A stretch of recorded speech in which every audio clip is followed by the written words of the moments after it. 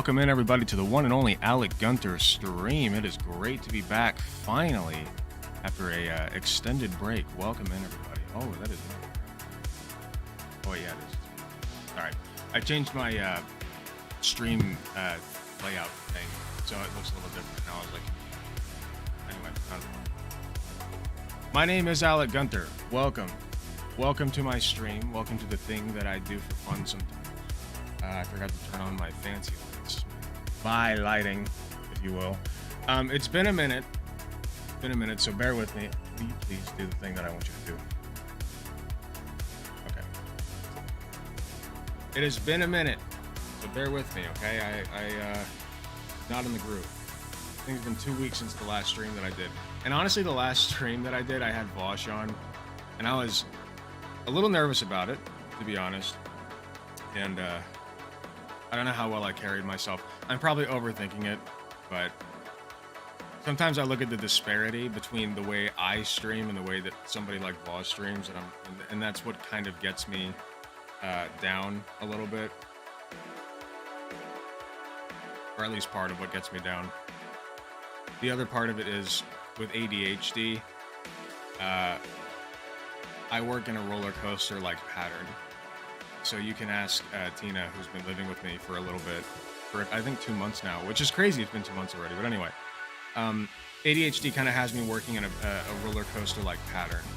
And I've decided, instead of fighting that and trying to fight my way through to, who's Tina? Great question. I'll tell you later. Instead of trying to fight my way through the downs, I just decided to ride it. I just rode it through. I don't know if it's completely over yet. I am hyped up on Adderall right now, okay? So I do not know if the down phase is over. I'm hoping that it is. But, you know, I got a bunch of stuff clean in my house. I feel like I have a more stable work schedule and a more, I think I have a more definitive view of the direction that I want to take the stream and the YouTube channel. Basically, it's I'm clout sharking, okay? Like, maybe not clout sharking, but I'm clout seeking. I want to build up an actual fan base, right? Which I've done a little bit of, but I want to go even further. You know, I want to put out the content that people will click on and you know, generate views and generate like fans who keep coming back. You know, basically what I'm saying is I just want to build my audience further. So whatever's going to generate clicks is what I'm going to talk about. And I know that seems a little bit conceited, like an attention-seeking thing, and it kind of is. I'm an attention seeker at heart, but I also think that it's important. Why is this way? It should not be this way. Oh, hold on. See what I did? It's important to build up a large fan base if you want to, you know, be an influence. You know, it's called being an influencer for a reason. You need to have some kind of influence. Also, I don't know if you noticed, but I got some drip today, okay? Tina helped me pick some stuff out. So, I think she did a great job. I love this Hawaiian shirt. I got a few others. I got some new shorts too.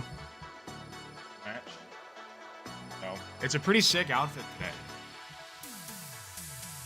Another part of my problem is, I think, actually was my wardrobe. People don't appreciate enough how much your looks, the way that you perceive yourself, like both in the mirror and internally, affect how you behave and how you perform. Like, when I get on screen and I'm just like in, let's just say, the one-piece shirt and some sweatpants, I don't feel as good as I do right now. I feel like I look good. I'm dressed to impress. My beard could use a little shaping up, but other than that, I feel like I look pretty damn good. Okay? So I'm ready. I'm juiced up. But when I'm like in sweatpants and shit, YouTube drama gets attention. Yes, correct. I want to break into the drama field, if you will. So they're kind of the same thing that Charlie does, you know, from Moist Critical. Vosh gets a little bit into it, but not really. Shark does quite a bit of drama content, which I think has boosted him.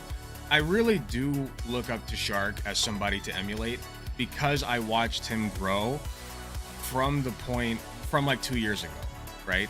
Like, I got to see that process, which is really cool. And I follow his advice a lot, and I kind of take after him in a lot of my mannerisms and stuff, because he's just so good at what he does. You know, he's not as popular as Vosh, but he's really managed to make a name for himself, and I respect him a lot. So he does some drama content, and I'm trying to like emulate that a little bit. He also does really well segmented segments, I guess, for lack of better ways to put it. So great guy to watch. Definitely go follow. I'm assuming people here already follow him, but if you don't, for whatever reason, go follow him. Shark300. Lego will generate clicks. Yeah, maybe. I listen, I don't talk about what I'm not qualified to talk about. If there's drama in the Lego community, like, listen, if there's drama in the Lego community, like if there's people doing some weirdo shit in the Lego community, maybe we'll talk about it. I know that there was one thing that happened. That dude went into the Lego store. Here, we'll talk about that real quick. Does anybody have a link to that video of the guy going into the Lego store?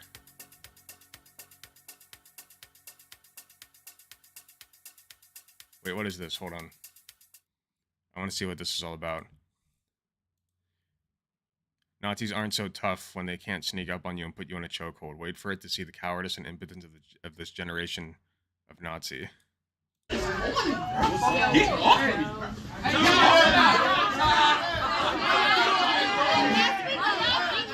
Am I allowed to show this? Hold on.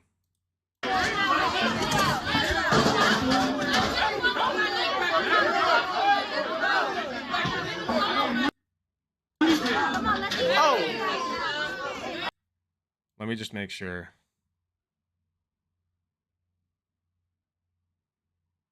Yeah, this is fine. No, this is fine.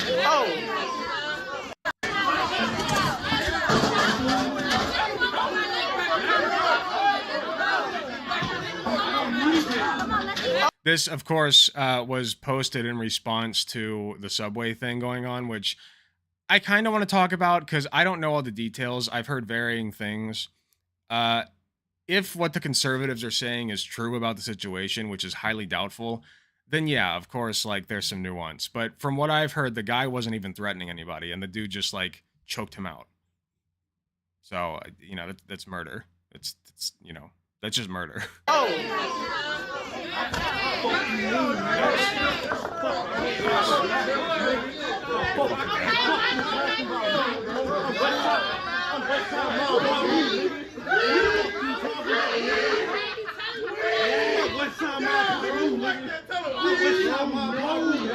Get the fuck out of here. Can we just go? Can we just go, please? Get the fuck out of here.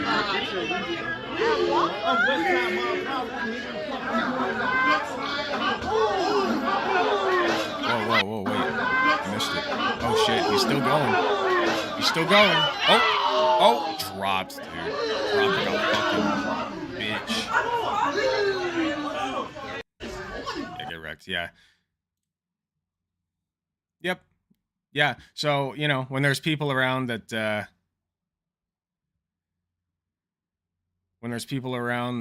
you know, don't put up with that shit, maybe don't put random black people in a chokehold, you know? It's probably a bad idea.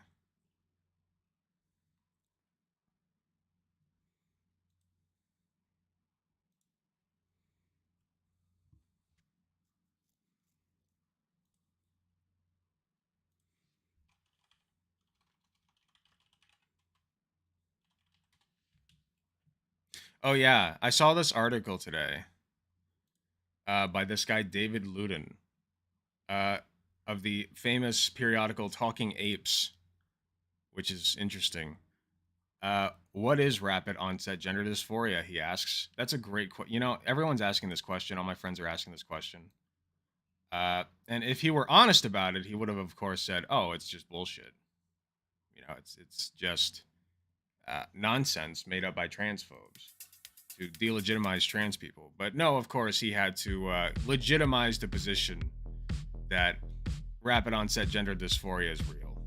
Frogged, as some call it. I did you hear the weird beard guy in this post is? What is this? Oh yeah, no, I sent them this. Why did it? Oh, hold on. My default browser's fucking. I gotta change my default browser real quick. Hold on 1 second. I don't know how it switched back to Edge.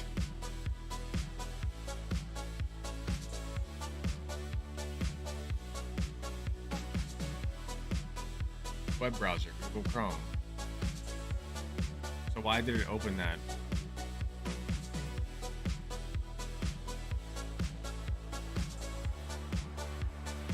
Wait, is it opening it in in the Twitter app? Oh, I don't like that.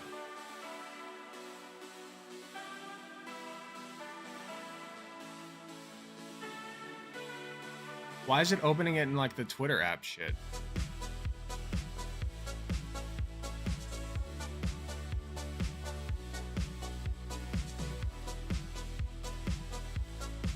I think it's opening it in the Twitter app. No, it's opening it in... Wait. Confused. Here, hold on. Let me go to my... I think this is a stream or a OBS thing.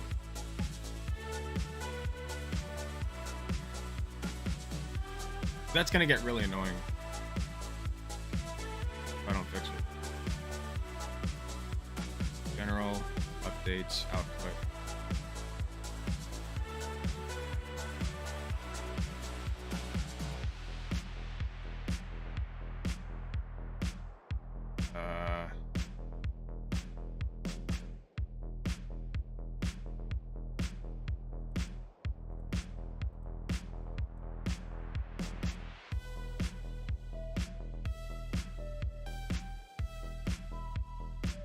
Yeah, I don't know why it's opening like this. So I don't want to click links and have it do this shit. Oh, shit.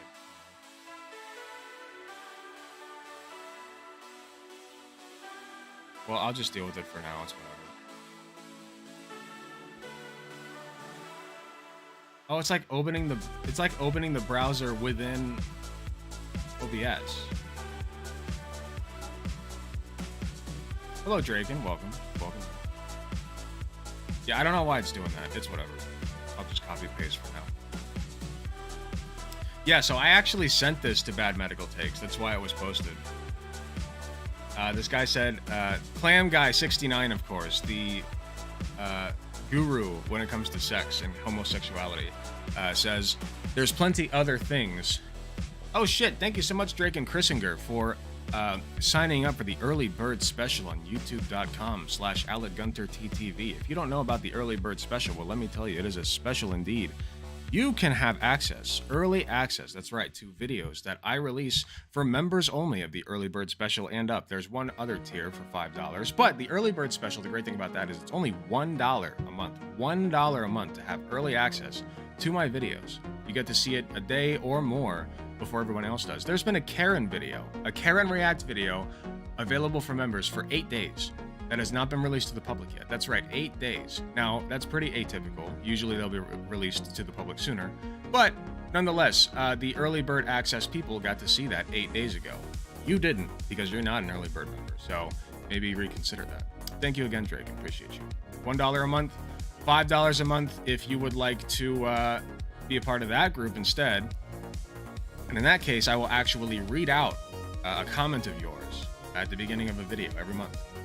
Or every week, I should say. I do a weekly post. There's only one member for the $5 club now, and they're not taking advantage of their perks. So I haven't made a post in a while. But anyway. I thought it would Alex OnlyFans. Maybe one day. I'm just afraid to do it while I'm in Ohio. It's an at-will state. So if I start an OnlyFans and it comes back to me, my fucking job fires me. Like, that's bad. I don't want that. So, you know. Anyway. But yeah, like I was saying, I sent this post to Bad Medical Takes and they posted it. There's plenty other things that go into being a homosexual. Not all homosexuals have anal sex. What I'm saying is putting penis-like objects in your ass, regardless who's doing it, is inherently gay. For context, we were talking about whether there's a guy that keeps posting about muscle girls and like how it's gay to like for guys to like muscle girls, which is really fucking stupid. And so I replied and I was like, this guy just needs to admit that he wants a muscle woman to peg him. And this guy was like, oh, that would still be gay. And I'm like, why? It's a girl doing it. And so they said that. And I said, so a woman who likes putting penis-like objects into her ass is gay? Because he said anybody who does it. And then this guy says, no, because women are meant to procreate with men. Which, of course, as we all know, putting your penis in a girl's butt is what causes procreation. It goes in her butt.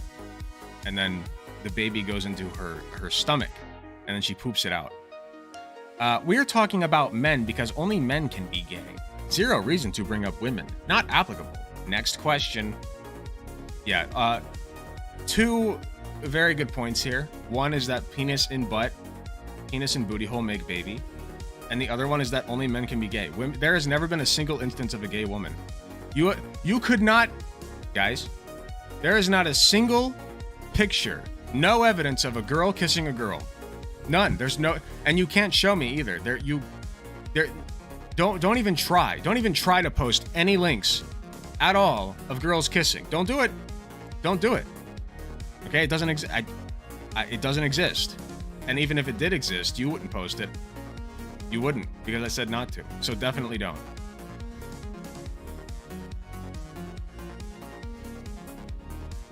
And it's not like I would want to see it anyways. Girls kissing? Who wants to see girls kissing? I'm gonna make out with 1,000 women and make you see it? No!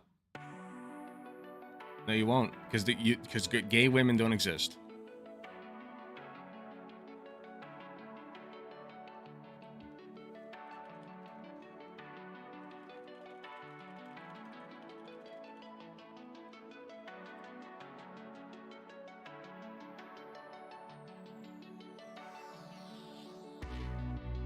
Oh, real quick, another announcement before we jump into any segments. I wanted to let you guys know. I have been working, if you guys know what the White Forest team is, those are the people that do the website stuff for like Shark 300, Vosh, Conyer, who else? Demon Mama has one. I don't know if Xander Halls is White Forest or not. I think it is, but I'm not sure. But in any case, they're working on a website for me as we speak. So I finally just did the busy work required for them. And hopefully soon, when you go to alecgunter.com, you won't just see this. The GoDaddy website. I have been sitting on the domain alecgunter.com for over a year. I think about a year and a half at this point. It cost me $5 a year to sit on it so that nobody else can take it. So GoDaddy has kind of been preserving it for me, and if somebody else wanted to buy it out, it would be like $60 or more. So there's not really a heavy incentive for somebody to buy it out. So don't do it. I'll fucking ban you from my Minecraft Discord server if you do that. Don't. It's my website. Anyway, I don't know exactly how it works, but basically the White Forest people are gonna make it so that you can go to alecgunter.com and watch my stream there. So you can watch it on Twitch, YouTube, or alecgunter.com. But of course, people who watch it on Alec, can I help you? What are you doing? Oh. Can I help you? Sorry, I thought you were like messing with the stream. Oh, never. But yeah, hopefully that'll be soon. Finally, what? Alec is confirmed. Because I'm a meathead doesn't mean I'm not a feminist. Vosh by getting a White Forest site. Yes. That is what makes me a clone of Vosh. That's what makes Conyer and Shark a clone of Vosh as well. Everyone is just a different flavor of Vosh. If they have a White Forest site.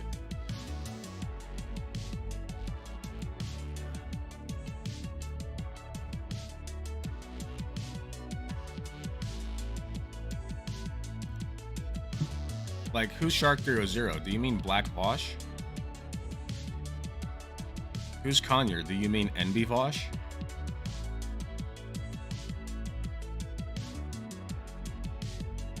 Who's Xanderhall? Do you mean Minecraft Vosh? Before I forget, make sure and let me know when you get that package. Oh yeah, sure. Thank you. Absolutely. Thank you. Good to finally have straight Fosh. I'm bi. I'll have you know. Do not lump me in with those disgusting straight degenerates. Not have it.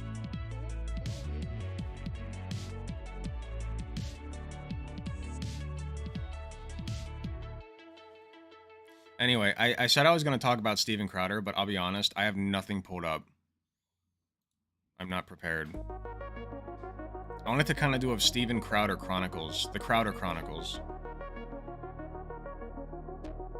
Het Vosh still eludes us. I don't think that Het Vosh exists. I think that if you are a person who, like, I don't know to what extent like pure heterosexuality actually exists. You know? Because when you ask somebody what it means to be gay, like if you ask several people, most of them will say some iteration of it's when one guy likes another guy or one girl likes another girl or you like someone of the same sex or the same gender or vice or whatever.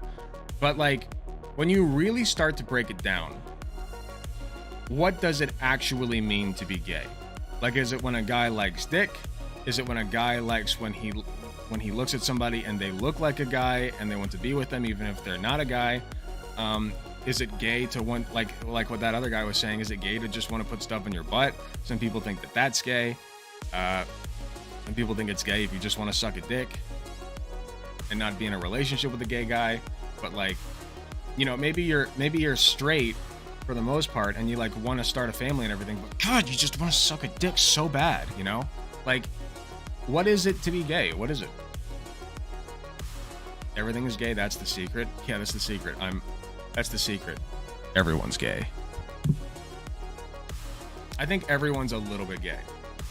And I think, like, hot take, I think the gays are a little straight.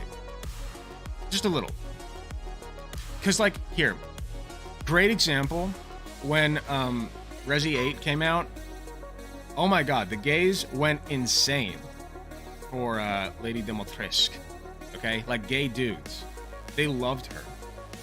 They were like, well, I'm gay, but like, you know,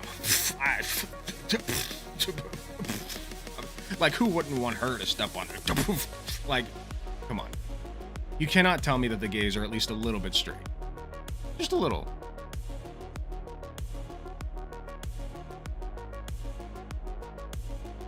I hate how I have to fucking copy these links and paste them to the browser. It's so annoying. Alright, what's this? So it's Dale. Oh no, I've seen this chick. Hold on. This actually should be a whole fucking segment, to be honest.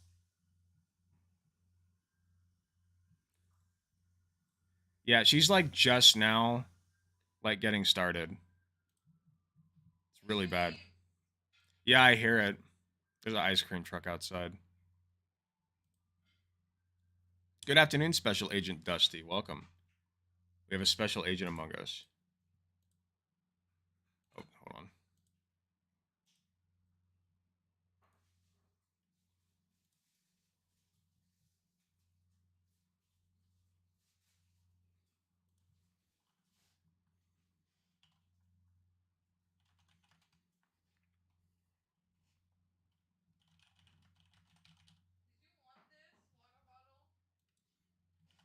Hmm?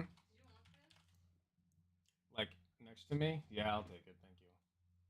I should definitely drink water. I appreciate you. Hold on one sec, guys.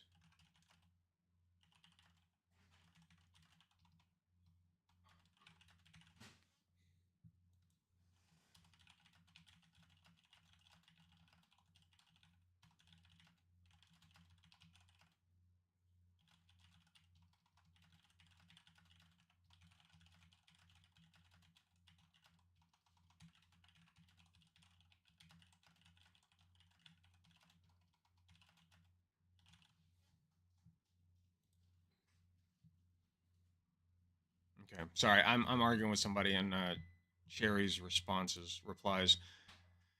Sherry had this stupid take: women are women, trans women are trans women. Is it really offensive to say a trans person is trans? That sounds transphobic to me. Do leftists actually want to associate shame with the word trans? Some of y'all will take back / own the word, that word, before trans, and that's wild to me. Don't get TOS. I'm not. So I replied, I said, women are women, black women are black women. Is it really offensive to say a black woman is black? That sounds racist to me. Do leftists actually want to associate shame with the word black? Some of y'all will take /own the word, that word, before black, and that's wild to me. Like, exactly the same logic, okay? And then this guy replies, and he's like, why are all rebuttals of any argument made of any kind are, what if black people this, black people that? It comes off as racist as fuck. And I answered, because racism is the most easily understandable form of bigotry in the modern era, so comparing other forms to it helps people understand why what they're saying is wrong. That's it. Like, I hate this bullshit where it's like, that sounds racist. It just, I don't know. It just comes off as racist. Why? Why? Like, clearly it was okay for Cherry to say this about trans women. Why is it then?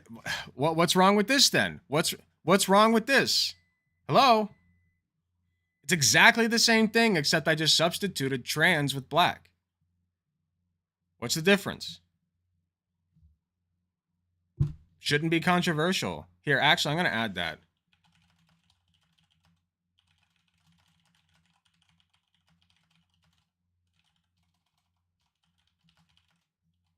Hold on, substitute the word trans with the word black.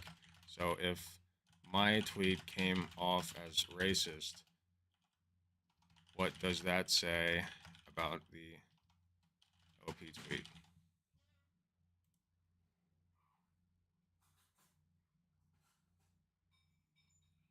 I mean, yeah, that's basically it. Anyway, let's get to the grifter here.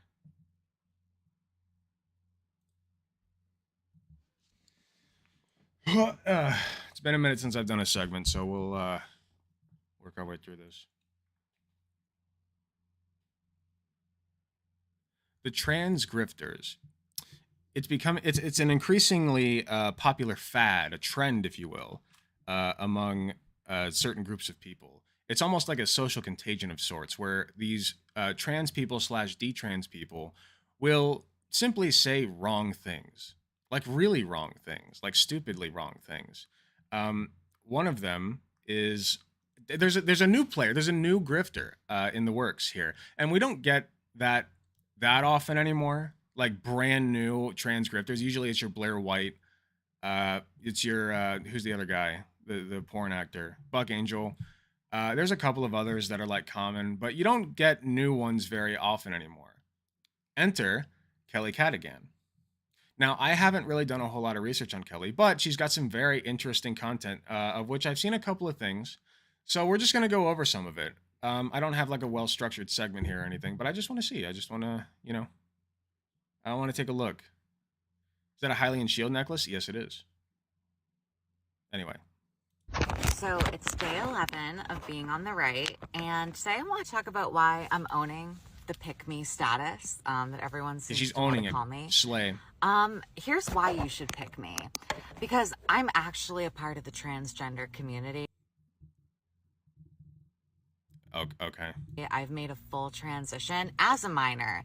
And as someone with experience in that, I'm an advocate for stating that people probably should wait until the age of 18 to trans. Okay, so she's just a pull up the ladder kind of trans grifter. She got the affirming care that she needs as a child. And she still continues to identify as a woman. Like one of the most passing trans women probably that I've ever seen, to be honest with you. And I know that passing doesn't necessarily mean anything about how trans you are, quote unquote, but you have to admit that like there's not a single person in their right mind who would ever look at this person and call them anything other than a woman, right? So you can see how much childhood transitioning helps you overall, right, into adulthood. So this trans woman transitioned as a child, and now she's going to tell everybody else why they should not do the same, despite the fact that she still identifies as a trans woman. I am very curious as to where she goes with this. Transition. Because I know what it's like. I know that you are extremely young and spontaneous to be making permanent life decisions like that. And that doesn't mean I regret my transition. It just means I can look back and see it for what it was. Right. I don't regret it, but like some people might. Think about it, right? You want to call me a pick-me? Yes. That's exactly what I am. Screw the still hot though. Pick me. I'm the one that actually cares about this community. Yes. I care She's so about the trans yassified. community, for the real transgender people, for Oh, the real ones, transsexuals. Yes. I'm genuinely concerned for where this community is going, where speaking... Just a real quick side note, I hate that transsexual has been like claimed by these fucking trans medicalists. I hate that so much, because if you identify... If you can understand the difference between gender and sex, then we should be able to employ both the terms transgender and transsexual, because that would entail that anybody can be transgender at any point they want. The transsexual part of it would come in if you start hormones, or if you get breast reduction, or genital surgery, whatever, what have you. I don't think it's that important, but like, if we're being consistent, right? That bugs me. Anyway. Facts now is considered enough to kick you out of the community, to say that you shouldn't be a part of like LGBTQIA plus. There it is. There's the joke. Oh, I love that one. Oh man, tack on more letters and a few click consonants from an African culture, please. That would be awesome. And an emoji. Just add and then 50 numbers after that, please. That would be so fucking funny. And honestly, I don't even really want to be a part of it, because the way that the left has turned on me for just having a different opinion on things and a different... What's the opinion? Perspective, and wanting to protect children and not have minors making decisions they're going to regret into adulthood, and possibly regret, which you didn't, clearly. Owning that my biology is male, and saying every trans person should own their biology because it'll make you love yourself more and accept yourself more for who you are. Oh, but that's toxic. Source. Of me. That's so transphobic. No, I'm trying to help people. I'm the one that actually wants to help you. If you're someone who's about to go through a transition, listen to me, because these people that are telling you everything's perfect. Yeah, the dog's like, get me out of it. Oh God, please make it stop. Make her stop. She's been sitting in here in the car writing a script for the past hour. Please, I just want to go home. Please. Please let me go home. It's not. This is a really hard road, and if you have to go down it for your own mental health, then you got to do what you got to do. After the age of 18, at least that's what I think it should be legally. But I am tired of being told that I'm a pick-me. You are. But you know what? I'm done being... Okay, if you're tired of being told that you're a pick-me, stop being a fucking pick-me. Just stop it. You can just stop. You can't stop being trans. You can't stop that. You can stop being a pick-me. I'm tired of it. You want me to be a pick-me? Pick me. Choose me. She'll be chosen first for the death camps, is what she'll be chosen for, as we all know. The people who align themselves closest to fascists end up being the first ones in the camps. They're the easiest to get to. They're right next to him. Yoink! That's how it works. Let's go through some of her posts. Let's see. Oh man, there's some context for some of these. Hold on. We do accept my biology. It's just that transphobic to use biology to misgender and invalidate your gender. That is correct. Yeah, God, I cannot stand this idea that like trans people have no idea like what their biology is. Like, oh, if you're trans, then you're being told that like your chromosomes aren't actually what they are, or that your genitals aren't actually what they are. And like, none of that's true. Trans women know what they're packing. Trans men know what they're packing. Okay, they know. And that's why procedures... Think about this for like 2 seconds, and the logic breaks down. If you're honestly believing that like trans women think that they don't have a dick when they do, why does phalloplasty, or not phalloplasty, the other one, vaginoplasty exist? Why? There's no reason for vaginoplasty to exist. Same for phalloplasty for trans men, by the way. It's both. There's no reason for that to exist if they already think that they have the genitals that they want. And also, they'd be a fucking lot happier if they thought that, honestly. Like, it'd be a lot simpler if they just thought that they had those genitals, and then they'd be happy. The reason they're not happy is because they don't. A lot of them. Many trans women choose not to get vaginoplasty. Same for trans men and phalloplasty. But you guys get my point. It's like saying adopted kids don't accept their blood. They know their adopted parents aren't their biological parents, but they see their... Yeah, that's actually a really, really good comparison. I like that. If they see their adopted parents as the real parents, they are their real parents. Yeah.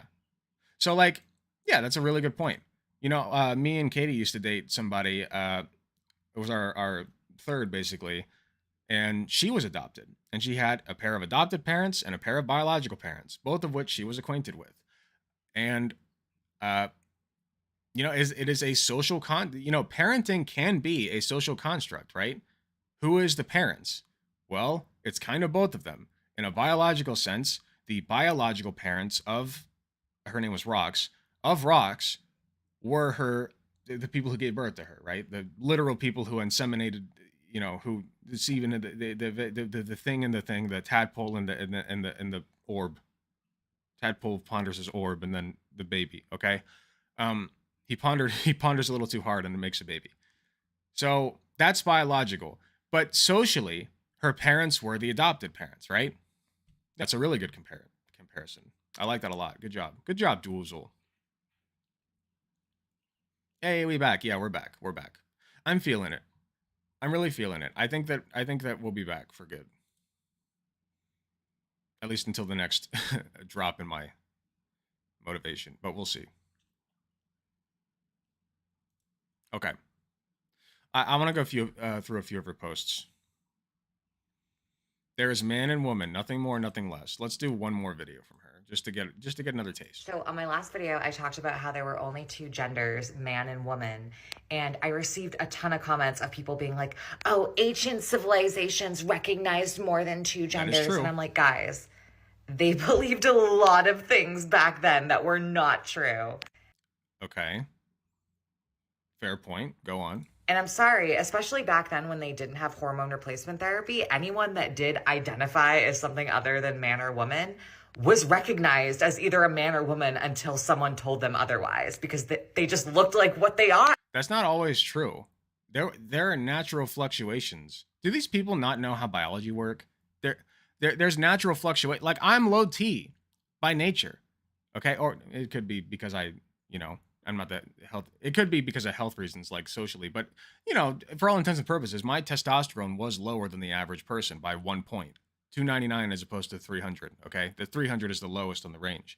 I'm low T, so I had to take testosterone to enhance my testosterone levels.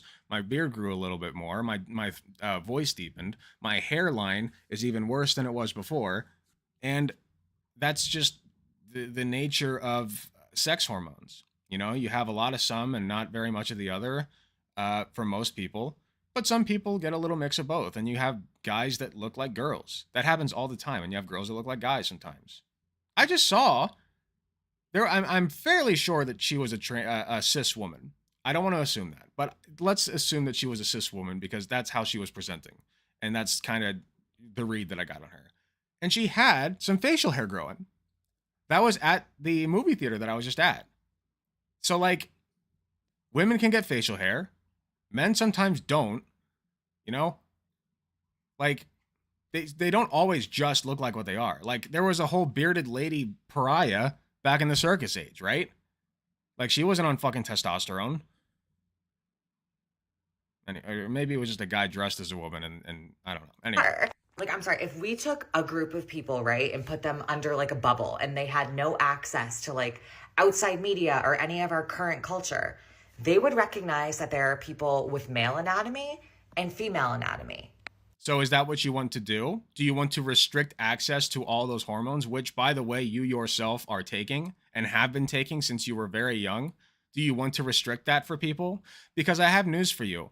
Ultimately, I think it's good to point out that there is a historical precedent for trans people existing. Of course there is. Like, that's a very good thing to point out. But the other part of that is, who cares if there's not? It's not like there was historical precedent for cancer treatments before we actually invented the treatment for cancer. But you don't see people ranting and raving about how bad cancer treatments are for us because, like, we never had it before. You know what I mean? Like, it's just a stupid point. She just took her privileges for granted. Of course she did. And now she's making money. She's making money, okay? She's making money off of this shit. She's got 25,000 fucking Twitter followers. If you're a trans person or a detransitioner and you are a conservative grifter, there is a lot of money to be made there, okay? There would be nothing in between, right? So why are we acting Like there's more than two. This is America. If you want to identify as another gender, go for it. Okay, cool. We're on board. We're on the same page. So why do you have a problem with it? You can label yourself whatever you want. You have that freedom. Yeah. But do not make me feel like I have to recognize that as legitimate or else. So then we don't have that right. So you're saying we don't have that right to do that, right? It's hate? Oh, but Kelly. Okay, let me put it this way. If somebody walks up to you and they say, I'm a woman, right? Let's say that somebody walks up to this person and they say, I'm a woman, okay? And this person says, no, you're not. Look at you. You have some hair on your face. Like we just talked about, women do have that. Cis women have that. You have a jawline that's too square. Your fat distribution does not align to what I would expect a woman's fat distribution to align with. Therefore, I am not going to respect your insistence that you are a woman. I'm going to call you a man. And you know nothing about this person. Okay? What the fuck gives you the right to do that? What gives you the right to do that? You know? Like, seriously. Like, yeah, you have a legal right to not recognize somebody's gender. Sure. I don't think you should be jailed for it. But you got another thing coming if you think people are going to put up with that shit and like want to actually be around you. I can't say that because then she's a pick me. Oh, pick me, choose me. Yeah, pick me. Because sorry, I'm picking common sense. That's what I'm picking. Oh, God. And it seems like common sense ain't so common sense is the go-to when you do not have evidence. Common anymore. Common sense isn't so common anymore. My fucking mom says that, dude. What the fuck? Boomer. She looks like a fetus and she's a fucking boomer. Imagine. Just selling your soul like this. Pronouns pick/me. Love that. Love that for her, honestly. I love that for me. I can't believe that Pick would do that. That's so gross of me. Thank you so much, August Dexter, for the 6 months. I appreciate you. Also, I think our sounds are turned off.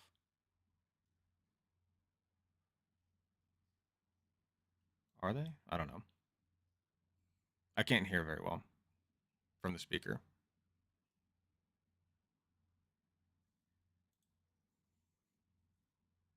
Anyway, yeah. Kind of cringe.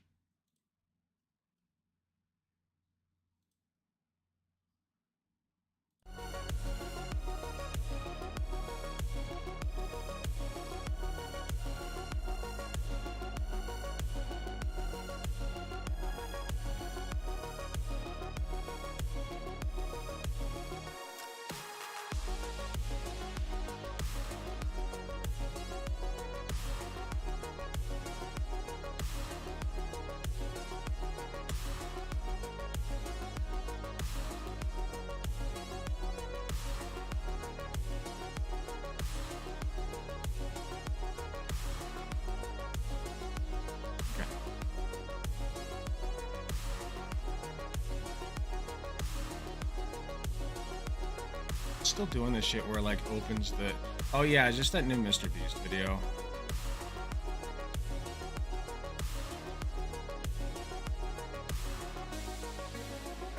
Yeah, I don't see. I wanted to kind of go over this, but I feel like I'm just gonna say the same shit that I said about the last one. Right? Hold on once. Oh yeah, I got it. I just gonna say the same thing that I said about the last one. You know, where it's like, yeah, he's objectively doing a very good thing, and I think it's stupid to say otherwise.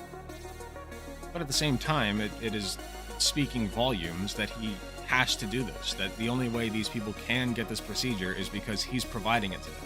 A YouTuber providing 1,000 deaf people, and I guarantee you there's way more than 1,000 deaf people who want their hearing back, if they ever had it. Okay? Not all of them do. I know the deaf community a bit, and not all of them do, but certainly many of them do. Enough of them do. And if the only way that they're getting that shit is through Mr. fucking Beast's, the kindness of his heart, which don't get me wrong, it is kind, but if that's the only way that they can get it is from Mr. Beast from YouTube, yeah, it's kind of fucked up. I think that's a little fucked up, don't you? And I think that he also has recognized that. I don't think Mr. Beast is a bad person, okay? I think that he's kind of dumb sometimes. Kind of what is it called? A numbskull, if you will. Bit of a goofy goober. But, you know, I don't think that he's a bad person. Did you see that tweet from the 19-year-old trans woman who announced she's pregnant with a 31-year-old boyfriend's child? Chloe Cole apparently doesn't see the problem with this. By the way, the 19-year-old has no job, no degree, no nothing. So wait, hold on. D-trans, wait.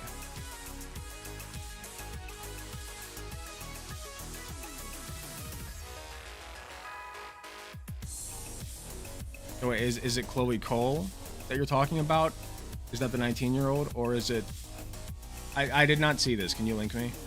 I would be interested to look at that.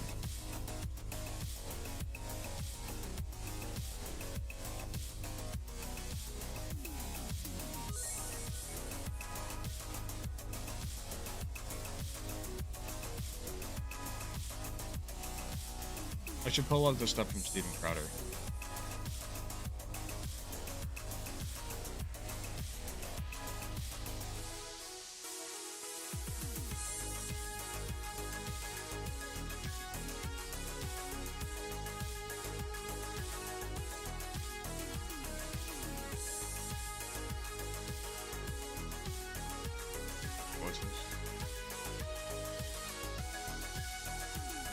Delusional takes.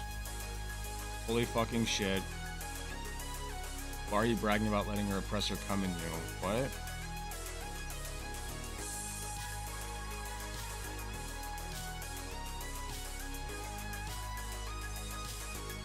Oh, wait, is the take that like this fucking like hyper radfem is like just calling her partner her oppressor?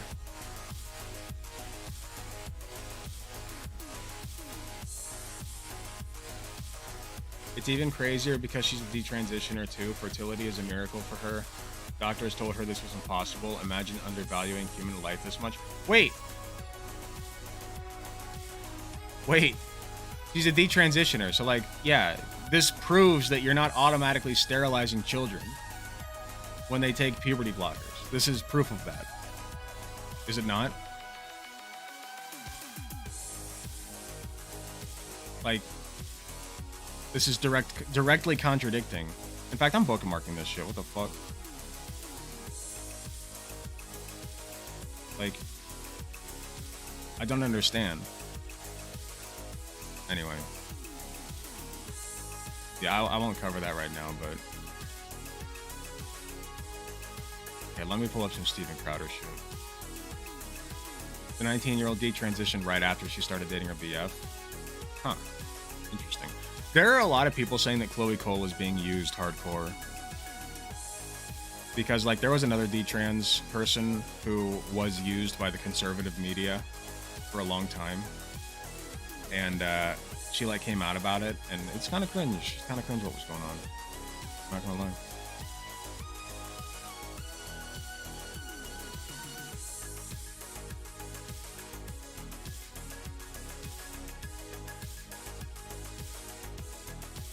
Which one was it? I forget.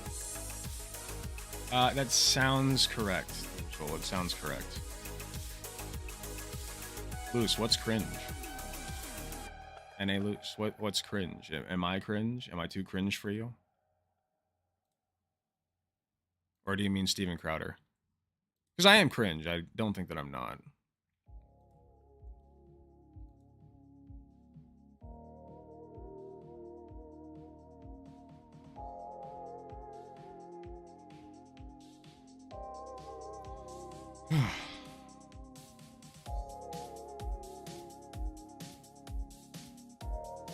Let's see.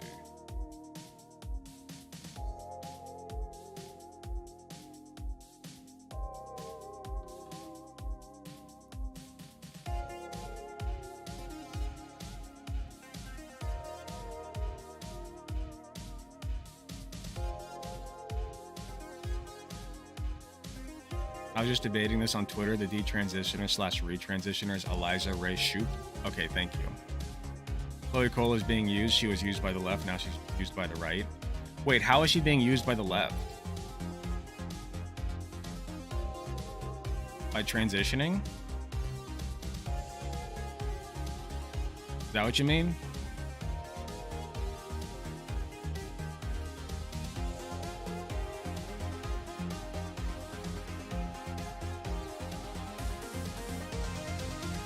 Steven Crowder? Huh? Oh, Steven Crowder's cringe. I see what you mean. Yeah. Okay, well, we agree on that at least.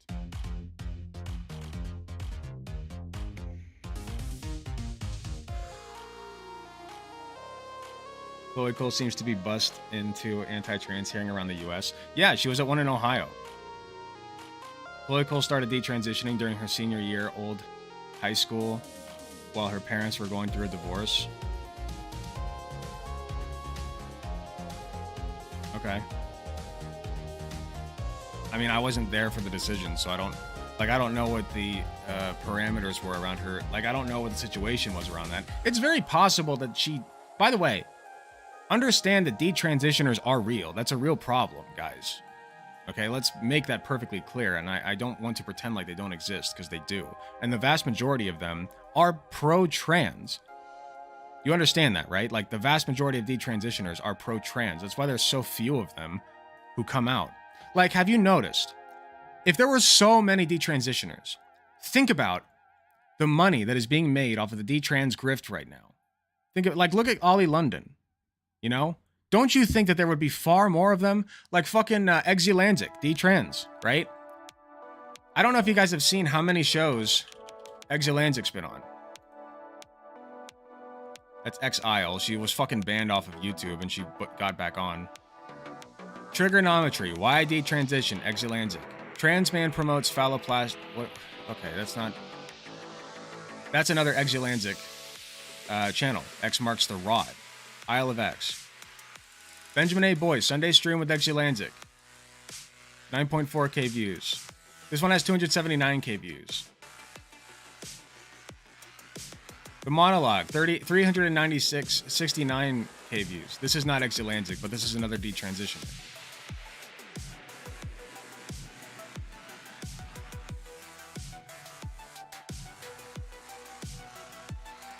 Anyway, you guys get the idea. Chloe was misguided and misdiagnosed based on affirmative care.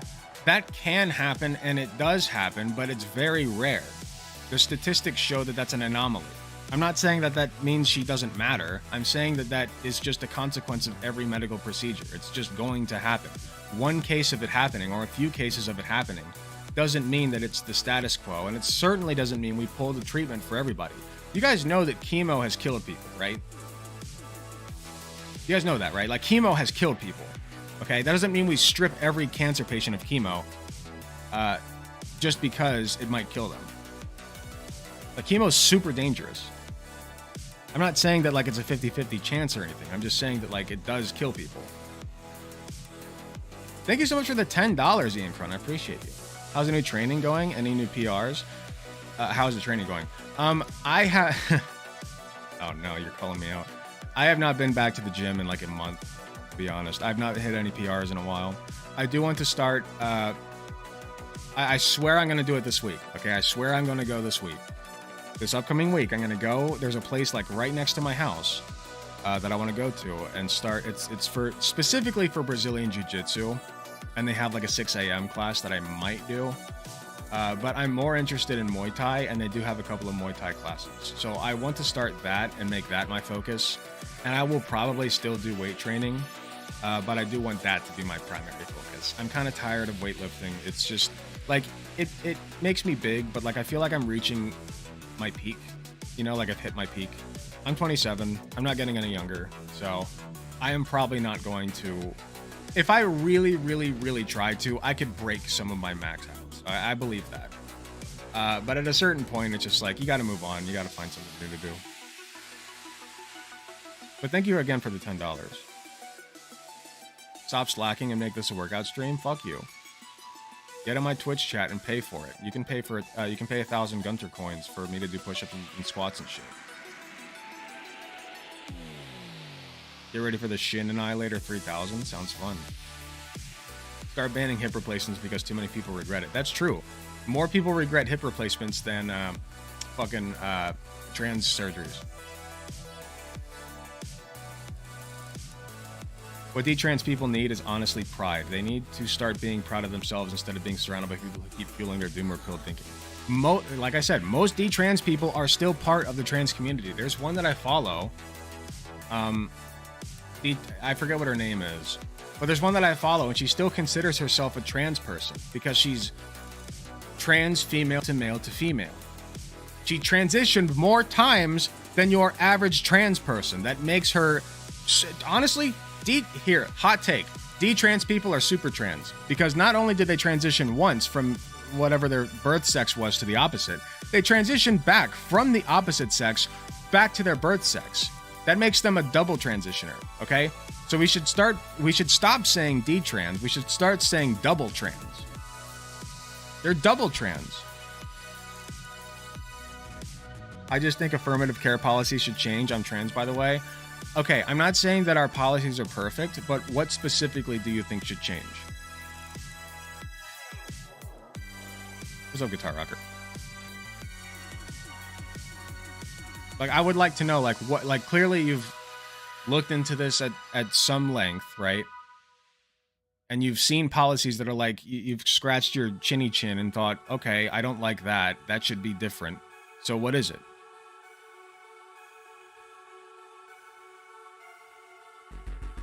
Yeah, there's a kitty.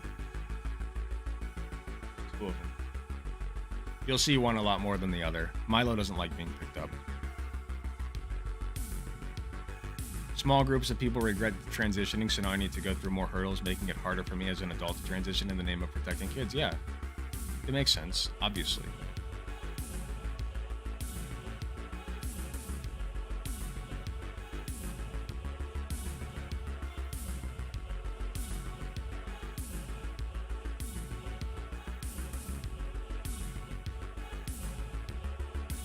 Okay, we were trying to get up to Steven Crowder. We're trying to get up to speed on Stevie Boy.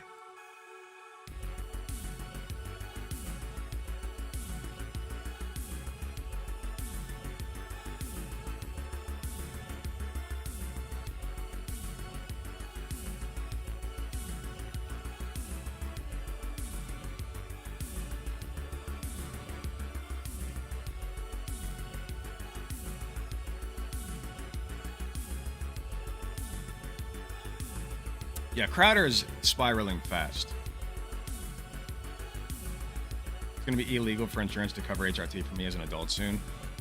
Yeah, there is the legal team that we did a fundraiser for a couple weeks ago with OAS. I can't believe that was already a couple weeks ago. It feels like fucking yesterday. That organization, as well as others, are hopefully going to help curb that in states across the country.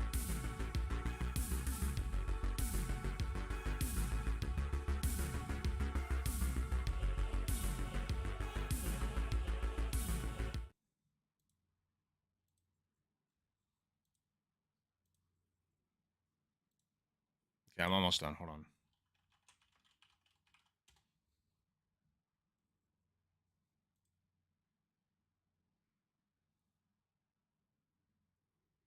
And I'll be fundraising until the legislation stops. Yeah, let me link that real quick, actually. Okay, cool. So, if you look, actually, in the description of the YouTube video, there should still be a link. Because I forgot to take it off, which is beneficial now. Let me just double check. Never mind, there's no link. I'll link it real quick. I just linked it in Twitch chat, and in YouTube chat, I'm linking it now. You can go to that website and donate if you would like to help the legal fund, the legal, sorry, not legal defense, the legal prosecutory fund. I don't know. It's the legal fund for fighting against transphobic legislation. That's what it is, okay? Go donate. We raised $350 last week, and we can do better. Keep donating. Throw money at them. Hand over all worldly possessions to them.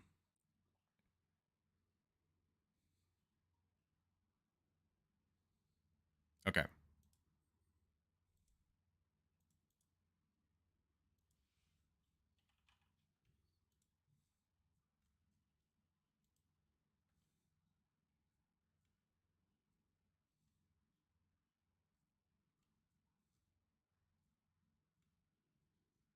Almost got it. Hold on.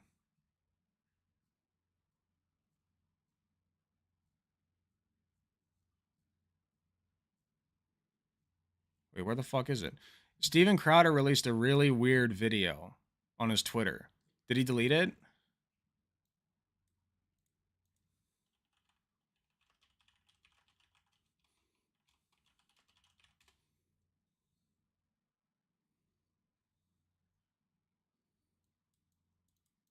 Does anybody know what I'm talking about? He was like fucking flogging somebody who was in a like a dinosaur outfit or something.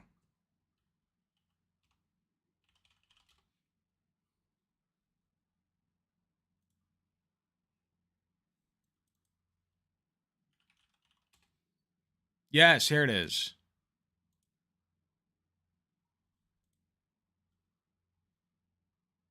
Well, that's a reaction to it.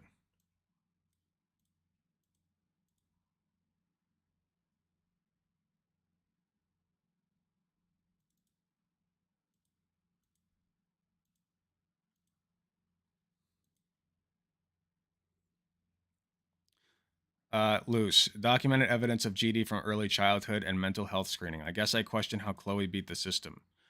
How does anybody beat any system? People get misdiagnosed with things all the time. All right. Anytime that you have any sort of standards for diagnosis, there is a chance that somebody gets misdiagnosed. Chloe Cole was one of those unfortunate people, okay? Or at least we assume she was. I'm willing to assume that until I'm proven otherwise. But there was a D-trans person who ended up, I believe, retransitioning after being used by the conservative pundits, okay? That does happen. So I'm not saying that that's what Chloe's going through. I'm willing to accept that she is a true and blue D-trans person, okay? But shit sometimes just happens. Sometimes it happens. Okay? It's their food.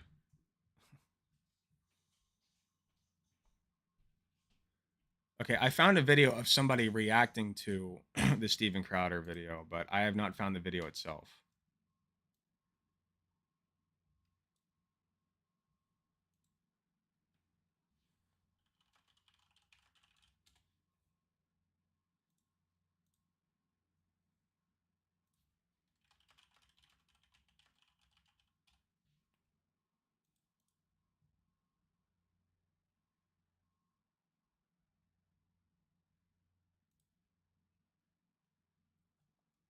I can't believe my wife can leave. Yeah, thank you for reminding me about that part. That's important. Here, let me pull that video up.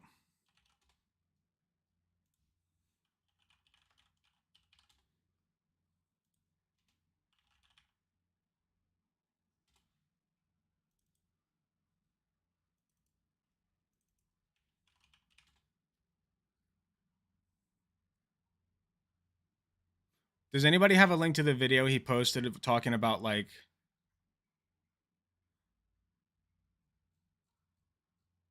where's the video he posted talking about his divorce and how he thinks it should be illegal? Here, let me just see. So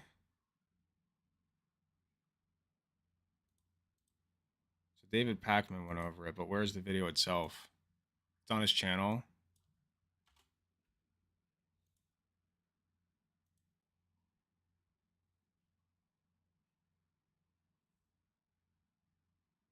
Is this it? Conversation. No, this isn't it.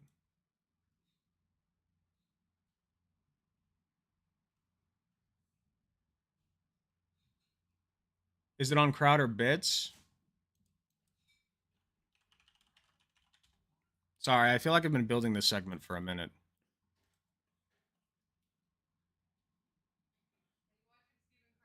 Yeah, do you know where his video is where it's like he talks about how it should be illegal for your wife to divorce you?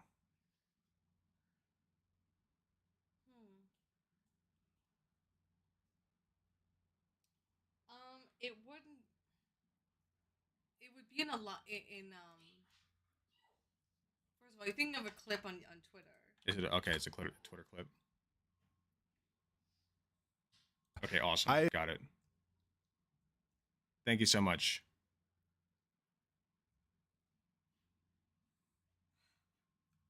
Okay. Hi, chat. I'm all cozy right now. Yeah, say hi to Tina, everybody. What are you doing, chat? You being good? They're being okay. Okay, sorry. I know I've been building this segment for a minute. Just give me a minute. And then I got to go to the bathroom, and then we'll start the segment.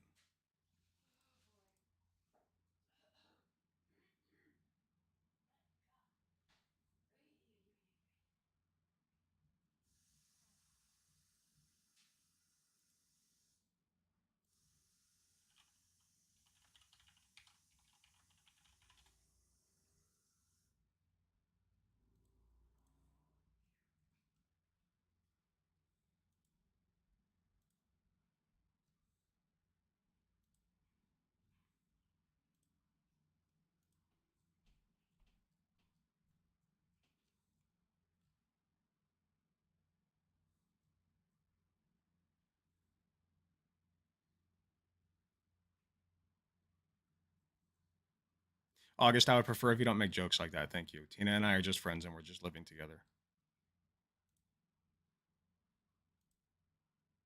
Okay, I'll just go with this video. I can't find the original. It's fine.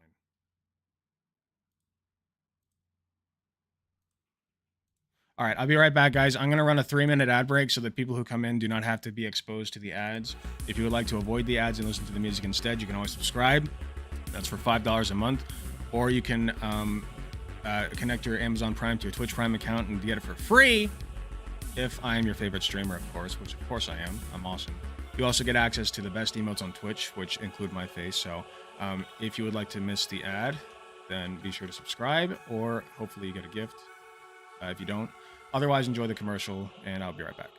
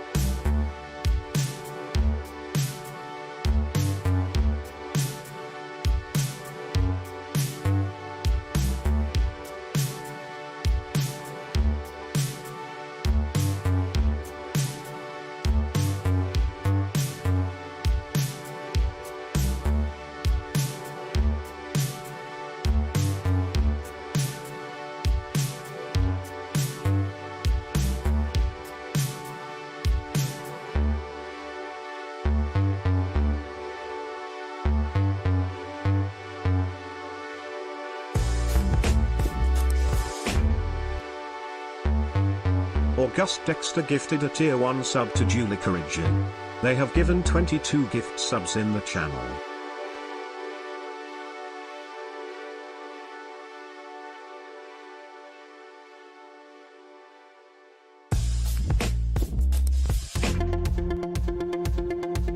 August Dexter gifted a tier 1 sub to Queen_Laura90. They have given 23 gift subs in the channel.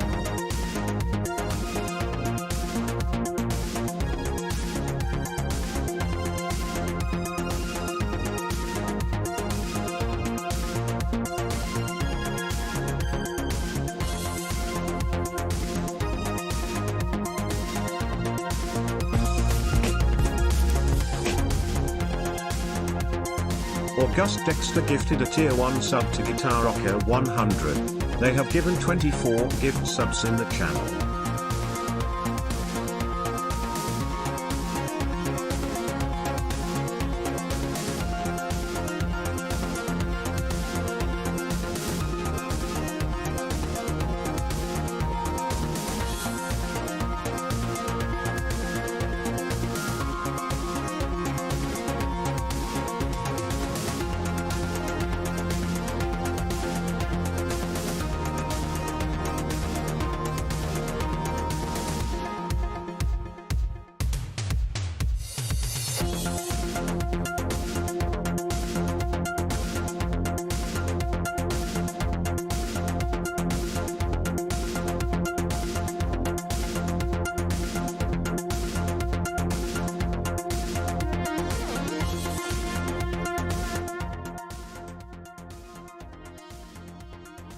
All right, and we're back.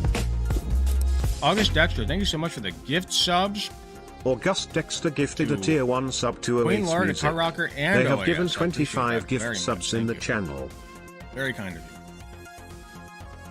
All right, let's do this thing. We're just going to do it. Fuck it, we do it live. Okay, I've been away for a while, but in my absence, I have been keeping up with the Steven Crowder drama, and now I want to go over it in its fullness. Okay, I think there's some juicy content here, and we got to get in on it. Even if it's, August well past Dexter its due gifted date. a tier 1 It's sub fine. to Dwoozle. We'll just be shit They flies. have given We'll go 26 swarm it gift anyway, subs okay? in the channel. It's fine. Now, for those of you who don't know, you've probably heard about the Steven Crowder shit going on with the Daily Wire, right? And how he turned down a $50 million contract. $50 million contract to be on the Daily Wire. Now, that's pretty fucked up, okay? I'll be honest. That's insane, okay? A man who turns down $50 million for, basically just going on... Like, he would have to go onto their show and just talk, right? Yeah, who the fuck turns that down? I wouldn't. I mean, shit, you offer me $50 million, I'll sell my fucking soul to you. What do you want? You want me to advocate for, things I can't say on Twitch at the moment? Absolutely. 50 million? Yeah, give me that money. No, not really. But anyway, you guys get the point. So yeah, point being, you have to be insane to turn down that kind of money for what was being asked of him, okay?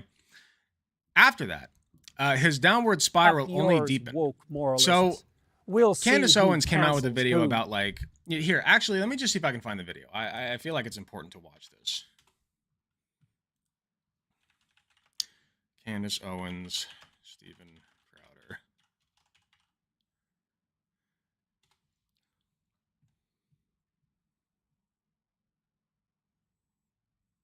Accuse me of extortion.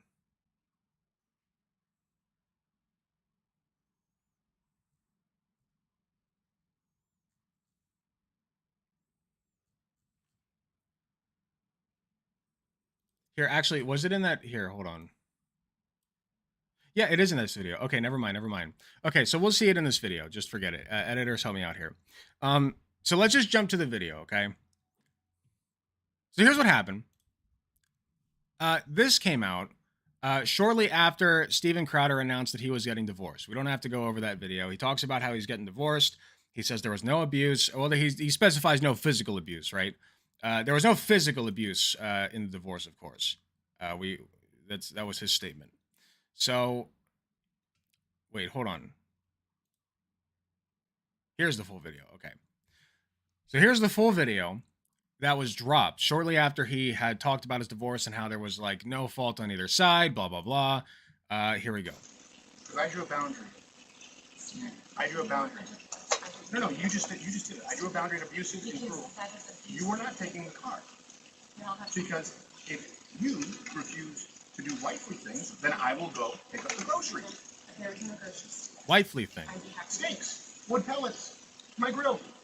I know it's not. Very important to note the cigar smoking on the couch outside right next to his pregnant wife, basically just blowing the smoke into her face.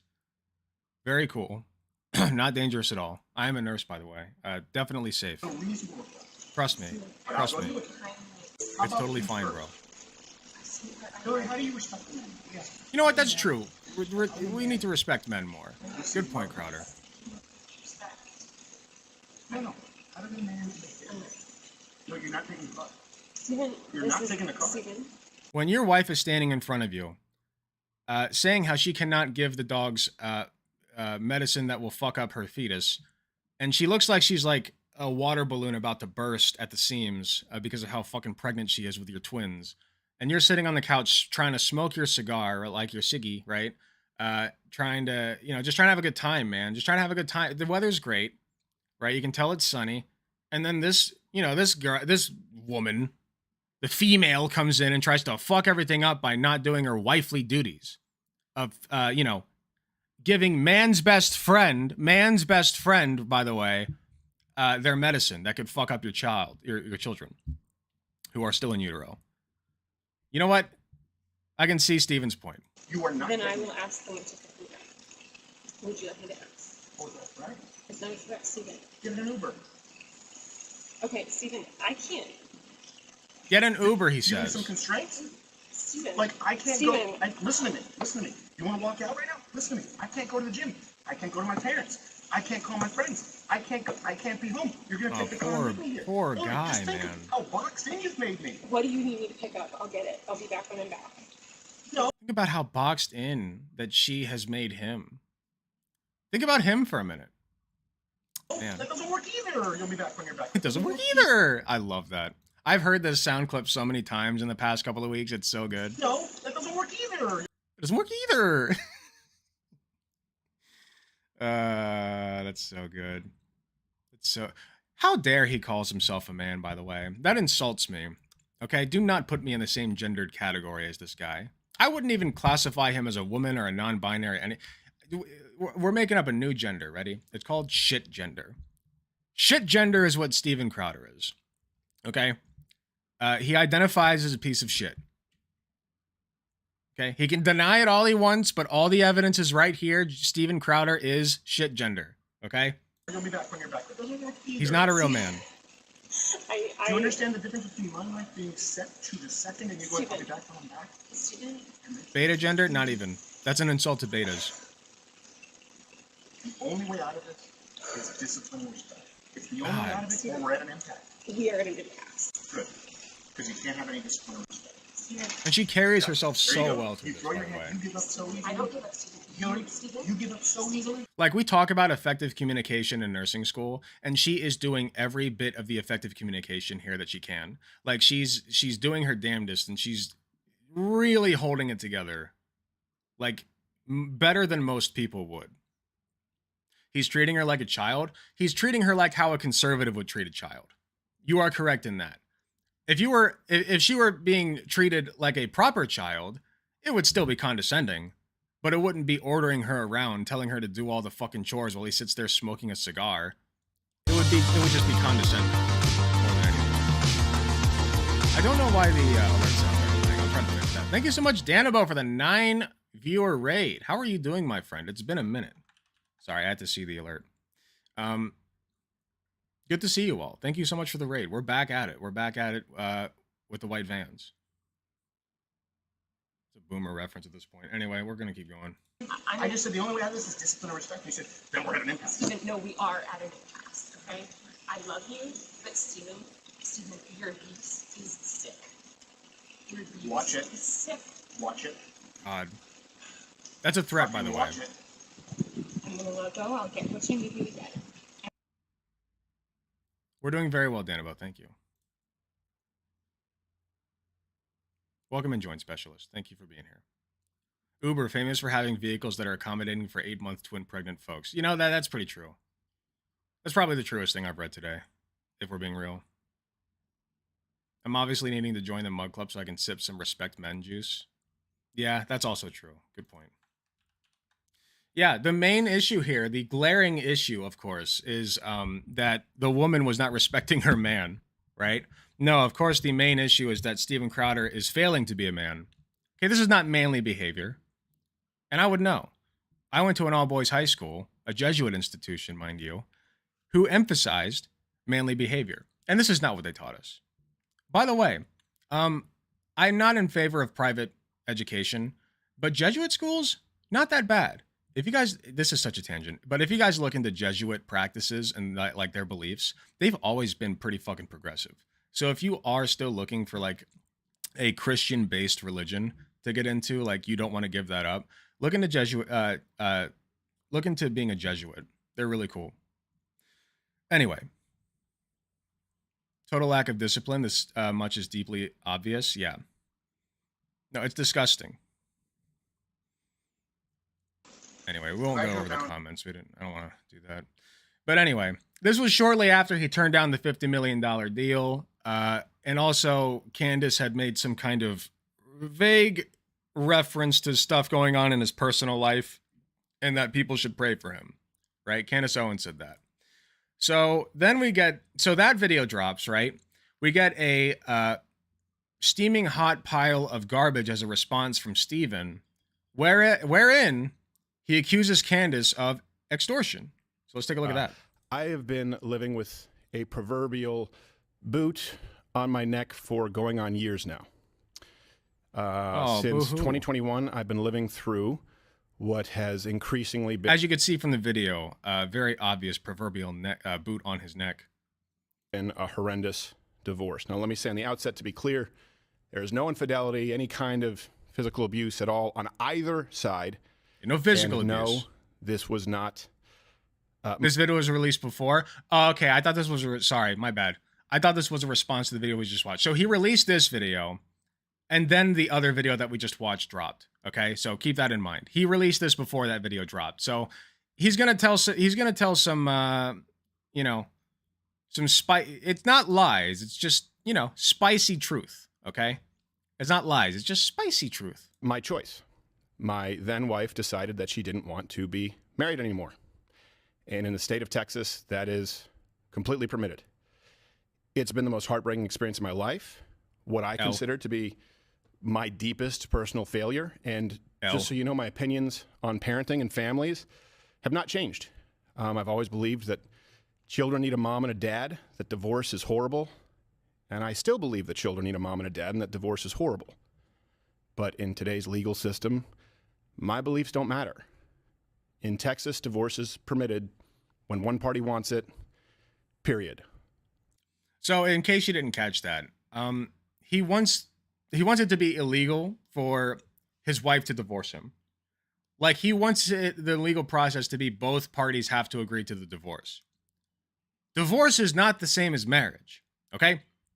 It's not the same. Both parties here's what they want. They want the inverse of what we have now. Because what do we have now, right? If you want to marry somebody, both parties need to consent to that.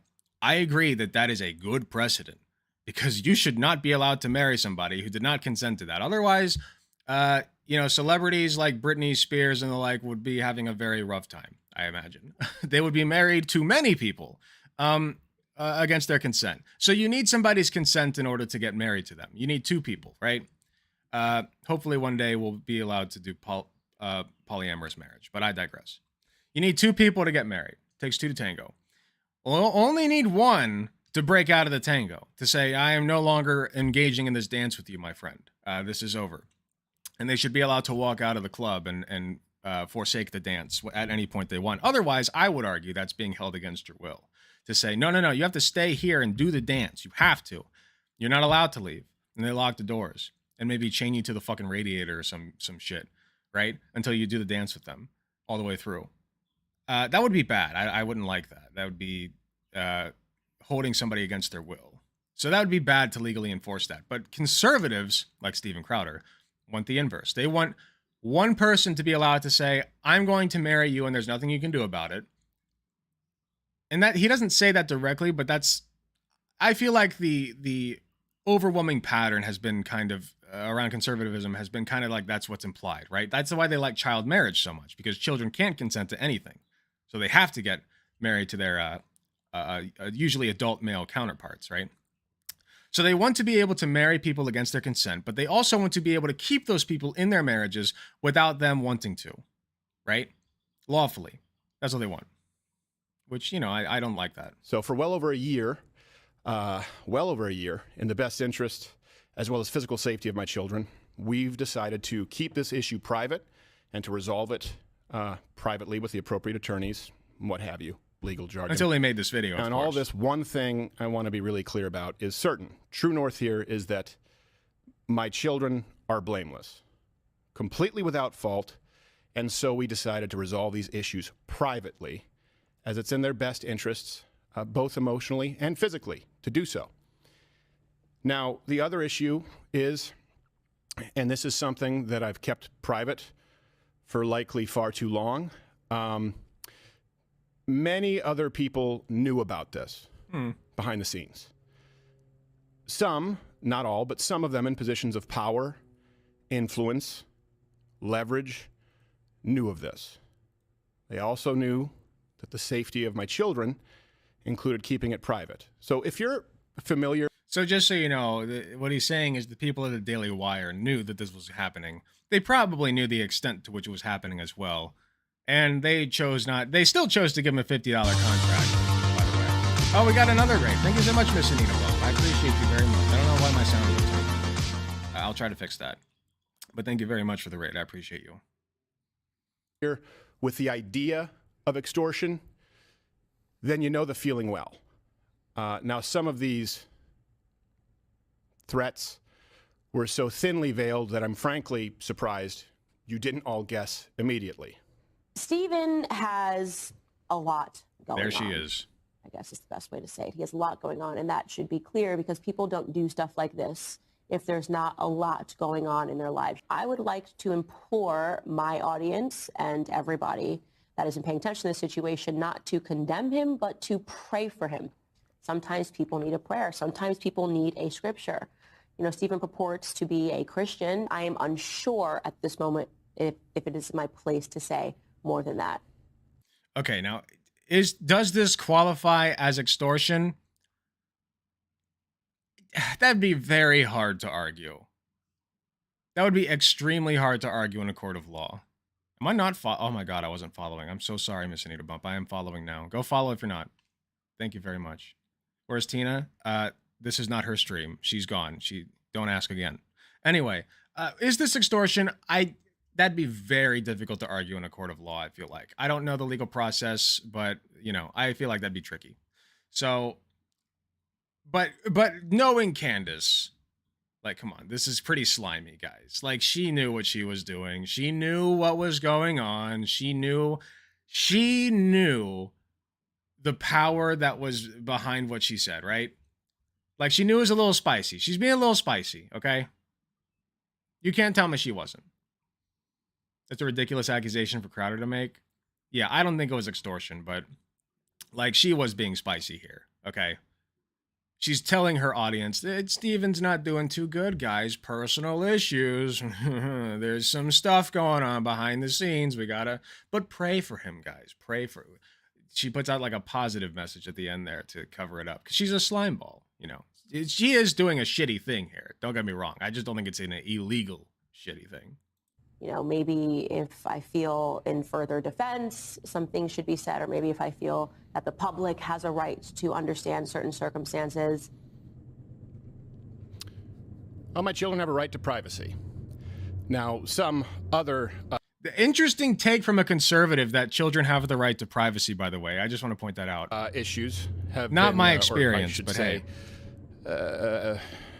Inferences have been more pernicious behind the scenes with demands and threats to use this information that they believe would permanently be ban so publicly embarrassing to me and my wife at a difficult time that it could be used, knowingly putting my children in harm's way. So to those self-styled Christians... real quick, can you guys hear the sound alerts when people follow and stuff? Because I can't. But if you guys can hear them, then that's fine. Because it's coming through my alert box thing, but I can't personally hear the sound.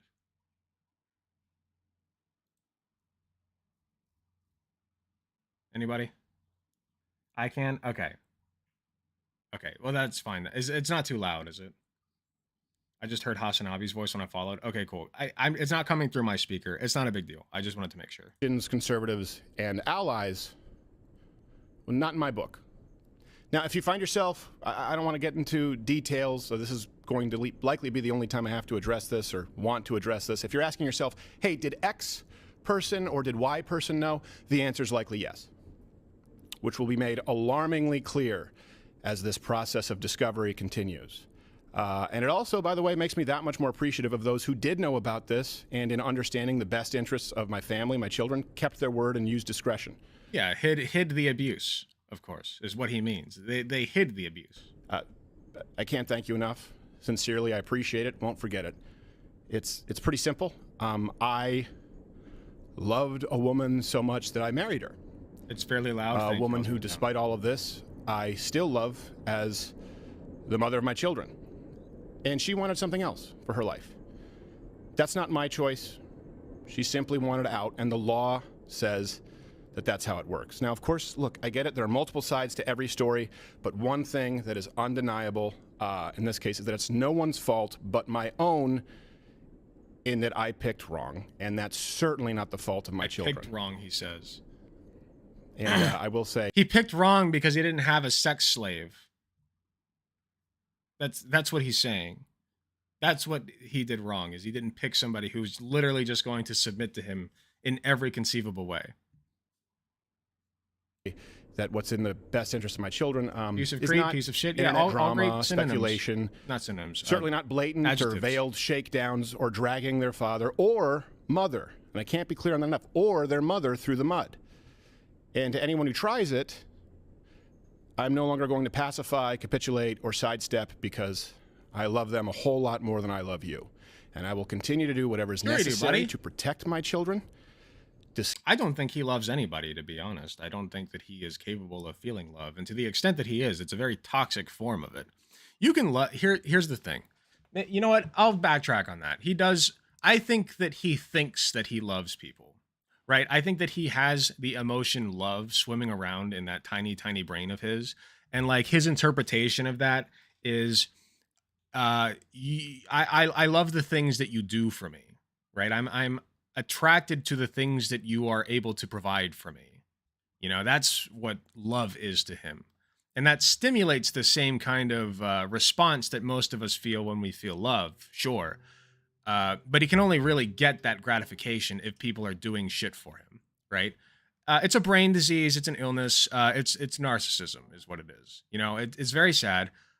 I do hope that he gets psychiatric help for it because, you know, I don't believe in prayer like Candace Owens does, but, you know, she probably is onto something when she says, you know, he needs some help. If not from God, then perhaps from a medical professional.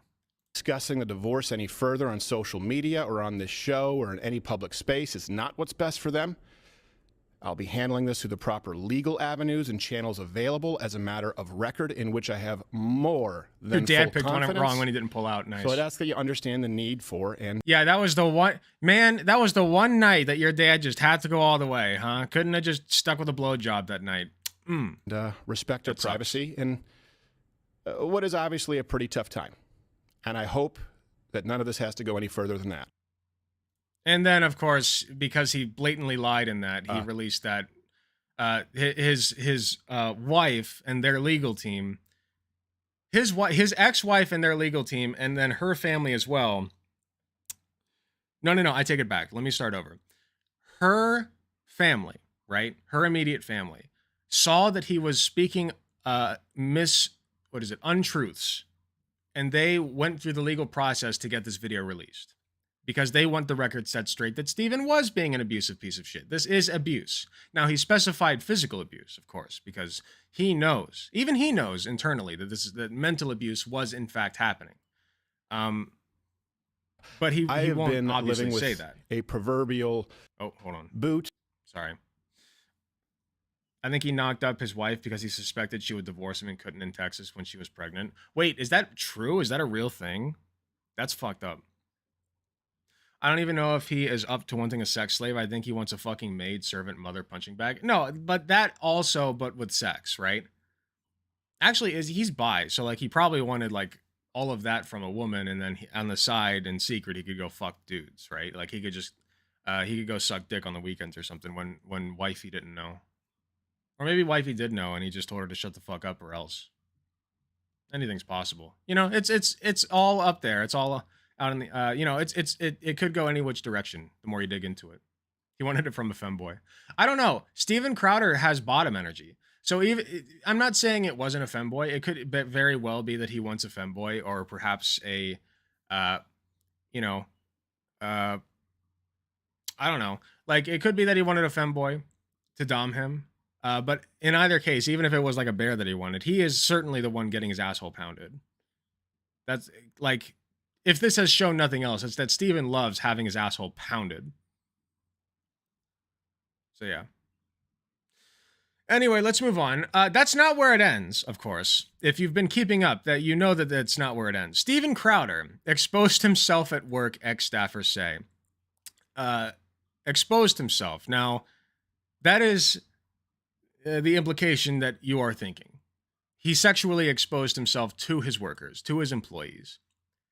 Conservative provocateur and YouTuber Steven Crowder has been having some problems ever since he declined what he called a, quote, slave contract of $50 million to join Ben Shapiro's Daily Wire operation in January. I love that, by the way, that they included that he called it a slave contract.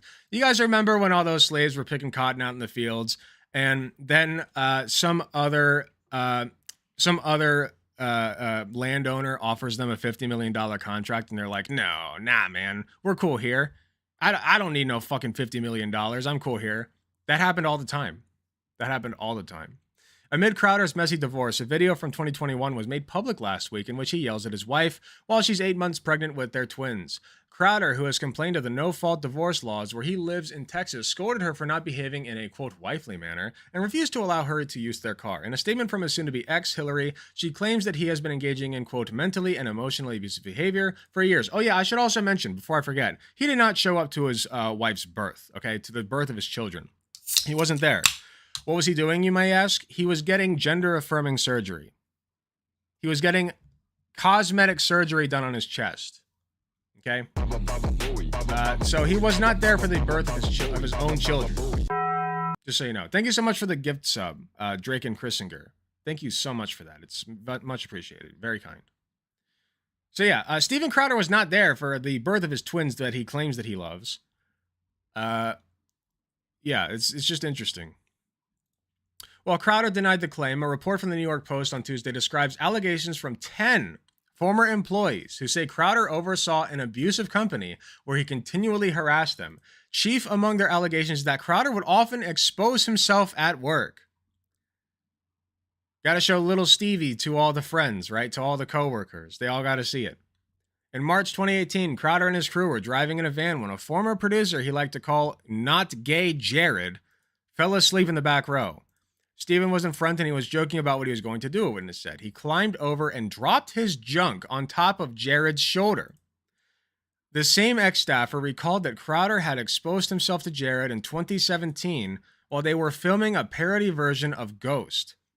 And on a flight in 2018, a different employee claims that they saw Crowder put his testicles on his childhood friend and assistant, John Goodman. Just, you know, normal hetero stuff. Normal dude stuff. You know, it's like when you get with your buddies and you're like, hey bro, I'm just gonna come on you for funsies, bro. No homo. He did say no homo after, right? It's all good if he said no homo right after. I'm just saying. We all know this. Continuing. Another employee remembered that Crowder had showed his genitals to Dave Landau, a comedian and former co-host who Crowder called a bully last week. Landau claimed that Crowder installed a Dave Don't Talk button on the show to get him to be quiet on air. Wow. That's cool. At first, I took it as him trying to be friendly or one of the guys, said an ex-staffer. Now I see it was a power play. Yeah, when you're, when your boss is just trying to be friendly by putting his testicles on you. That's always great. That's always really cool. I love it when that happens. Personally. I hope they give me an STD, to be real. Was it his actual nude junk or his junk under his clothes? Does it matter? Let's be real. Let's be real. Does it really matter? I know that you're curious. Okay, but come on. Candace took her prayer back. Yeah. Candace revoked the prayer. She got a refund. These kids are extra not guilty of of conspiracy to commit divorce. Thanks for clarifying. Yeah. That's another thing that I didn't mention in the video is like he's like referencing to his children for some reason. Like, let me be clear. I do not blame my children for this. It's like nobody thought that you did until you said that. Thanks for putting that idea out there into the universe, Stephen. Appreciate it. Crowder allegedly sent production assistant to do his laundry and could be an unreasonable micromanager who would make wild requests after hours to set people up for failure. Ex-staffers claimed that he would regularly berate his team and threaten to fire people on the company's Discord channel. He even went after his own father, Darren Crowder, per one source, who claimed Crowder would yell at his dad in front of employees when Darren was working as his son's booker. Okay. For as pathetic as Steven is, I almost want to say that his father is even more pathetic for raising such a fail son. that he does not even have control over. He no longer has dominion over his fail son. You know? Like, imagine some video came out of Donald Trump getting yelled at or like chewed out by Trump Jr. and how bad that would look. You know what I mean? Like, holy shit. It's just such an indictment on the whole fucking bloodline. And these are from people, by the way, who think that like they're better than black and Asian people. Like, holy shit. Like, okay. If we're talking about ending any bloodline here, the Crowder bloodline's got to go, okay? Honestly, we'll see how the twins do, but I'm not hopeful about his bloodline. You know? Because I don't particularly think that his wife was a good person either, just based on the fact that she was with him, right? Like, she thought his shit was funny. Returns. You know? She was willing to put up with it. So yeah, I say just, you know, maybe it's time to fear for his kids. Well, we'll see. We'll see. You never know, okay? I'm not shocked, but it was pathetic what he did to Hillary, a former employee said regarding the video of Crowder yelling at his pregnant wife. That might not be the Steven you see on his show, but that was the real Steven. No, it's the one we see on his show. He's an asshole. His daddy wouldn't allow him to debate Sam Cedar. I don't think that his dad wouldn't allow him to. I think that his dad scared him. You know, his dad told him, like, hey, like, if he really, really wanted to, he would have done it. We all know that, right? Like, he would have done it. And he would have made a fool of himself. But his dad managed to crack that walnut of a skull that he has to get through to his frontal cortex and say, hey, dumbass, maybe don't, okay? Don't. And that was the one thing, the one smart move he ever pulled is avoiding the fuck out of Sam Cedar, okay? The one smart thing he ever did. The way he treats his wife is completely consistent with his persona. He bullies and abuses people on his show all the time. Yeah, no, exactly. Crowder yells at his dad for not booking bigger celebrities. Oh, poor guy. Poor Steven. Poor Stevie. Okay. So yeah, that's Steven Crowder for you. I had some. Oh yeah, no. After that came out. Now I could not find the original video, so forgive me. This is somebody with one subscriber reacting to it. So shout out to Bappa Trugs for this. I couldn't find the original video, and if anybody can find it, please let me know. But this is Steven, a video that he released, I think on his Twitter, shortly after those allegations were dropped. Let's take a look. Huh. Just, you know, normal stuff going on here. Normal stuff happening here. Very, they even have it behind a fucking green screen, dude. I could literally take this and turn it into an emote. I might do that. That'd be really fun. Yeah, not gay at all. This is the most heterosexual thing you've ever seen, by the way. I love also the cis, the very cis behavior, the very cis drive to dress up like the opposite sex all the time to make fun of trans people. Very normal thing for a cis man to do. He could turn it around and come out as bisexual or gay or pick me. Honestly, okay. Here, let me finish this. There's really not that much else to this, but I just wanted to, you know, play that out. Anyway. Yeah, I just thought that was really interesting. What's this? Oh, hold on. Sorry, I'm having some issues with OBS. I gotta like paste links for now. There it is. There it is. Moo. Is he switching to Pornhub or what? Like, I don't understand this. I don't get it. The most straight behavior, probably. I mean, like, he still has this up. Like, I don't understand. I think at this, okay, if you want my honest opinion on why he did this, I think that he's leaning in. You know what I mean? He's leaning into the allegations. He's like, fuck it. You know what? I'm done anyway. This is my last hurrah. Let's get the maximum amount of shock attention that I can, you know, and just go out with a bang. Because this ride's coming to an end. So it better be an exciting end. I think that's where his mind's at right now. Okay. Do you think his career would be officially over if he came out? Could he could come out as bisexual pick me? I don't think it'd be over.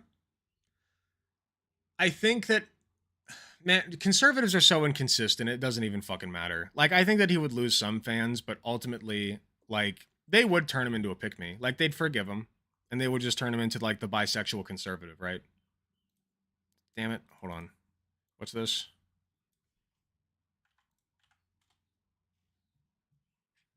Steven Crowder addresses the multiple accusations of exposing himself to former employees and sexually molesting one of them by admitting to requiring nudity for several of his sketches, then mocking the idea of exposing himself in a planned sketch. Oh, I'd love to see this.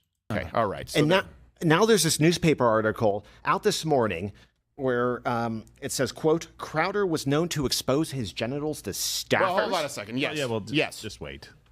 I mean, that did happen. I mean, what are you talking about? The Terminator 2 sketch? No, but at the time, you only had 5 employees, and they were all male. Well, yeah, I know, but it was a Terminator 2 sketch? Because remember the nudies didn't fit? They were, weren't that they? one, Sam? Yeah. Well, now there Was are... it the E.T. ones through the cornfields where we had to run naked through the Yeah, cornfields? we were naked in that one, yeah. We were naked in that one, too. That was a good one. That was the... Keep in mind, as he's saying all this, I think he's wearing a shirt that says Jesus is Lord. If I had to guess what the red part is, Jesus is Lord, right?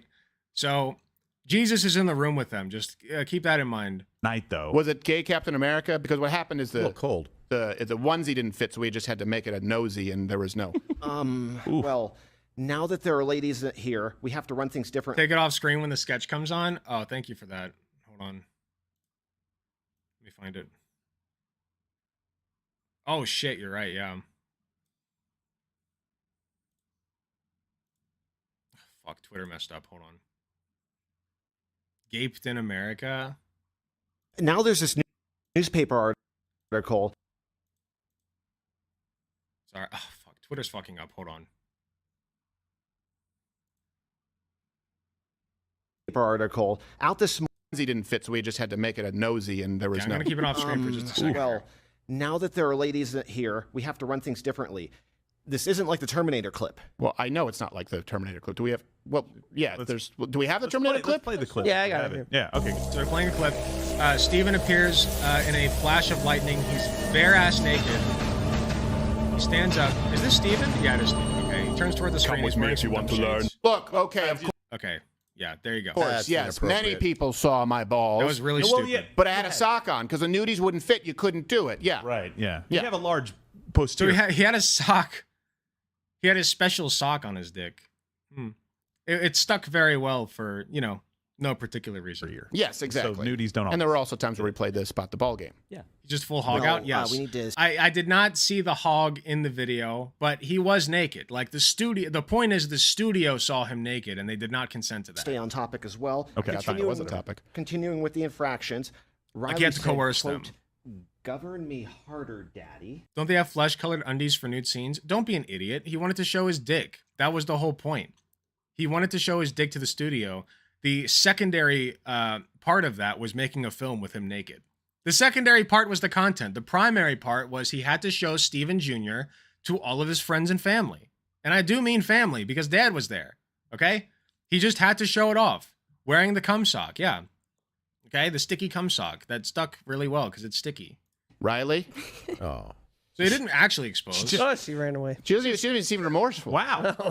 Jeez, Riley? Riley said that. These aren't all that bad. I mean, taking but thank God we ownership. didn't get to the Oh, hot totally. Your mic isn't really working all that well. Yeah. I think. Wait. Actually, hold on a second. The gain, you hit the gain button over here. Oh, okay. Let me. It's right there. Is that your testicle? Yeah, it is. Oh. You suck, Sam. You suck, Sam. All right, Matt, get out of here. What? Bro, what the fuck?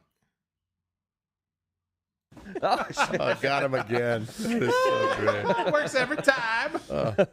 Wait, no, that didn't really happen. He did not really just do that, did he? And even if he didn't, by the way, that's still like, dude, you're being accused of sexual harassment in the workplace. What the fuck are you doing leaning into this shit? What is this? Every time you think it can't get worse, it just does. Like, he just keeps digging this hole for himself. What the fuck? Yeah, teenage boys watch. Yeah, they want to talk about fucking grooming. You got teenagers watching you, dude. What the fuck is this? Yeah, drag queens. Yeah, drag queens are bad. What's up? I want food. I do too. I'm hungry. Okay, good. I'm glad we're on the same page. Hi, guys. You gonna order it on your phone or what? Yeah, I can.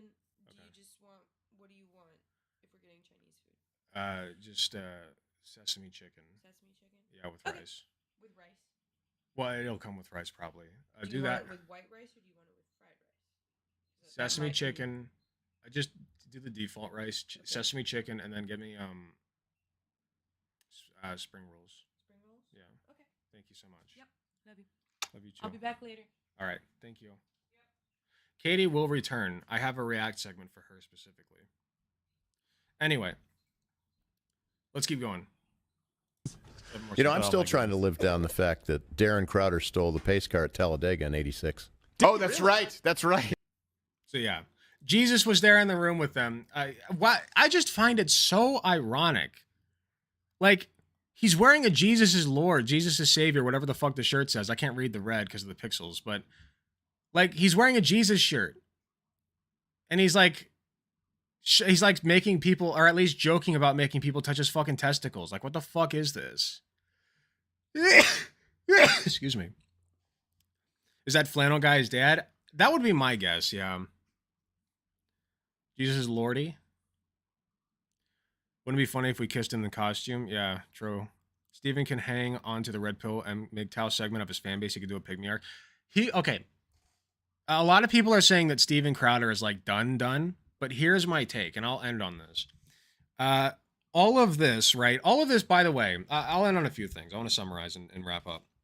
This has been going on longer than I thought it would. But basically, this pattern of behavior just demonstrates that conservatives are assholes, right? They're just bad people. Steven Crowder, if this has shown nothing else, is that he's just a bad person. Like, he's just a shitty human being that nobody wants to be around. Not even his fucking fans that he, like, ended up hiring to be on his workforce and left because he was sexually harassing them. Like, starry-eyed people who thought, dorks and nerds, by the way, and probably not the best people themselves, but they met this guy and they're like, wow, he kind of sucks, doesn't he? All right? He's just a bad person. All right? Now, where does he go from here? I don't think that he's going to simply disappear. I think that conservatives have way too short a memory for that. Like, their short-term memory is just bad. But he will have a difficult time, specifically because he burned bridges with the Daily Wire. The Daily Wire is currently the largest conservative pundit network for social media and shilling out a bunch of hatred, right? So the fact that he burned bridges with them and that they're going to continue to shit on him is really, really bad for him. Really bad for him, okay? And the fact that he's fighting that battle on top of trying to do conservative content is not going to bode well for him. I think that he'll continue to shrink. Hopefully YouTube, like, since he pissed off Daily Wire, I'm hoping actually that they fuck him up on YouTube. Because if they fuck his YouTube, his only recourse really is to go onto some like fucking OAS or some shit. Or like some other irrelevant news network. So like I said, I don't think he'll disappear completely, but certainly he'll be fighting an uphill battle to stay relevant. And I do not see him winning that battle. I think that he'll slowly spiral downward into irrelevance. We'll see him pop up now and then with a spicy hot take, and that'll be about it. OAN, yeah.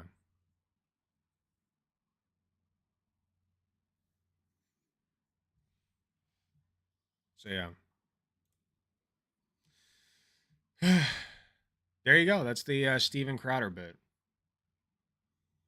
The Crowder Chronicles.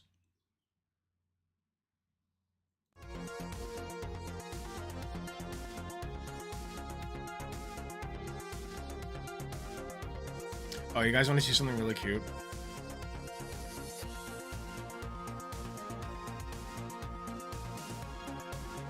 So, I stumbled across this picture.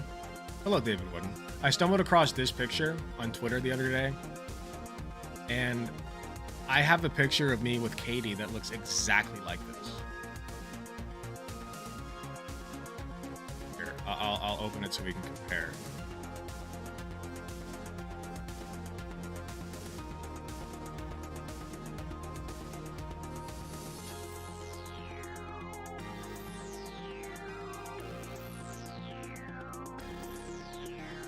Isn't that like dead on?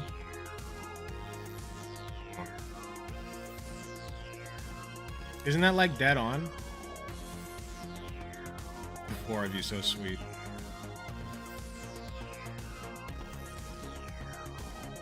But yeah, I love that.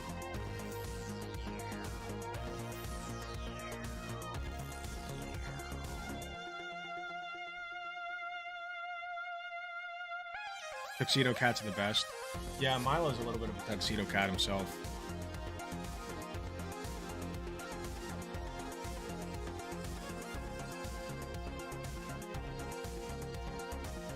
Oh, are you showing them the picture? That's real cute. That's real cute. It's disgusting. I love it though. Yes, absolutely. Oh my god. Hi again, guys. I will once again be here. But I've left my computer. So mad. I like how they sort. Oh, they do. A little more. Yeah. Milo's got a little bit less black fur on him, but it's very.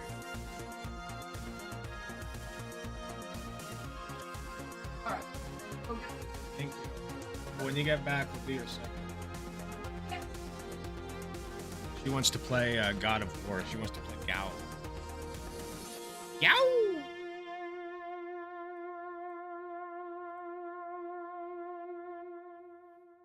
I'm loving the new drip. I feel powerful, dude. I get it now. I was like, what the fuck is the deal with the Hawaiian shirt and the chains, right? And I get it now. I feel fucking powerful. You know? It's good. It's good fucking drip. Y'all can thank Tina for helping me with that.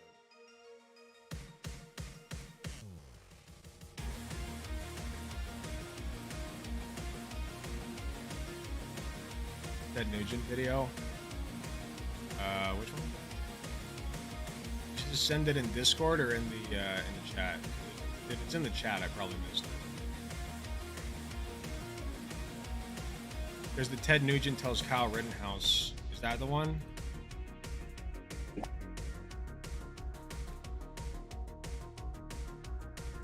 The Illuminati drama? What's that?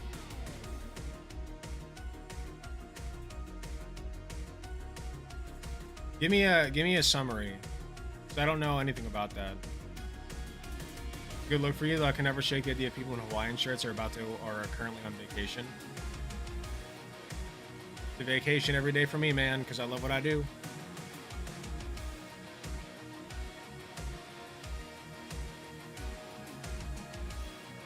Think about plagiarism or something. I've been kind of avoiding it because I don't care. Yeah, I don't know. I don't know anything about it. So I'd be willing to take a look at it, but I don't know if it's something I will cover.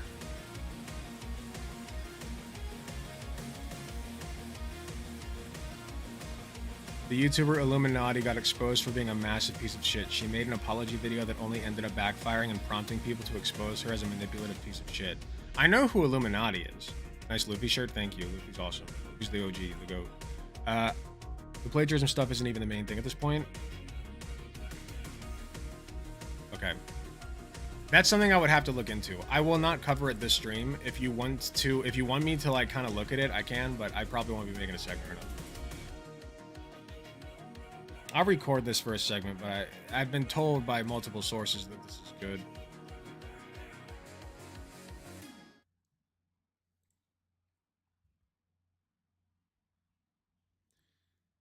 So this is a video I just got linked by one of the chatters. Ted Nugent tells Kyle Rittenhouse that Michelle Obama is a man. Now, funny story about this. This is not the first time that I've heard this conspiracy theory. I'm sad to say. Do I want to say who exactly? Fuck it. My mom used to think the same shit, okay? My mom literally thought this. She was neck deep in this conspiracy theory that fucking Michelle Obama is a man, okay?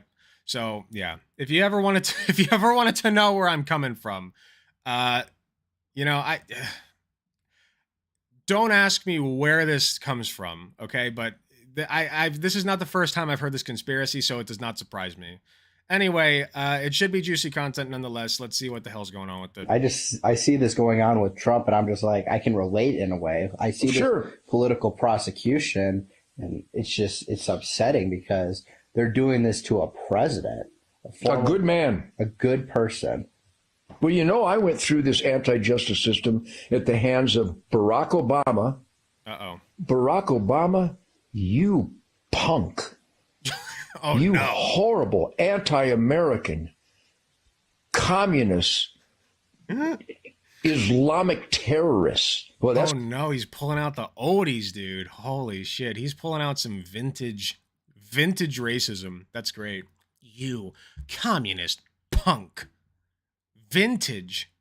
Going to go in the media. That's what he was. He literally reignited racism in America. Thanks a lot, Barack, and your buddy Mike, and your two fake daughters. And if I'm the first black president of the United States reignited racism by becoming the first black president. Great. Love that. Wrong. Somebody show me a picture of Mike Obama. Oh, you think those are daughters, huh? You think those are his little girls? Well, I got news for you. They're fucking Thing 1 and Thing 2 from Dr. Seuss. That's right. One day they'll rip off their clothes and it will be Thing 1 and Thing 2 with the blue hair and everything. They had blue hair. They're the blue. Wait. I just realized this. Hold on. This is important. Oh my God! Blue-haired SJWs. It's them. It's always been them. This is it. This is Obama's fake, quote-unquote daughters. One day they'll pull off the skin suits and it'll just be Thing 1 and 2 with the blue hair. It's always been the blue-haired SJWs. I'm telling you. Listen, if they're going to call Michelle Obama a man, I think this is just as justifiable. I think this is just as plausible. Okay? I think we're onto something. Pregnant. Show me a picture of Mike Obama pregnant, and show me the Mike two daughters Obama in their youth. Show me Mike and Barack snuggling their infants in swaddling clothes. Those pictures don't exist because his wife is Mike. Oh my God. Did you know that? I did not. And the daughters are... Even Kyle's like, I don't know about this one, Chief. That might be a little much. Theirs. Well, that's a conspiracy theory. Prove me wrong. By the way, let's say for all intents and purposes that, yeah, Michelle Obama has a dick. Okay. Now what? Where does that lead us? What do we do about that? Do we arrest them? Do we they're not doing anything illegal, man. Like even by your own conspiratorial logic, there's really not anywhere you can go with that. You know? Like, hello? Anyway, I don't know. Just having a normal one. It's great. Rittenhouse is so uncomfortable, and I could be. He's like in their youth. Oh God, he's like, uh-oh. Maybe I bit off more than I can chew here. Did you know that? I did not. And the daughters aren't theirs. Well, that's a conspiracy theory. Prove me wrong. God. He's like my fucking crazy uncles, dude. Straight up. It's very good.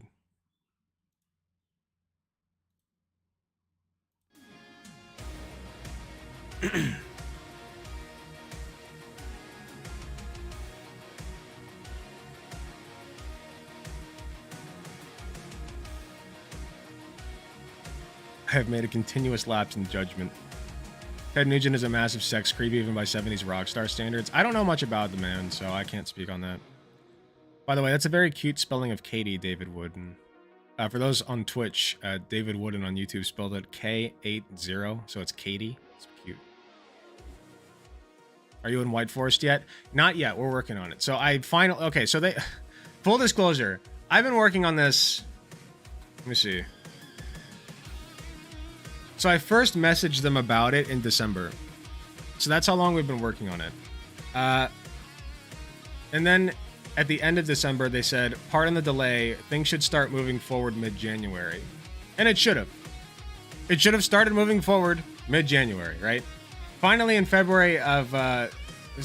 early February, they messaged me to finish up some things to get the White Forest website going. And then I didn't. I didn't do the things until just today. Exactly 3 months later, as it turns out. So, in case you ever wanted to know what ADHD procrastination is like.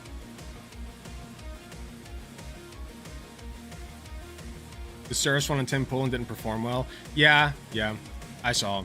I didn't see the whole thing, but I watched enough of it, and the abortion bit was abysmal. I'm sorry. Even the first part. I heard that he did okay on the trans part, but even the first part of the debate where he was talking about that shooting that happened, like, I didn't like how he did on that. I feel like conservatives are just straight up lying about the facts. Like, I didn't even know what happened, but everything that I've seen from conservatives basically are just like outright saying that the witnesses there said that he was threatening them, that he was threatening to kill people, yada, yada, yada. And I think that's all lies. I think they're just lying about that, which is nothing new, of course. But, you know, I didn't want to say anything definitively because I didn't know anything about it. So I can't watch debates. I don't like seeing conflict like that. Oh, we're all different. I do debates now and then. I tried to set one up, but the guy's not getting back to me. We had a date set up and then I had to postpone and then he just never got back to me. It happens way too often.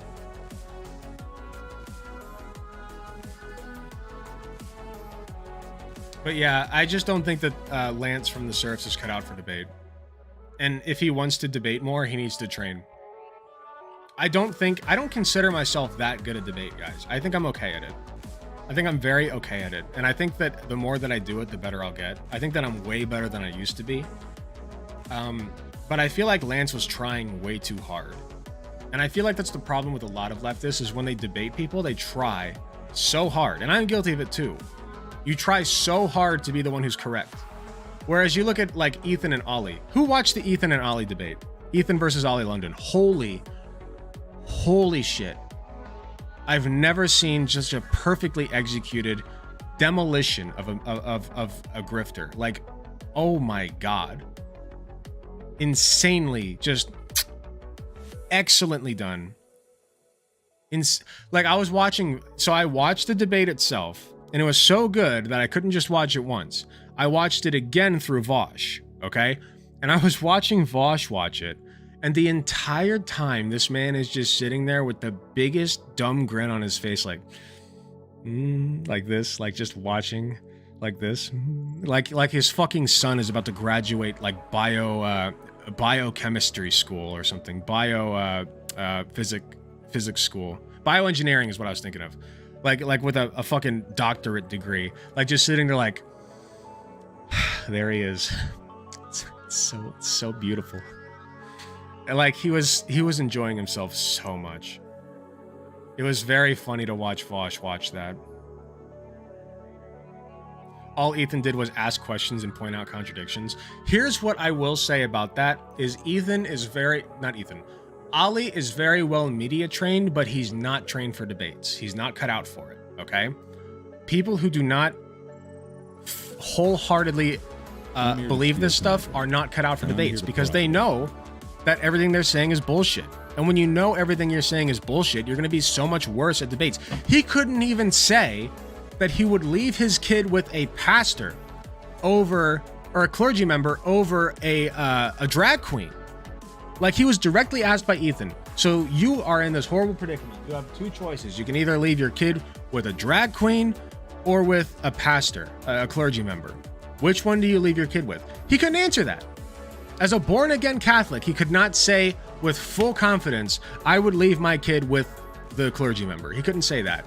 And a person who believed in their faith, like a truly newborn Christian, Catholic, whatever, who believes that they are doing the right thing by converting like that, would have said the Catholic pastor, right? The clergy member. They would have said that. Even if it's wrong, they would have believed that, right? And that's kind of what Ethan was counting on, which you can tell. He was counting on him saying, yeah, I would leave my kid with, but he couldn't even do that. Ali could not even do that. So Ethan had to improvise and say, well, let's say that you left him. Let's say that you did the thing that you were supposed to do, right? The thing that like somebody who actually believes what you believe would have done, and you left him with the clergy member, right? And then he brought up the stats about clergy members. Just a complete exposure of the bullshit that Ali London and his ilk is peddling. And I actually was sitting there watching and taking mental notes of how I can improve my debates moving forward. I think in the Exulancic debate, I think I did pretty well. I think I could have done better. In fact, one of these days, I should go back and go over that. Honestly, I should review it because that probably was my most controversial debate. People who are on my side believe that I won. People who are on her side believe that she won, obviously, because they're all idiots. And they say that it's because, oh, he's playing a video game while he's arguing with you, and he's yelling, he's getting angry.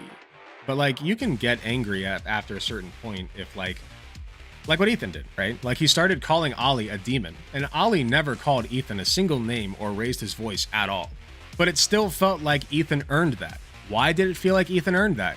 Because Ethan did not leave Ali a single avenue to escape from.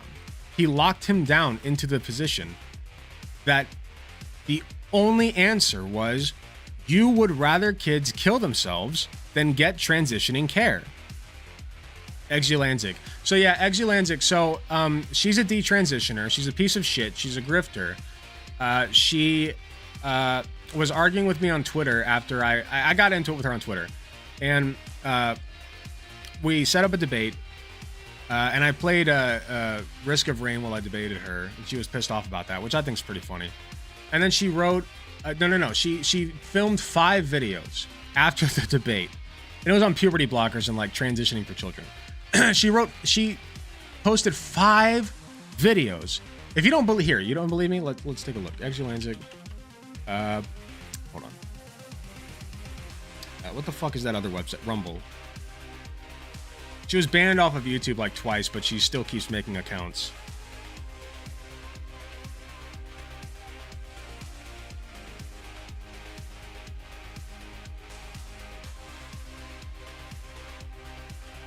So yeah, this is her Rumble account. You can see it's very normal. Phalloplasty Files, Transmendacious. I am Jazz's waking nightmare. That's Jazz Jennings, for those who don't know. They love Jazz Jennings. They love talking about Jazz Jennings, even though they don't fucking... They've never spoken to Jazz personally. They just make shit up about her. Get ready with me makeup tutorial. I have to know what she looks like at the end of this. I have to know what she looks like at the end of this.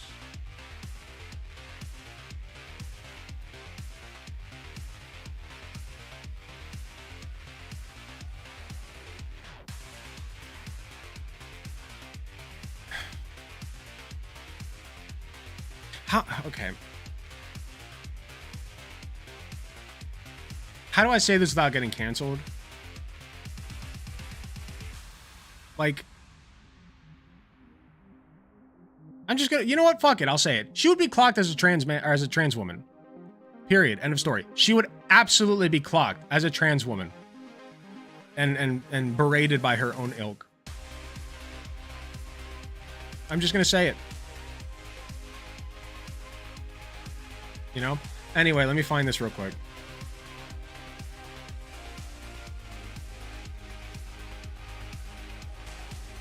Exulancic responds to Michael Knowles, we cannot ban transgenderism. I'm actually kind of interested in that.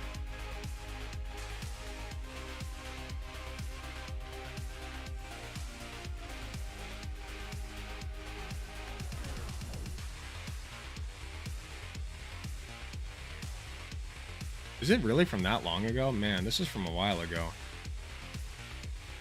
Yes, here it is. Fucking part 3, Exulancic reacts to Exulancic versus Alec Gunther. So we got...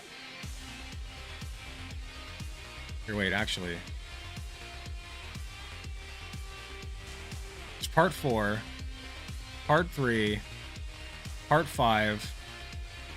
Where's parts 1 and 2? There's part 2. Part 1. So part 1 is 35 minutes. Part 2 is 15 minutes. Part 3, 15 minutes. Part 4 is 15 minutes. And part 5 is also 15 minutes. So that's about 2 hours of of I definitely won the debate. I promise. I swear, bro. That's about 2 hours of I definitely won this debate, and here's why. Exulansic. The lady I debated, the D-trans bitch. Oh. Yeah. So, yeah, about 2 hours of her coping about me winning that debate. Saying that she won. 2 hours. Yeah, she made 5 videos in response. She did win by making 5 videos. And then she posted something else. I don't know if I'll be able to find it, but then I replied, like I uploaded a response to her, like the first 15 minutes of her first video where she basically just rehashed all the same points and I broke them down one by one. And then she responded to that with some fucking Substack post that I did not bother reading because you literally have to pay for her Substack. So and funny. How pathetic would you have to be to pay for Exulansic's Substack? Yeah, I mean, you'd have to be the biggest fucking nerd on earth. Nuclear grades amount of copium. It's really bad. I do think hate makes you look uglier, and I'm ugly enough as it is, so I'll pass. Yeah, I have been trying to calm down. I've been trying to... I know that you're talking about Exulansic, but I myself have been trying to chill out a little bit in these debates. I want to take... I'm taking notes from Ethan. I'm literally going to use the Ethan method and, like, try to chill out and, you know... I thought you have been pretty Usually, but yeah, I mean, I've definitely showed out from where I was like a year ago. That's true. I'm gonna say it. She looks like Tiny Tim. Oh, like Exulansic does? Is that... No, she's saying Exulansic does. What? Oh, I think this one's fine. Okay. I didn't drink out of yours. I don't care either. Who's that? Who's what? This? Who's that wearing the blue shirt? Oh. She's nobody. Don't worry. Thank you so much for the tier 1 sub. August Dexter. Thank you for the gift sub to Hunger Master. I appreciate you They very have much. given 27 gift subs in the channel. That is true. I'm a Tiny Tim fan, so it breaks my heart to say it. Yeah, well, you know. Tiny Tim died on stage. I don't think there's a good answer to the kid transitioning debate. I see both sides. I was anorexic during puberty to prevent changes, which wasn't better than we're on TV. YouTube. Yeah, we're on both. Hi, YouTube. Yep, and we're working on the White Forest as well. So hopefully that'll be soon. But as far as your what you just said about the kids transitioning, it sounds like you're coming in good faith, Luce. I want to express to you that physicians and from pretty much every medical institution, at least across the United States, but really across the world, has studied this phenomenon, right, of being transgender. And they've all come to the same conclusion. I think a couple have come to the... There have been 1 or 2 studies. There have been a couple of studies that have come to the conclusion that transitioning does not help. It doesn't hurt. It doesn't help. Okay? That's a couple of studies. The overwhelming majority of studies show that transitioning for trans children and adults alike is the proper route. It only helps. The overwhelming amount of studies show it helps. It does not hurt. There's not a single study that says they are worse after transition than they are before. Thank you for another gift sub, August Dexter. I appreciate you very much, being very kind today. Tier 1 sub Joe Butnick this time. Thank you. They have given 28 gift subs in the channel. Look at the tweet I sent. Hold on, I gotta copy paste because OBS is being weird. I try not to post about her too much, but a cis woman yelling "You will never be a woman" at a picture of herself has been living rent-free in my head for a full 24 hours. Wait, what? What? That's...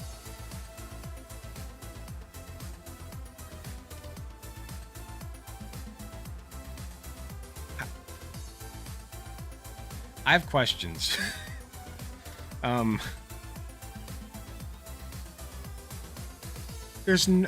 these people that brain dead? They just like see... This is what it does to you.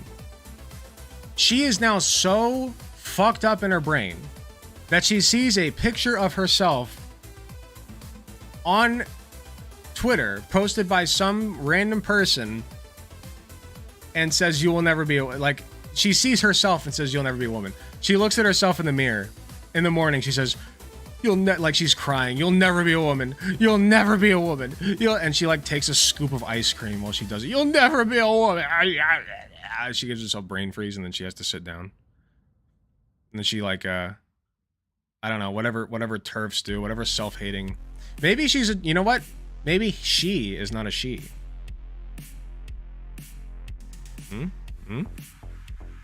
Egg? Does anybody smell eggs? Mod check, eggs, mod check, mod check.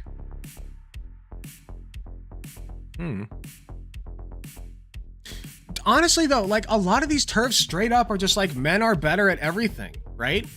Like these deranged so-called feminists, these old ladies who are like men are just better, right? Oh, men are so much better at everything. They're better at sports. They're better mentally. They're better at this. They're better at that. They're better at the other thing. Oh my God, man. Don't we all wish that we could be men? Don't we all wish that? Doesn't every woman on earth think, boy, I wish I had been born with a dick and balls? Surely this is a normal thought that every person has and not just me. By the way, I'm not trans. Trans people are bad. Like, it's just, it's crazy. It's crazy that they would rather hate an entire group of people than just transition, you know? Than just crack the egg. Okay, from Loose. I guess my issue with surgical success for kids that went on PB, not social transition. I had GCS as an adult, so it may not have went well if I went on PB. So the thing with surgical procedures is that it's extraordinarily rare for children to get them. It does happen. I'm not saying it doesn't. And it's not, but it's not standard procedure. Like it's literally in the textbooks, it's on the protocols not to jump straight to transitioning surgery for minors. Okay, that is very clearly written. The only exception is when they say the gender dysphoria is so severe that this child is at risk of suicide if we don't do this, or at the very least at risk of overwhelming depression and anxiety. And I'm sorry, but no child deserves that. Even if it's not to the point of suicide, why do you want a kid to have depression or anxiety? You know? And so I do understand the general hesitance of doing a surgical procedure on children that most people see as cosmetic. I do get that. I want to impress that upon you. However, also understand that when doctors make this decision, it is not lightly. Okay? Never, ever, ever. It is a team of doctors, of medical professionals who have studied this stuff year over year and done the research, and they go with the best decision that they feel will help this kid the most. You know? That's important to keep in mind. You know, you don't just walk up into a gender clinic and say, I want one breast removal, please. And then they're like, well, let's get to it. Chop, chop, so to speak. You know what I mean? No, they don't do that. General Ratfan thing, but TERFs do this the most? Yes.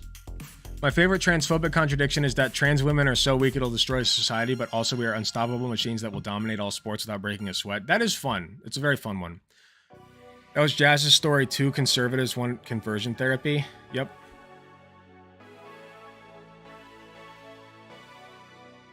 Yep. Sounds a lot like fascism. I've been thinking lately, right?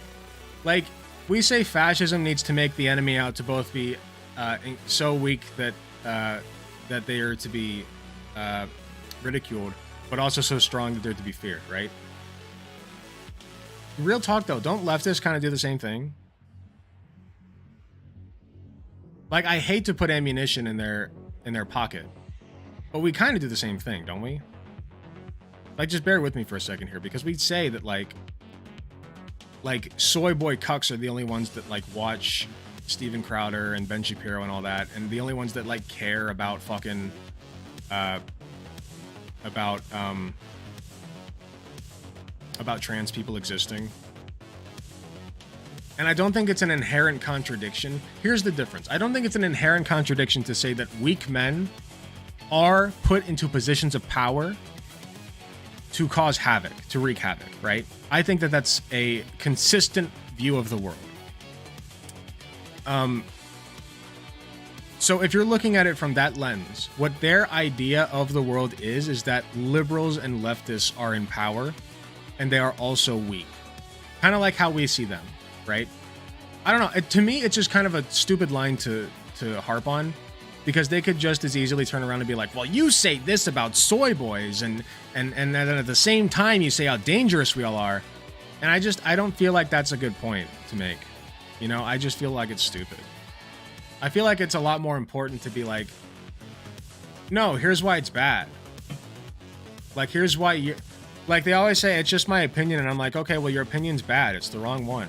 They're like, how can my opinion be wrong? Okay, well, were Hitler's opinions wrong? Well, yeah, but okay, well, then you grasp that opinions can be wrong. Oh, but my opinions aren't Hitler. You're literally calling me Hitler. No, I just made that to make a point. That you agree that opinions can be wrong. Well, yeah, but okay, well, your opinions are wrong. And here's why. I feel like that's just a better line of argumentation, you know? I mostly say it for memes. Yeah, that's fair. It is a fun meme. You guys want to do another react before Katie gets back? Do a short one. Y'all are eating good tonight.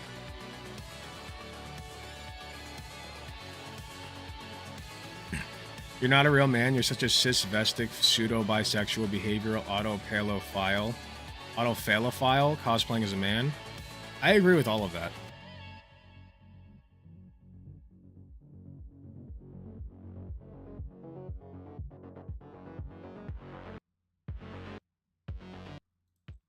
Here, we'll do one more segment real quick. It's a 2-minute video that I have in the back burn. On the back burn. Just some shot content.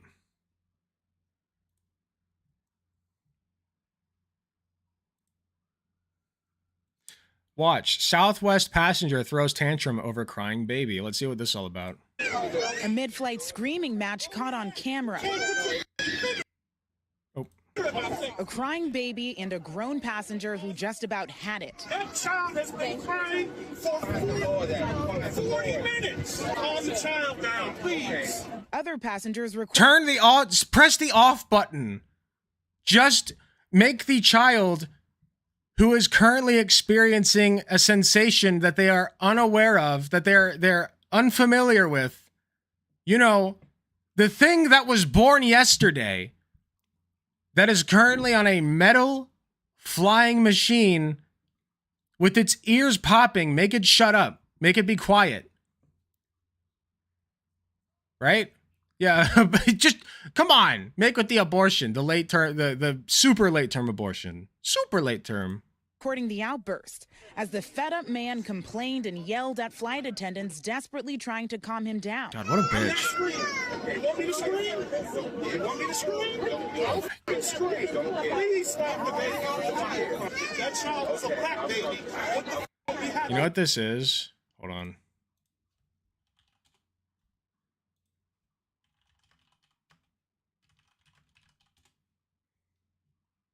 Yes. Yes.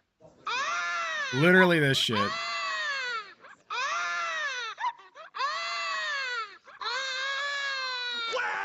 Wah! You like that? Huh? You like that? Wah! You just tune this out, don't you? Wah! Well, tune this out. Wah! Yeah. It's Now this is about what everybody's reaction on the plane was probably like. There's like, dude, you good? Now listen, I do want to make clear, obviously a child crying on the plane is extremely annoying. Get some fucking headphones, dude. Like you're on a metal flying bird, for fuck's sake. I think you can get a $15 pair of fucking earbuds, man. You know, if you're already on the plane, it's too late. But like, come on, borrow some. You know, it's literally less weird to ask a stranger to borrow their grimy, earwax-filled earbuds than to fucking make a scene about a baby crying. Like, you become a bigger baby than the baby, dude. What is this? What is this? What is this? I know you're not going there. The Southwest Florida flight appeared to have been stuck in a holding pattern due to weather when the passenger erupted in a fit of anger. So is the baby. We are in a tin can with a baby in a damn echo. Yeah, and you're making it worse, dude. You want to talk to me about being okay? The video now seen over 180,000 times on TikTok. You know, this guy's a leftist. You know how you know that? Because he hates children. Spurring some users to come to the angry passenger's defense. A user, CC, commenting, quote, "I love this guy. They need to give him a year worth of free flying. Made my day." What? But even with all the baby cry, some saying it was the passenger That's gotta be who was ironic. out of line. A user saying, quote, "Is he the real baby? Yes. Is he vocalizing how most feel? Yes." In a response to an NBC... Okay, just because you're saying how most people feel doesn't mean that you have... That doesn't mean that you should say it, okay? There's a reason nobody else is saying it. And the reason is, as frustrated as they are, they understand the situation. They understand there's no stopping this, okay? It is beyond their control. Like, yeah, of course he's saying what everybody's fucking thinking. Yeah, shut that thing up. God damn. It's annoying as shit. It's really fucking annoying, okay? You know what's even more annoying? Being a mom to a new fucking baby, trying to get from point A to point B for God knows what reason. Maybe you're trying to visit your dying mother or something, and then this asshole, this piece of shit comes out of nowhere to tell you to shut that thing up. To tell you to shut your child up. Your flesh and fucking blood that is experiencing a sensation that is not normal for humans to experience. That's pretty fucking annoying now, isn't it? I'd say that's a teensy bit more annoying than just dealing with the crying baby, okay? Jesus Christ, man. Some people just cannot think outside of themselves. God damn. NBC News request for statement. Southwest Airlines said, "We commend our crew for exhibiting outstanding professionalism while handling a challenging situation. And we appreciate the patience of our other customers on board who had to experience such unacceptable behavior during their flight." I hope he was banned. After the outburst, He should never be on a plane again. video appears to show the angry passenger refusing to deplane, forcing everyone to get off. He then appears to make his case to Southwest security in a Florida airport. Ayala Charles, NBC News. Wow. What a bitch. What a pussy. Yeah, a real display of manliness, yelling and getting angry at the most vulnerable fucking thing on earth, a human child, a human baby. Not even, to say child assumes that it can go up to 17. This is a baby, like under 2 years old. Like, what the fuck is wrong with you, dude? Just pathetic. Absolutely. You know what? This is what people should be showing, by the way, when they say that manhood is on the downslide, okay? This is manhood. This is men no longer being men. Where the fuck did the real men go? Who is this? This isn't a real man. This is a bitch. This is a crying child in a costume, okay? This is a slithering worm in a fucking trench coat. This is not a real man. Where did all the real men go? I ask. Where did the real men go? Pathetic.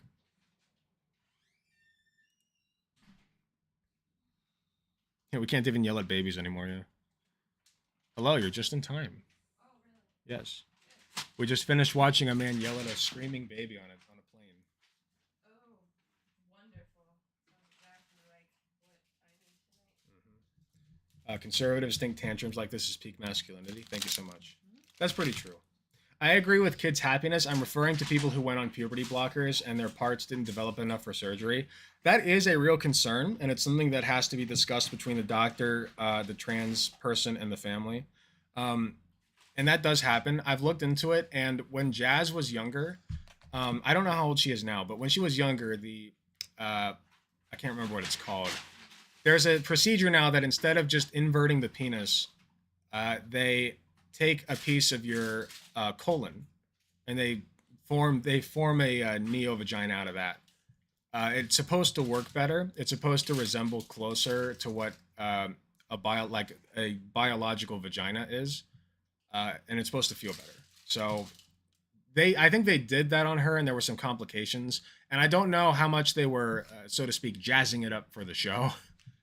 because it is reality TV. Don't forget. Okay, it is worth mentioning, by the way. These people watch a reality TV show about a trans woman and assume that all of it is real. Can we acknowledge that for 2 seconds? Everything that they see about Jazz Jennings, they just take for truth, like it's gospel from a reality TV show. Are you kidding me? So they're going to throw our studies that scientists did, hundreds of scientists did, back in our faces and say, this isn't good enough, this isn't good enough, this isn't good enough. And then what do? They give us case reports of trans people who regret it, for one thing. That's probably the best thing they give us, really. They give us scrutiny and criticisms of the studies without any counter studies to back them up or provide data to counter that data. And then they also go off of reality TV and fucking r/d-trans. Reality TV and r/d-trans is where they get their info. Their holy grail of information. And did anybody ever ask Jazz Jennings what she wanted? Did any of these people ever ask how she feels now as a woman and what she wants to do from here? Not a single one. And believe me, enough of these people are prominent enough that they could, and they won't, because they know that she'll say she is happy as a trans woman. Okay? Yeah, she's an adult and they still treat her like a child. Exactly. They are literally unironically doing misogyny. They are doing misogyny because they are taking what is it called? Agency away from a woman, an adult woman, and treating her like a fucking child. So don't ever let them fool you into thinking like they're the real feminists or whatever. They're not. They're the opposite. They want to take agency away from young quote unquote girls who are actually trans, right? Trans men, trans boys. Take agency away from them and say, you can't make this decision. You're too stupid. You're too stupid to know what you want. So no, you can't make that decision. And they call themselves fucking feminists. Get out of here. Disgusting. Disgusting.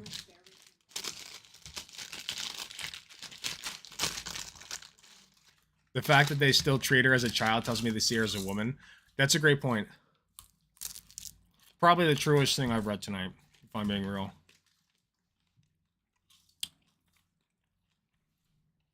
What's up?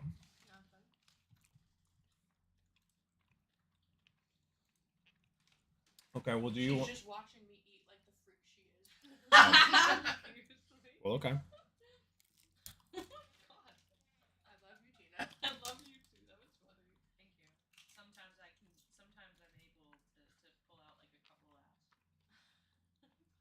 Confirmation bias at its finest. Yep.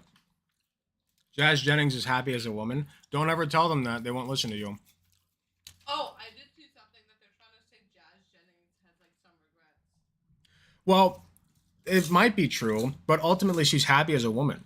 No. So like, but again, what I'm saying is they're literally taking this shit from reality TV. And it's like they would never do that for anything else. And they throw our studies back in our face and say this is bullshit, and then they say Jazz Jennings, Jazz Jennings. And it's like nobody ever personally fucking talked to Jazz Jennings. Not a single one of these people. They don't care what she wants. It's virtue signaling. Disingenuous. They're shitty people. Ow.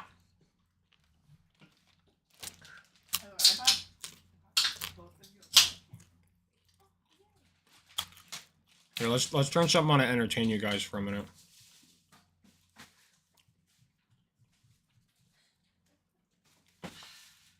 Here, let's watch five rare sexual disorders to learn about.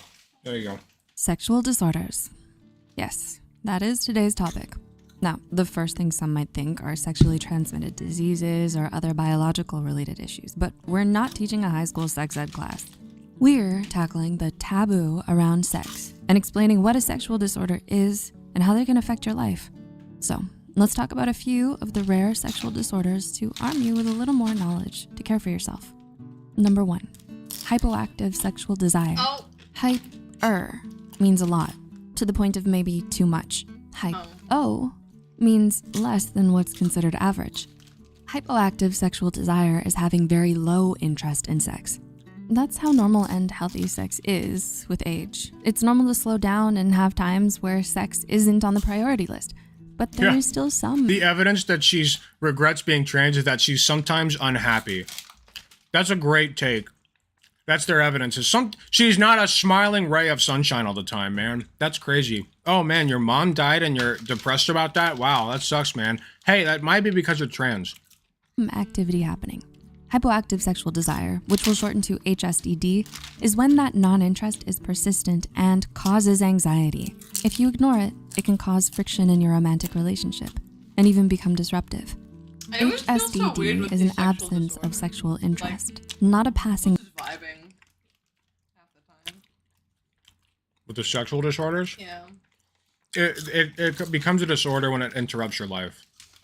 So like you can be asexual, but if you are a person who wants to experience sexual pleasure and you have before and you can't do it when you want to, that's when it becomes a disorder. And if like you can have two people and one wants that and the other is like, I'm totally fine with just like once in a while. Feeling. So if someone's meh with their partner but still gets hot and bothered looking at a firefighter calendar, not HSDD. Biological factors such as hormonal imbalances and situational issues can cause what a fucking call out. Let me run that back. Interest, not a passing feeling. So if someone's meh with their partner but still gets hot and bothered looking at a firefighter calendar, they really said, man, listen, it's not a disorder if you're not attracted to your partner. Like if your husband has got that beer gut now, I'm sorry. I'm sorry to everyone involved. It is not a disorder. She is still turned on by the firefighter on the calendar, okay? Yeah, your husband's ugly, chat. Their husband? Hi, Boy Meets Minnie. Trans driving, very nice. Boy Meets Minnie. Well, good to see you. Boy Meets Minnie is doing a fundraiser tonight. I wanted to get back to my usual shit, so I may or may not do like a game or two of Mario Kart if you're still doing that, but it already happened. Oh, okay. I'm sorry, dude. If you want, well, hold on. If you want to drop the, huh? Queen Laura said. That's why I don't have a husband. That's fair. Boy Meets Minnie. If you want to drop the link, you still can, and I can shout it out. Why would I watch anything Family Guy oriented? Are you fucking kidding me? I am 33 years old. Come on, man. Well, he did direct that at me. Oh, I thought it was at me. Sorry. Nope. I thought I... No, I did not watch the clip. Tina_T. Who is that? But you can send it again. I'll look at it real quick. I show one Family Guy clip and then... I'm going to be honest with you. I'm so used to being in my own chat that I just see the highlighted. I think it's about me. Sorry, Hunga. Okay. Not HSDD. Biological factors such as hormonal imbalances and situational issues can cause HSDD. But wait, the good news is that there is treatment. Talking to a healthcare professional can help figure out what next steps need. I've captured the specimen. Say hi, everyone. Come here, baby. And she's gone. She was being real cuddly yesterday and today. Well, more yesterday, but she was all over me yesterday. She's growing up, so she's getting into a phase of she's starting to act a little bit more like an adult cat. She's not quite as no, she's still playful. I shouldn't say that. Not really. But she's not like trying to constantly get us to play with her. Thankfully she's biting me less because she likes to nibble at me to get me to play, but it's too hard. So I've been stop that. Right. John Mayer's terrible, to be honest. Don't tell Tina. I won't, don't worry. Need to be taken. Number 2, post-orgasmic illness syndrome. Post-orgasmic illness syndrome, or POIS, what the fuck? is an autoimmune disorder that affects those who produce semen. Think of it like allergies. For those with seasonal allergies, going outside is a terrible ordeal without having an antihistamine at hand. It's for semen producers. POIS. After finishing sexy time, flu-like symptoms kick in. This is for those who... Okay, if you work in the semen mines, this one's for you. Flu-like symptoms are an immune response. If you have POIS, your body treats the excreted semen like bacteria to make you sick, and symptoms show up nearly every single time. They can last up to a week after orgasm too. Unfortunately, there isn't a cure for POIS. However, you can manage the symptoms by cleaning up the area after sexy time is over. Upon doctor approval, intake of appropriate symptoms. What the fuck is this? Rare sexual disorders. Okay, what's this? Damn it, I keep forgetting how to fucking copy it. I gotta get that fixed. I am to birthdays what J.K. Rowling is to now problematic wizard stories. Perhaps Slytherin, or maybe Hufflepuff, or trans women aren't really women. Wait, what? I mean, the first two things. Burger King. Okay, who's the next girl or boy? There's only those two. It's so stupid. It is pretty base, though. Did we just get a raid? Proletaire raid? Oh, Proletaire raiding with the party 26. Thank you so much for the Proletaire raid. I appreciate you, Proletaire. Welcome. Am I following Proletaire? I don't know if I am. I have seen you in Keffel's chat a long time ago. I know that she always said your name.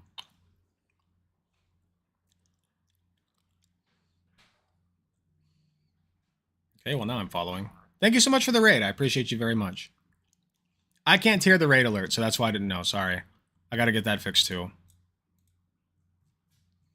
Welcome in, everybody. Welcome. My name is Alec Gunter. If you don't already know me, well, now you do. Now you do. So we're just having a good old time watching some videos.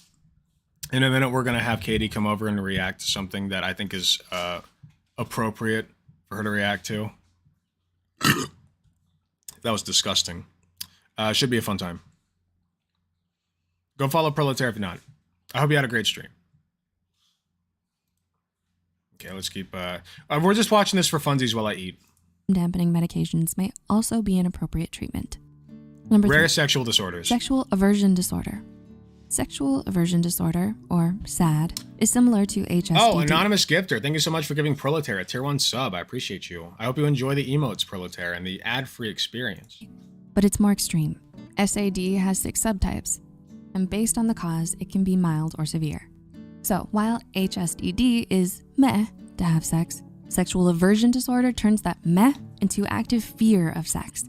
This fear manifests as constant rejection and active avoidance of all sexual contact with their partner. As bad as that sounds, since it's a form of HSDD, the same treatments can apply. Number 4, coital cephalgia. You know what's normal to be felt after an orgasm? Good things. Relaxation, warmth, sometimes lightness. That thing called the afterglow. No, what's not normal? A migraine. Unfortunately, coital cephalgia is just that. An orgasm so strong it gives you a migraine. Not something to celebrate. As strange as it sounds, sex causes stress. But it's not the kind of stress you... Jazz had to get 4 bottom surgeries because of complications. I only needed 1 because I went through puberty. As I said, again, Jazz is one case. And another thing is, we are getting better about surgical procedures done after puberty blockers, okay? The thing about puberty blockers is they don't just stop the genitalia from growing. They stop other things too. They stop the jaw from developing if you're a guy. They stop tits from growing in if you're a girl. Well, if you're born male or female, I should say. They stop puberty is my point. And so that can actually help prevent future surgical procedures that involve things other than the genitalia. So you won't have to get, for instance, a breast reduction or removal, a mastectomy, if you had puberty blockers because you never developed breast tissue, if you're a trans guy, right? That's good. We want that. Because you always talk about, oh, they're chopping kids' breasts off, they're chopping them. You don't have to do that if they're on puberty blockers. I got news, you know? So it's not just the... it's not just the genitals we're worried about when we talk about puberty blockers, because that is a factor to take into consideration, but it's not the only one. You're thinking about the kind that comes from spending not so hard you hurt your brain. True. When you orgasm, there's a massive amount of oxytocin and dopamine being released into your bloodstream. That is why it feels so good and can sometimes make you feel really intense emotions. However, post-coitus, your hormones lower, but their effect on your body does not diminish immediately. High levels of oxytocin, like the ones released during orgasm, can tighten your blood vessels and eventually increase the pressure in your head, thus giving you a headache. Typically, men experience coital cephalgia, but it can affect some women too. Although it's kind of scary because the head pain is pretty sudden, it's not fatal. Treatment can include simply taking regular migraine medication and exercising. Exercising can reduce the chance of vasoconstriction during physical exertion. Number 5, retrograde ejaculation. No, it doesn't have anything to do with Mercury being in retrograde. Thankfully, we're done with that.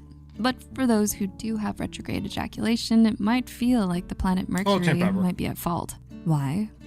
Because retrograde ejaculation means your semen flows in the wrong direction. Crazy, right? Ew. Gravity or the tide of the oceans having... It's like, no thanks, man. Honestly, trust that, okay? Trust that.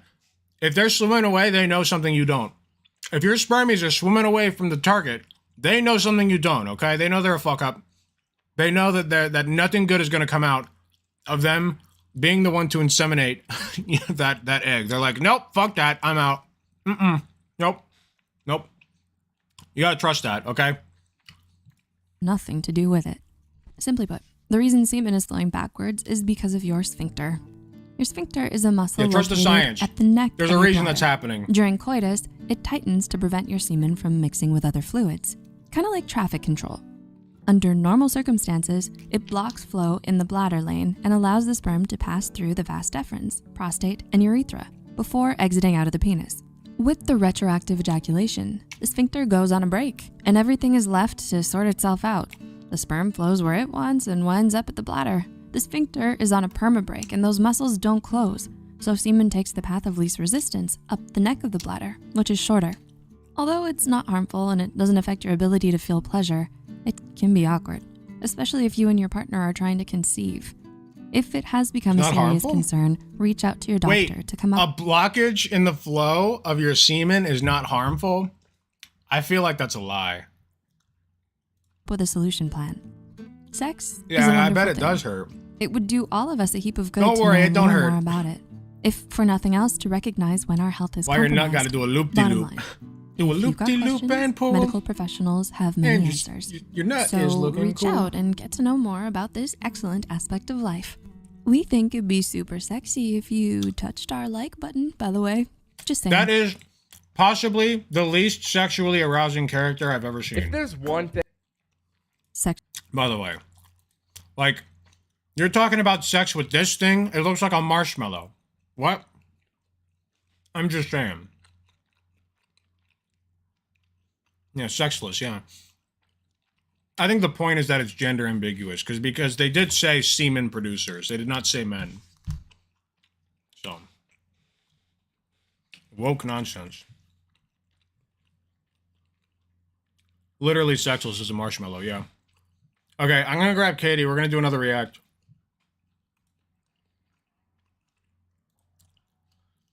You guys will like this one. If you're a Vosh viewer, you've probably seen it. I myself have seen it, and that's why I'm having Katie react to it. Because she's a teacher, and I think this is relevant. All right, I'll be right back.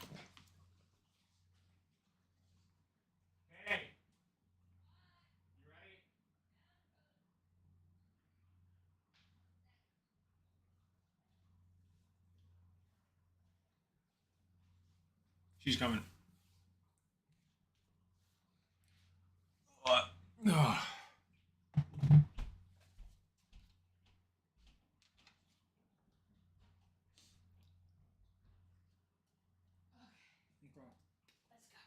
Which shirt you want?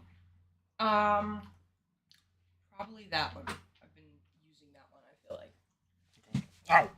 Please don't hurt yourself. It's Okay. it's not good. Stop it. Ugh. Okay. Scooch myself forward. Hopefully this time I'll remember to actually lean towards the microphone.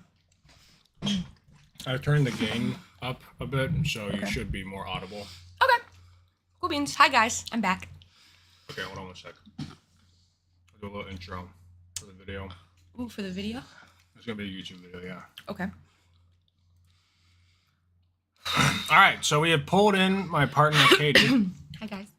Okay, I'll do it without you coughing. So I've pulled in my partner, Katie, here, and she is going to react to something that I've already seen. So I wanted to get her raw reaction because she's a teacher, and so this is relevant for her. This is called, I quit teaching out of control students. I quit teaching, out of control students get 0 consequences with PBIS, restorative circles, and BIST. Now, I don't know what any of those words mean. That sounds like some liberal alphabet nonsense to me, like LGBT. But hey, maybe our teacher friend here, Katie, the resident teacher, knows what those things mean and can appropriately react to this video. I know what PBIS means, and I know what restorative circles are. I don't know what BIST is. That one will be a new one. Okay. But I know what the first 2 things are. I've used the first 2 things, or I've been told to use the first 2 things. Bitches isn't stroking titties. No, that's not what it stands for. Yeah, it is. No, it's not. You're lying. Okay. You said you don't know.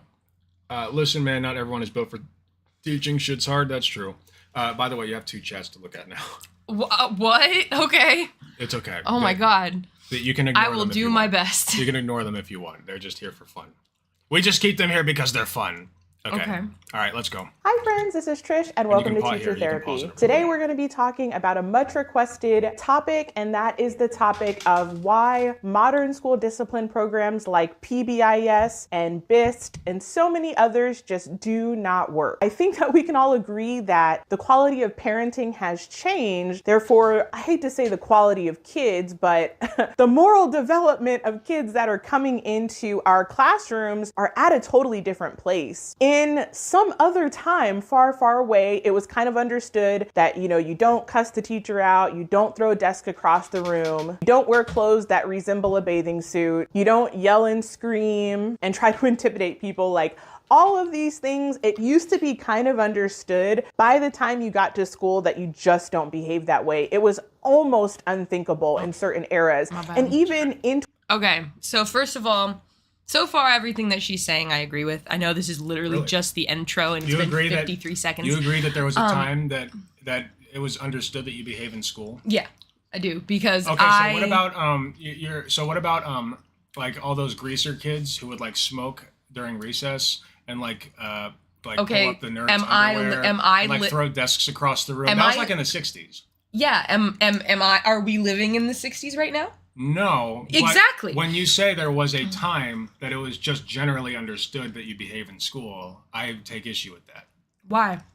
Because there wasn't a time that it was just generally. Like, there's always been misbehaved children. Yes. And in fact, it used to be worse. Yes, but here's the thing. So why do you agree with that? Because if I went to school and a child did any of those things, I never saw that child in my class again. And that was as a student, okay? That was as a student. I didn't see kids like that stay around in school. So you're basing that on personal experience? Yeah. Not on objective data? Do you want me to do this? Yes. I guess you are, we're doing it. Champ. But here's the thing, I'm challenging your perspective.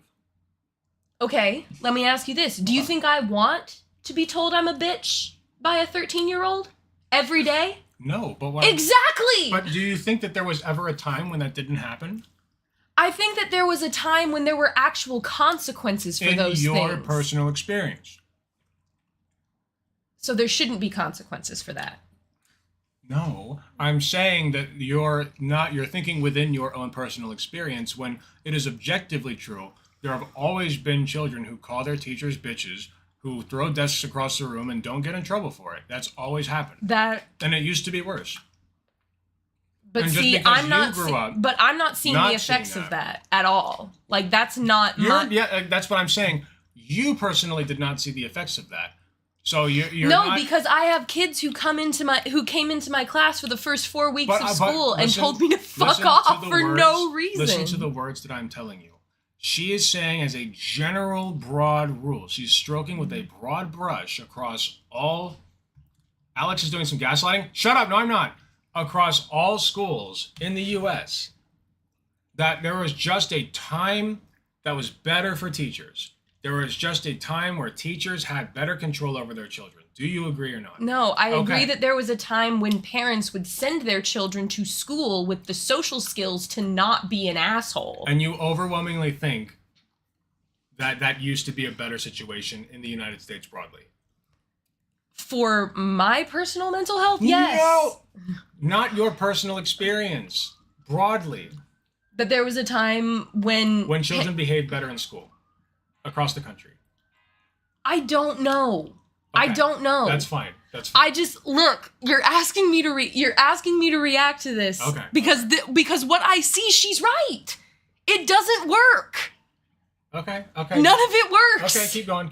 It's I got yelled at by a 13-year-old child because I told him, "Hey, you did some stupid shit, and I'm gonna be writing you up for it."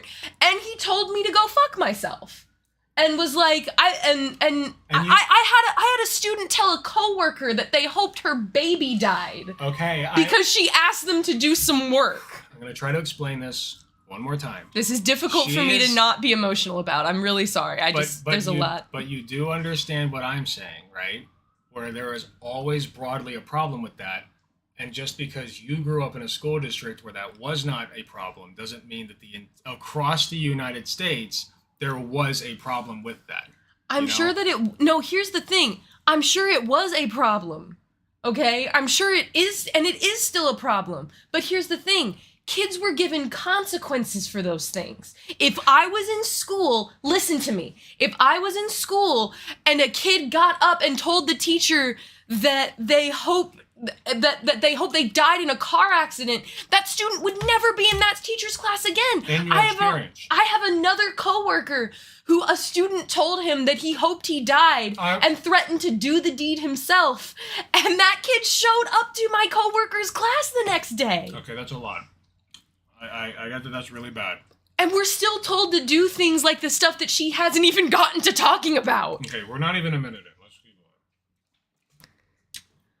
2023, if you were to go to other countries, other cultures, maybe even different sub-regions of countries, you will find that some way, somehow, they've retained a lot of those values. But there are other pockets and other regions that kind of look like a zoo. I don't know how to say what it looks like. It just looks like chaos and complete mayhem. And strangely enough, those out of control schools are the very ones that gravitate toward these kind of new age discipline philosophies. Now, before I get further into the video, I kind of want to talk more about them specifically, like PBIS and BIST, B-I-S-T is another one that was actually really popular in my region, but I haven't seen it as popular nationally. But I want to talk about them more in case a few of you have no idea what I'm talking about. And I'm going to overgeneralize here. So if you have a school that is using PBIS and it works amazing, please let me know in the comments. But basically, in general, a lot of these programs have completely gotten rid of like any negative consequences. So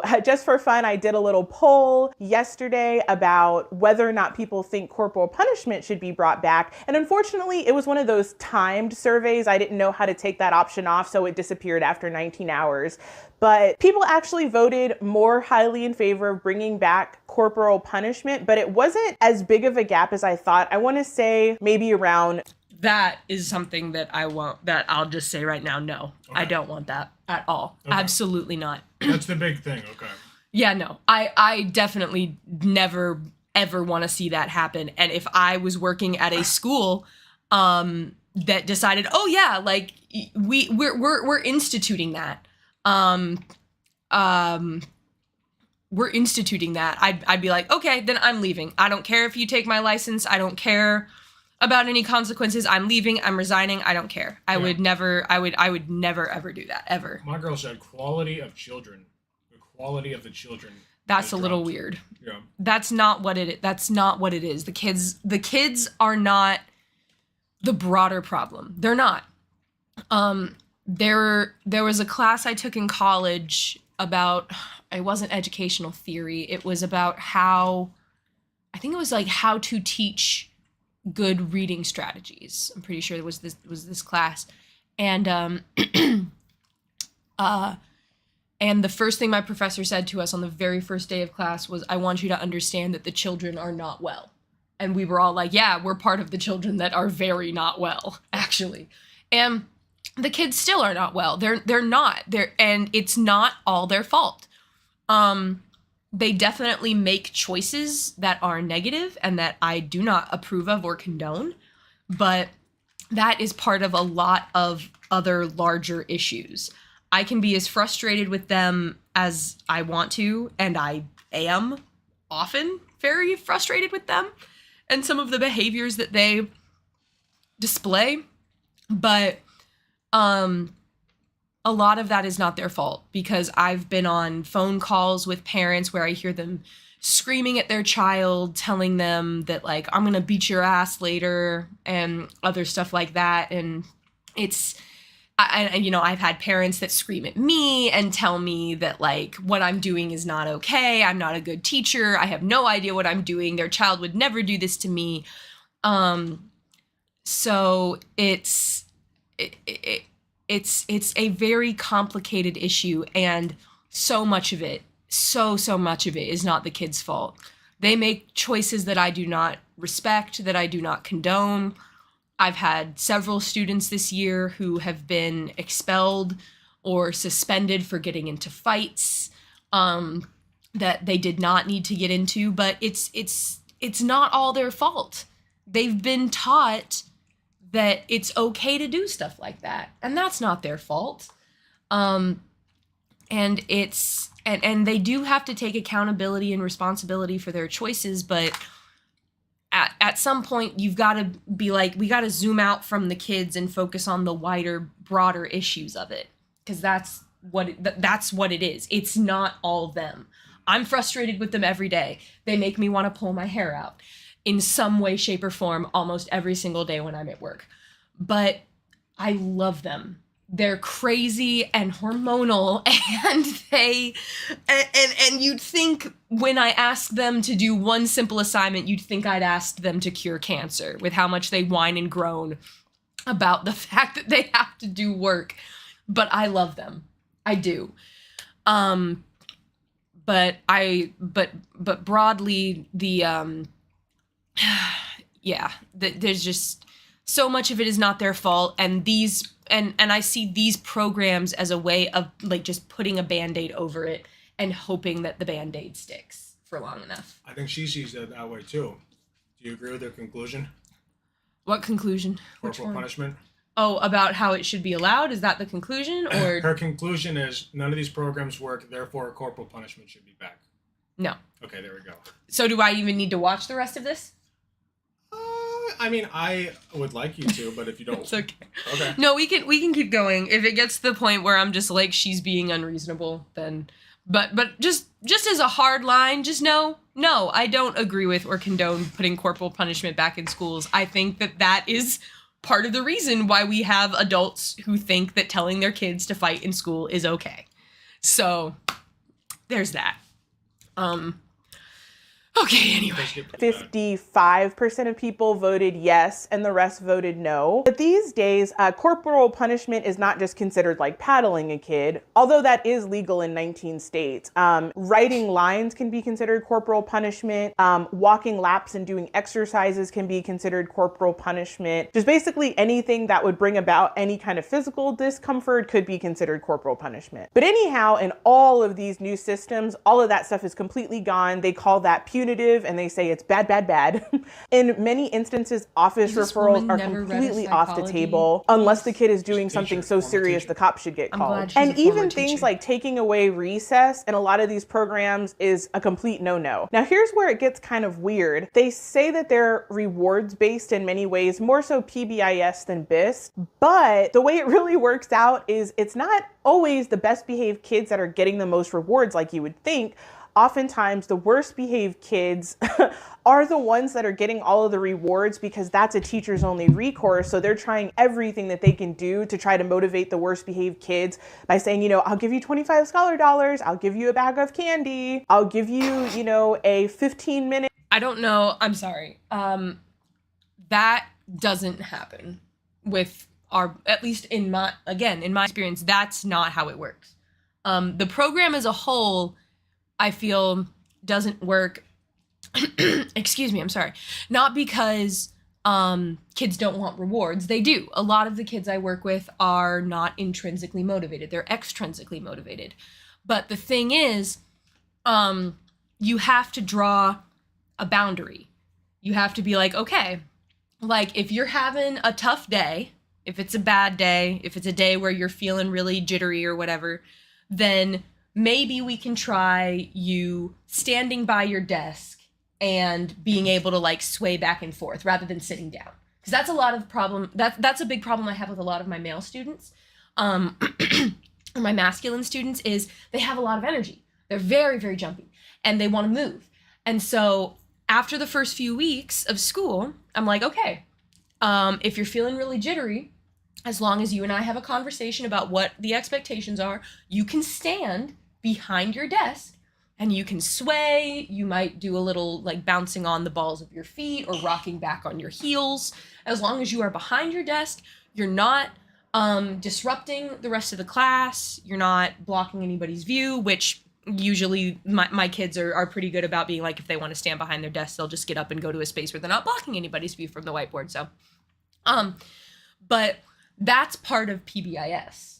Like that is a positive behavioral intervention and support that causes negative behavior to stop.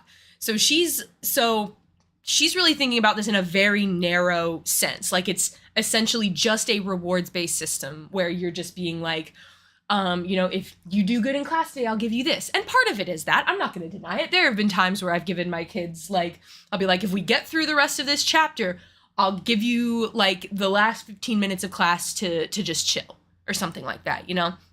It's it's not meant to be that. It's building in practices and interventions into the classroom itself that promote positive behavior.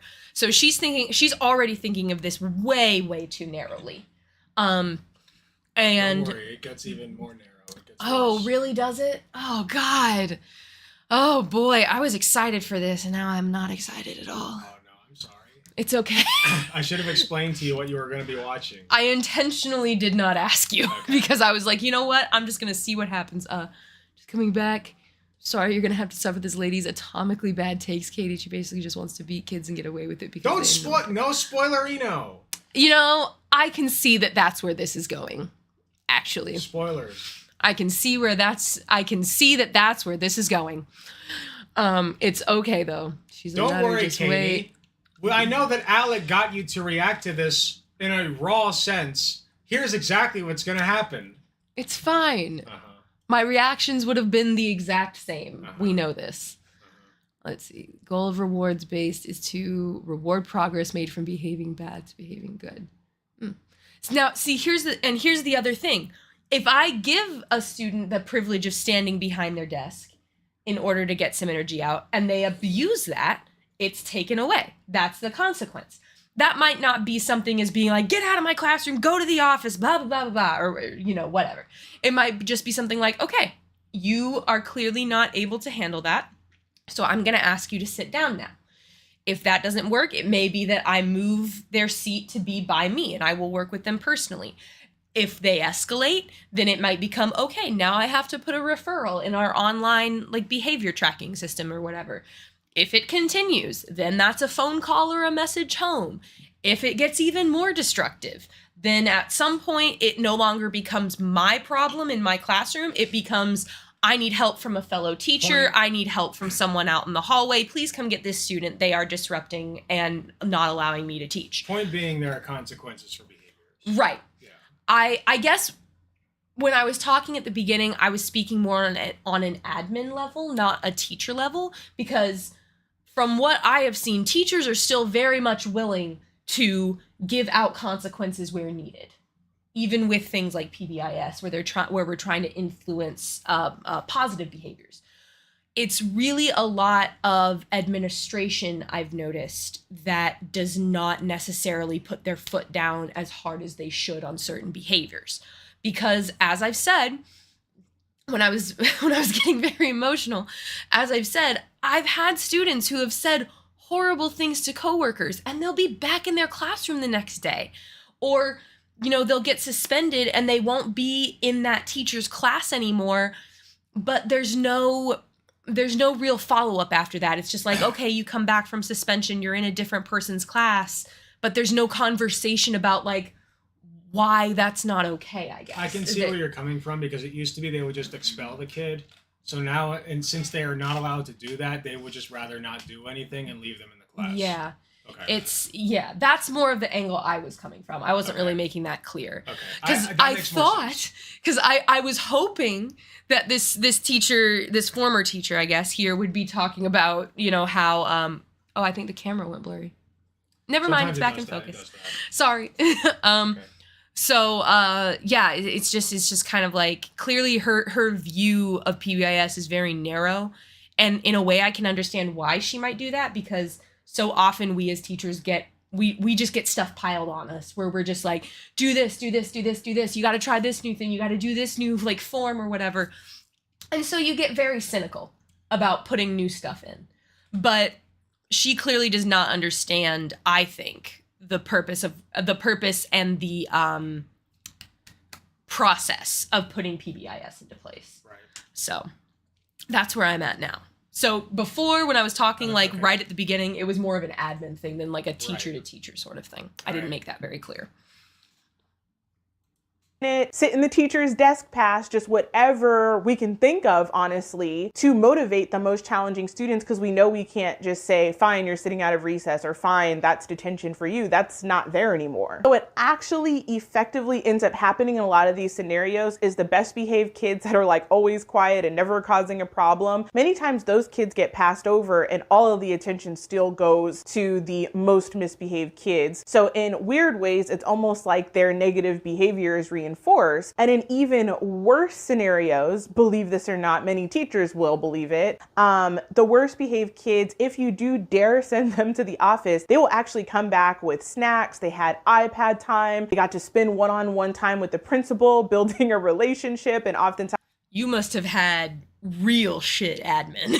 You must have had the worst admin, because admin, that's no. You just must have had a really bad admin team, hun. Oh, and I'm very sorry that you did. I really am, but no. If your principal is doing that, I can guarantee you that there's a high turnover rate and that teachers are leaving left and right because they don't want to deal with that BS. I can almost guarantee it. Times talking about how horrible the teacher is. And again, weirdly enough, a lot of these systems aren't even being used the way they're supposed to be. They're just kind of getting used in crisis mode and bribe the kid mode. And even more so, the worst behaved students actually get rewarded. So even if you totally 100,000,000% disagree with corporal punishment, I want you to imagine how different classrooms would be if we brought it back tomorrow. And even if you took paddling off the table, let's say you mouth off to the teacher and you've got to do 20 push-ups, or you say, I'm not ever doing this assignment again, and you have to write lines over it. Or somebody came up with an amazing example in the comments of the survey yesterday. They said, why not bring back community service? Oh, you want to act up in the classroom? You get to scrub toilets with Dawn dish soap, of course. You know, we don't want any bad chemical. Oh my God, please stop.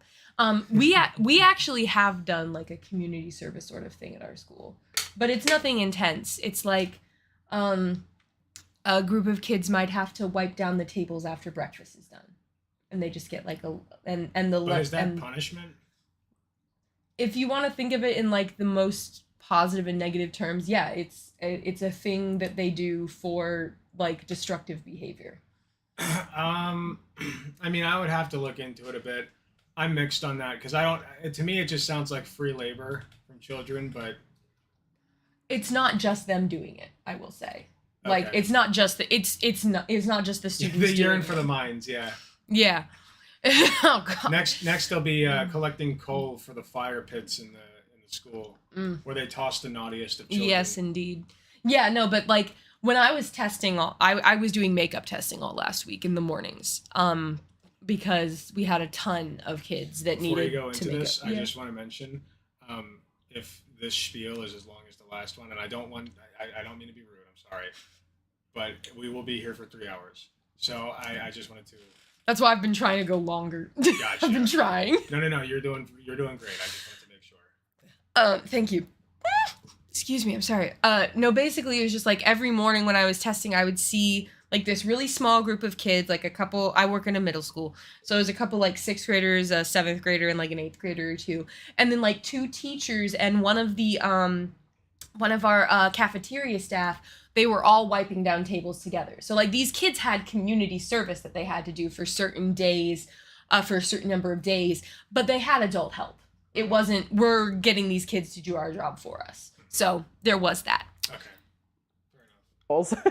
But you get to scrub toilets and help beautify your school. Now I know some of you, like your eyes are rolling so hard you've nearly been blinded, but a lot of you guys are cheering right now like, yes, bring it back. Because we know, whether you agree with it or not, at a deep internal level that it would work. And that's the problem with all of these kind of ivory tower, loosey-goosey discipline things. They sound amazing maybe to some academics that haven't even had to substitute teach a real public, K through 12 school, like maybe ever, but at least not in the last 30 years. These philosophies sound so good to them, but they are removed from the actual day-to-day realities of what teachers are going through and what a joke these modern systems have become. I think the thing that people have forgotten, and this might be a controversial point to some of you, but a lot of times kids, if undisciplined, untrained, untaught, unparented, they actually turn out to be tiny little monster people. The worst of humanity that is inside all of us, if not somehow disciplined away through love and care and support and concern and... What? Wait a minute. Wait a minute. So, wait. It's like she's talking like these kids can never be turned around. Like if you fuck up as a parent in any way, shape, or form, your child's just gonna be like the next. It's over. Try again in the next life. Yeah, like girl, and it's like, have you never heard the phrase "it takes a village to raise a child"? Like, parents have a big impact on their kids, obviously. Whether they are there for their children or absent from their lives, big impact either way. But like, there's more in a kid's life than just parents that actually like do the parenting bit. Like, I have no problem with saying that like each of the teachers that I had in school from the time I was in preschool, which I don't remember that well, all the way up to 12th grade, all of those people had a small sliver in the job that was raising me. Because I wouldn't have the profession I have if it wasn't for my mother, who's a teacher, for my junior year English teacher, or for my senior year English teacher, or for my, what is one of my elementary, my 4th grade math teacher, actually, who was one of the first people to tell me I was a good writer, surprisingly. She was great. Mrs. Sanders, I love you. You're awesome. But like that, like, it's not, like, the parent should play the largest job in raising their child. They had the child. But that's not always the case. And so, like, the teacher plays a role in that. The parent and or guardian plays an even larger role in that. But you seem to be under the impression that it's all the parent, which is not the case. A very large part, the majority, is the parent, because they have the majority of the time, excuse me. But, it's not just them, because there are stories that exist, and I won't be able to cite anything very well. I'm sorry. But like, there are stories of teachers who have become like second parents to their students, because of, the rapport and the relationship they managed to build. And that's fine. That happens. I will say that's not really the rule. I would say that a lot of those stories we hear are very much exceptions, which is not a bad thing. That's just how I see it. So, but she seems to just be under the impression that the parents are wholly responsible for their children, which is true and also not true. That if the parents fuck up in any way, shape, or form, the child is just going to give in to their worst impulses and become, I don't know, the next Antichrist from how she's talking. And I think it's really demeaning of her to assume that children, even as children, cannot choose to make a positive change in their own lives. I think that's insulting to children as a age group. Even more so, I would say, to the age group I teach, because I mean, I have kids who have raised their siblings, which is not okay necessarily. That's a whole other issue. Like I said, this is complicated. People like this don't want children to have agency is the problem. They don't. Right. They just want to control them and live vicariously through them. Right. Yeah. That's it.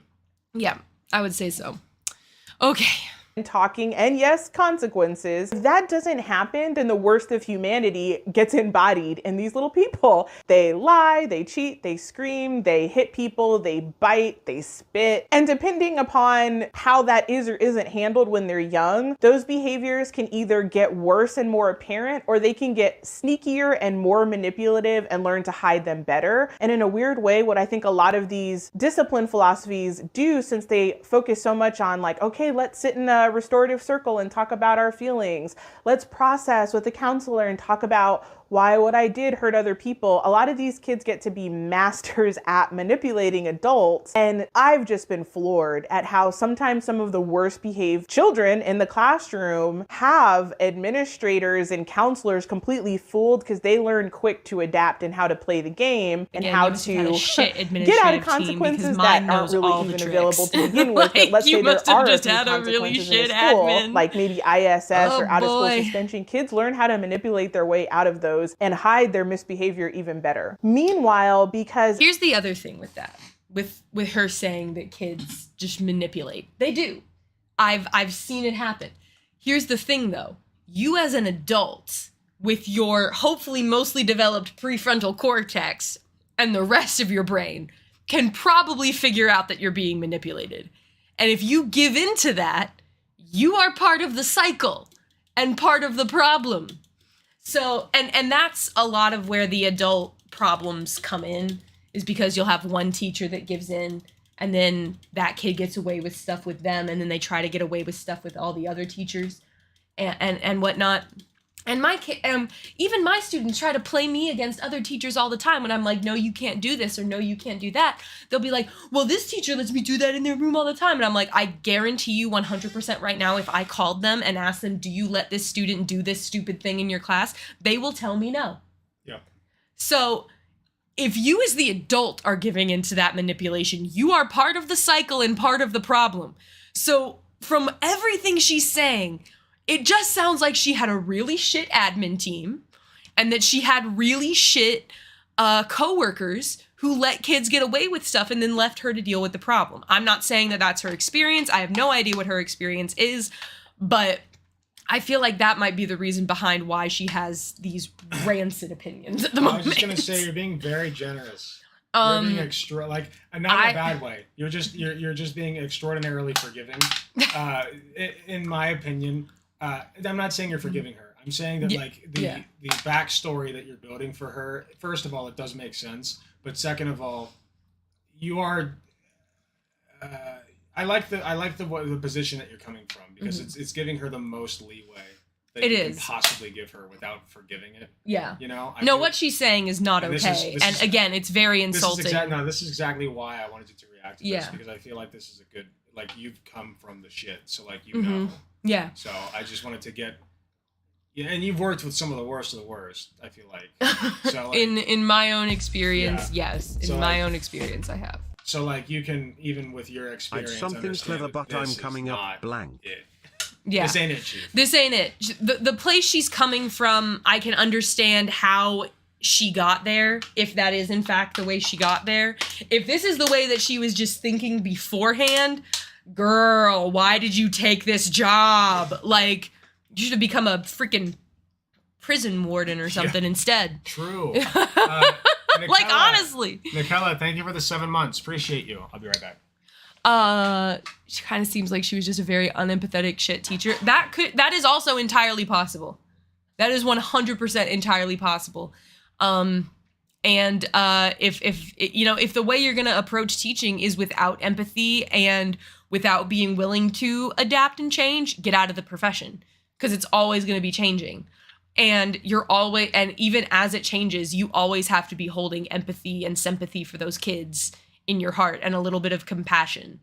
Like, you have to have that. You can't not be a teacher without that, because then if you have none of that, the kids will hate you. Your coworkers, when you try to like vent to them about the kids hating you, will be like, what are you doing? And you'll tell them and they'll be like, wow, that doesn't sound very supportive of you. And then they're not going to agree with you either.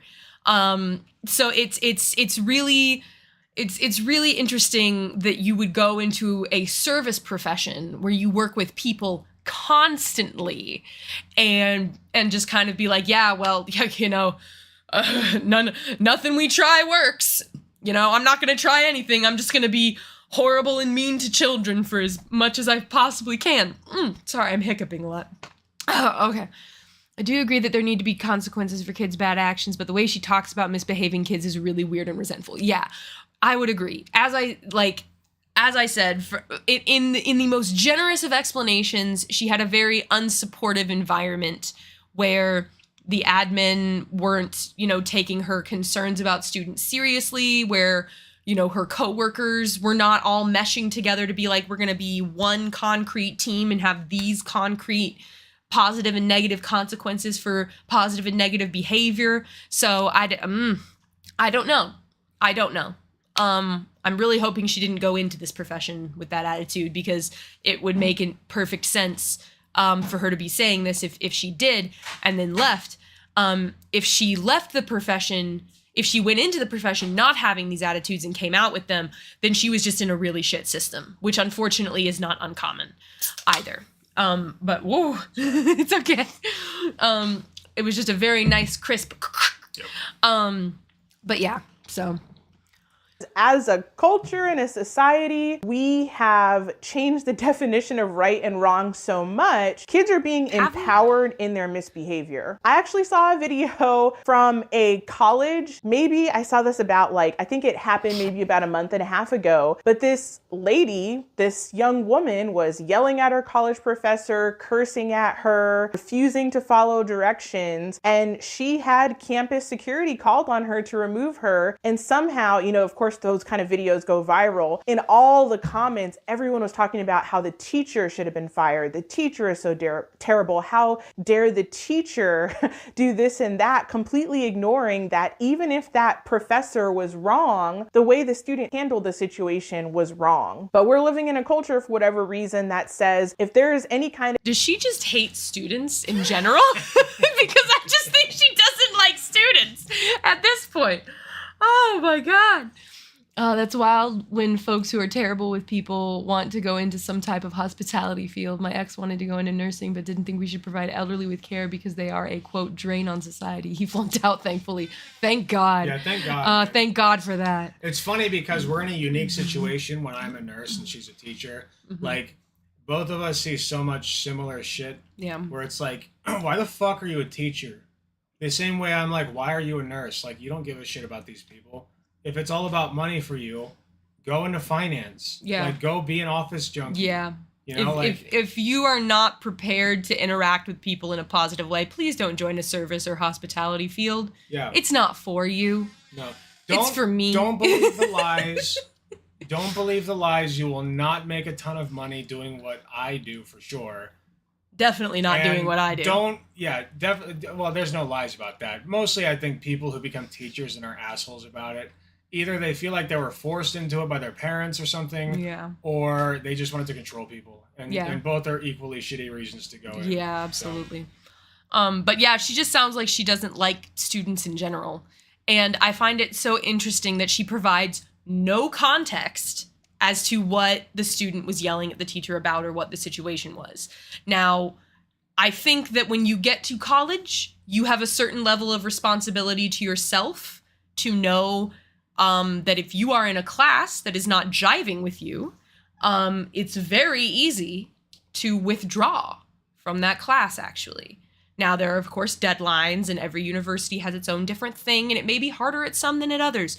But you as a student, in a college setting anyway, should have enough knowledge of yourself at that point not all the knowledge about yourself, but at least enough knowledge about yourself to know you're in a situation that's going to emotionally trigger you into a more volatile reaction than you would normally have. You need to remove yourself from that situation.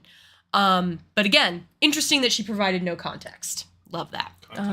Context? What context? Some people want to go into care work because they want power over other people who literally can't object. They see these people as easy to control. Yep. Of injustice. You can riot, loot, burn, hurt people, just do whatever you want in the name of like, this thing shouldn't have happened. So now I'm going to do 50 things that shouldn't happen. And my 50 things are canceled out because this one wrong thing really did happen. And that is the mentality that our young people are being brainwashed with. And unfortunately, they are not getting a lot of really great adult examples, even with the so-called Karen phenomena of like all these viral videos of people just chewing out customer service workers, airline workers, any public servant whatsoever. It's always that, oh, this one little thing happened that was wrong, so I completely went ballistic and lost my mind, and now I'm a hero. And I am really afraid that we are actually reinforcing that in school, because a lot of times the conversation goes even with the teacher. If a kid loses their mind in class and goes crazy, they come back to the teacher and essentially say, well, what did you do to make that kid so upset? What could you have done to prevent that kid from becoming so upset? What can you do in the future so that the kid won't be so upset? And again, this is an example of shitty admin. Now, a good admin would be like, clearly you and this student had a disagreement. And they will ask you in some extreme cases, what led up to it? What did you do? What did the student do? And this is to get a better understanding of what set both of you off. Because that's the thing with being a teacher is like, I can remain cool, calm, and collected through most situations. It takes a lot to push me to my breaking point. Now that is because the last 2 jobs that I had put me through the, hey girl, put me through the, I think I put them on the table. Okay. Either that or next to the shoebox underneath. Stole my Check the shoebox, like next to the shoebox underneath the TV stand.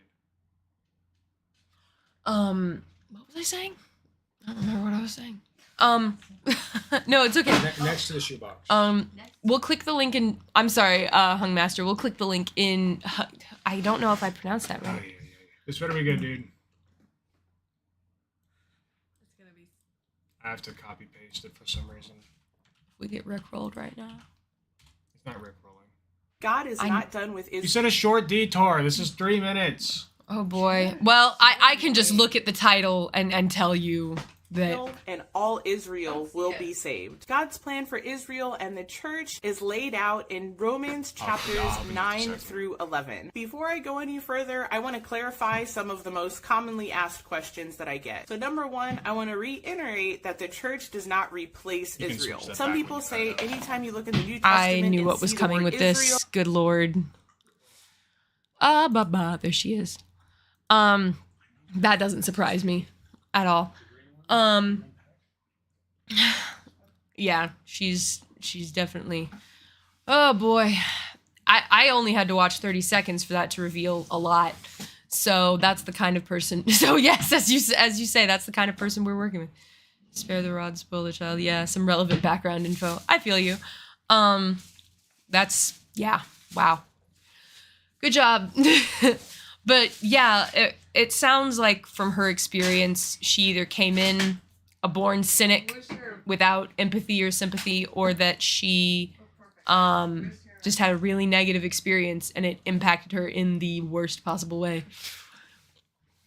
Meanwhile, the kid is sitting there feeling justified and awesome and really happy with themselves about how they won another one. And they can even convince themselves that they are like true freedom fighters fighting all their teachers. There's also a huge sense of entitlement getting bred, I think, in this generation, and schools are feeding into it because in a lot of these, professional developments we have about all these random different systems, it's all about, well, give the kid a choice. Don't tell the kid no. Find 3 yeses before you ever have to resort short to a no. Did they not like what you're doing? Well, why not? Why wasn't it more fun and engaging and entertaining? And so again, all of the responsibility is being put on the teachers to create this like mega fun, enriching environment where everybody is doing things that they think are so incredibly interesting and awesome. Yet meanwhile, they're like piling on these super rigorous state standards and loads of super challenging standardized tests and saying, oh, by the way, make sure the kids can do all of these things while having an outrageously fun time at the same time. Oh, and having a really well-controlled, well-managed classroom. Good luck. Now, here's the thing with that. So what she's saying I've experienced, where I have had professional development people come in and be like, you have to make learning fun. And I think you have to, partially as a teacher, you have to be like, you have to make this fun for yourself because you are the one teaching it. So you have to find a way to make it entertaining for you. And if you can do that, and you can look like you're having a good time trying to teach it, some of that kind of rubs off on the kids. Not all of it, and it's not perfect, and it does not always work, because there will always be things in education that students find boring. In every single subject, it does not matter. But I don't think that it's unreasonable, knowing what we know about the way students' brains work and how the human brain develops, I don't think it's unreasonable to ask teachers to diversify their learning. I don't think it is. I think she seems to be under the impression that every time something in education is changed, it's a personal attack on her and how she wants to do things. You're on the right track. Yeah. So there's nothing wrong with asking a teacher to diversify their learning. But I also don't think it's bad to find a way to make the teaching fun for the kids. She's hardcore projecting. I mean, like I said, I don't think there's anything wrong with asking teachers to diversify how they teach subjects. I think with the advent of new technology, and especially with what we had to deal with during virtual learning and quarantine and the pandemic, children? She jumped up real fucking high for that one. Yeah. Oh, Lord. Don't try to eat any of those, Wenry. But I don't think it's unreasonable to ask teachers to be like, hey, we know that this actually helps students at this age learn better because of scientific stuff going on in their brains. And then be like, can you try to teach like that a little bit? Can you maybe like change something up just like a tiny smidgen to like reflect that? That's not unreasonable. We know more about how the human brain works now. We know more about how the human brain learns and processes and stores information now. There's a lot more we're trying to work out, obviously. Otherwise, education would be a stable field. It's not. So until we've unlocked literally every secret of how the human brain works, education is going to be an ever-changing field.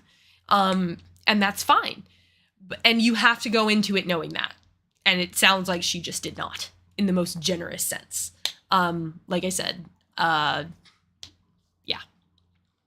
And so you can see again why teachers are just quitting in droves. Another problem with like these kind of programs like PBIS and BIST is that the entire premise that they're built on is that the only reason a kid ever misbehaves is that they don't understand the expectation or they lack the skill to follow through with the expectation. And could that be true sometimes? Of course. But more likely than not, my kids could have written a 5-paragraph essay on each and every rule and why we have it and what happens when people don't follow it. But at the end of the day, if there are no punishments at all for not following the expectations, students to do that, it's no wonder that they hate you and don't want to be in your class. And then when they're rewarded by bad behavior, you're actually reinforcing the behaviors that you don't want to see. Another huge problem I see, not only in schools with a lot of modern parenting, is that kids are starting to really lack having a correlation between their choices and their behavior and actual consequences. And really, that's at the heart of the reason for any kind of punishment or discipline. Wow, she had a shit school. She just had a really shit school that she was at in the most generous story of her life. She was just at a really shit school because, wow, like what she said with like about the entitlement and everything, like you realize schools in a lot of cases actively combat that entitlement, right? Because I have students come to me like, what can I do to raise my grade? Can I get any bonus? Because I have an F or a D right now and I don't want it. And I'm like, did you do the work? No. Then there's nothing I can do for you. That's their entitlement, and that's me setting that boundary of, no, you're not going to get what you want because you give me a sad little face. You didn't do your work, so you will get the grade you get. Now, that's me combating that entitlement. There's only so much I can do to combat that entitlement. Again, parents have the majority of responsibility to their children. So if the kid goes home and gets whatever they want at home, and they bring that energy into my classroom, they're not going to get what they want in my classroom. Not unless they put forth the effort to get what they want. Whether it be a grade or a reward or whatever. But at the same time, if I have to fight through their entitled attitude every time I tell them no, then that's a whole other separate issue that I don't have a ton of control over, because guess what? I don't go home with that kid. My job ends at 2:30. I come back here. I sit up in my room and I play games on my Switch, and I don't care about what those kids are doing until I have to wake up at 5:45 the next morning, get a shower, and go get ready and get to my building by 7 o'clock. Like, my job ends at that time. And then it is the parent's job or the guardian's job or whomever. And again, she's generalizing these really, really complex issues. She's just generalizing these really complex issues. Or whatever you want to call it, if the idea goes that if when a child is small and they get consequences and they associate bad choices with some kind of pain, that will eventually internalize that understanding, and they won't do big things wrong in the future that lands them in big trouble, like being in jail, for example. Of course, some people never learn this, but that's another video altogether. Another huge emphasis of a lot of these programs is the fact that students should never feel embarrassed, never feel any sort of shame about any kind of behavior, never be singled out publicly, and never really kind of be scolded or reprimanded. I remember in the program BIST that I had in multiple different schools and districts, our main catchphrase when we talked to a kid was to constantly remind them over and over again, I'm not mad and you're not in trouble. I'm not mad, you're not in trouble. I'm not mad, you're not in trouble. And I mean, like, literally, we were told this over and over again. Make sure the kids know that you are not mad and they are not in trouble. And so, like, what is that really teaching kids? Where like, were a kid you? cusses me out and throws their lunch tray across the room. I feel like she's her primary thing is she had to not be mad. Like, she was trained to not be mad at the kids because you're not supposed to be mad. By whom? I've literally, like, not even in college where, no. Well, I mean, sure. I was never something told about emotional control or something. Well, yeah, obviously, but it was never a thing of like, you have to, it was never a thing of you have to keep all your emotions right here and then one day you'll die. It was never that. It was like, you're gonna get pissed at kids. You need to do your best to keep control of yourself, but you are human. Things will happen. And she took that as don't be mad. Don't be mad at all, which is ridiculous. And I'm supposed to say, I'm not mad. You're just awesome. No, that is so not real life. A student is allowed to say or do whatever they want to me, essentially. And I'm supposed to say, you're not in trouble. I bet you just really didn't understand the impact that your actions would have on me. Let me sit down, explain it to you, and let's have a conversation about it. And how well do you think that went over? The kind of kids that will cuss and throw and flip out, there's not a whole lot of reasoning that's going to stop that behavior. That's my unpopular opinion. Now, to me, that is not to say that you should not try to do everything before getting to the more serious consequences. I still think we should talk to kids and explain things, but I think that there's got to be teeth that go along with that whole system, or else again, it becomes a joke. Now, I've got to pause because I know that there's just a few mama bears out there that are just kind of imagining the worst scenario they've ever seen or heard of in a classroom and thinking that I'm just advocating imagining for what that. you're telling me, honey. I'm absolutely not. I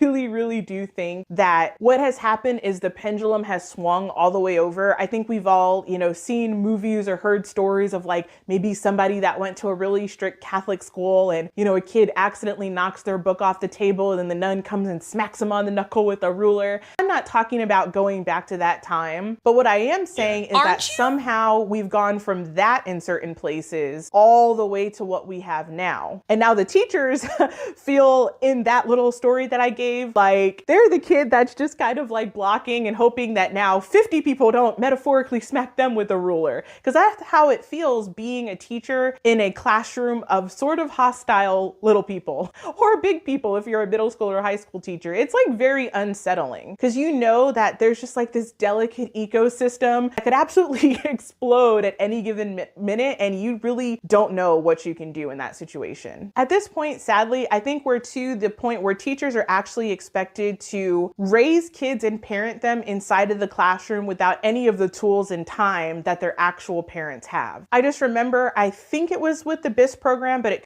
she keeps talking about these larger issues that are systemic very generally. And I find it weird because I feel like if you're a teacher, you should be very aware of those systemic issues. Because yes, teachers are asked, as unspokenly asked as part of the profession, to parent their students. Like that's just an unspoken expectation. You are going to be something of a parent. You are not the primary parent though. I think that years ago, or sorry, not even years ago, I think the narrative around teaching that's been created through like inspirational stories of like the worst student ever who got turned around by this one teacher in his life have created a lot of that false narrative that you are supposed to be able to change any student's life at the drop of a hat, and that's not gonna happen. You are a human person. You are one human person, and you can have a big impact on a student's life. There is no denying it. Those stories would not exist if that was not the case. So this is a common tactic that is used by conservatives. Oh, what? That she's using. Oh, okay. She is, well, it's, no, you're spot on. I'm just putting in my 2 cents. Mm-hmm. So what she's doing is she's taking a broader issue that most people know about, and she's giving a very simple but incorrect solution. Okay. So there's a nugget of truth. So take, for instance, homeless people. Mm-hmm. All right? We all know there's homeless people, and we all know there's a problem with it. So what's the leftist solution? House them, right? Mm-hmm. Obviously. Right. What's the conservative solution? Toss them in prison or kill them, right? That's the conservative solution. And so they take these problems, and another example I was going to say, I forget. I can't remember right now. But what she's doing, though, is we have issues with teachers, right? Mm-hmm. There's a bunch of shit she pointed out. But, like, just for instance, children are misbehaved. What do? You can either fix their circumstances at home with systemic changes or beat them half to death. And so she's going with the latter option because it's simpler, it makes sense to these conservative brain-rotted fucks, and that's what's helping her push her agenda. Right.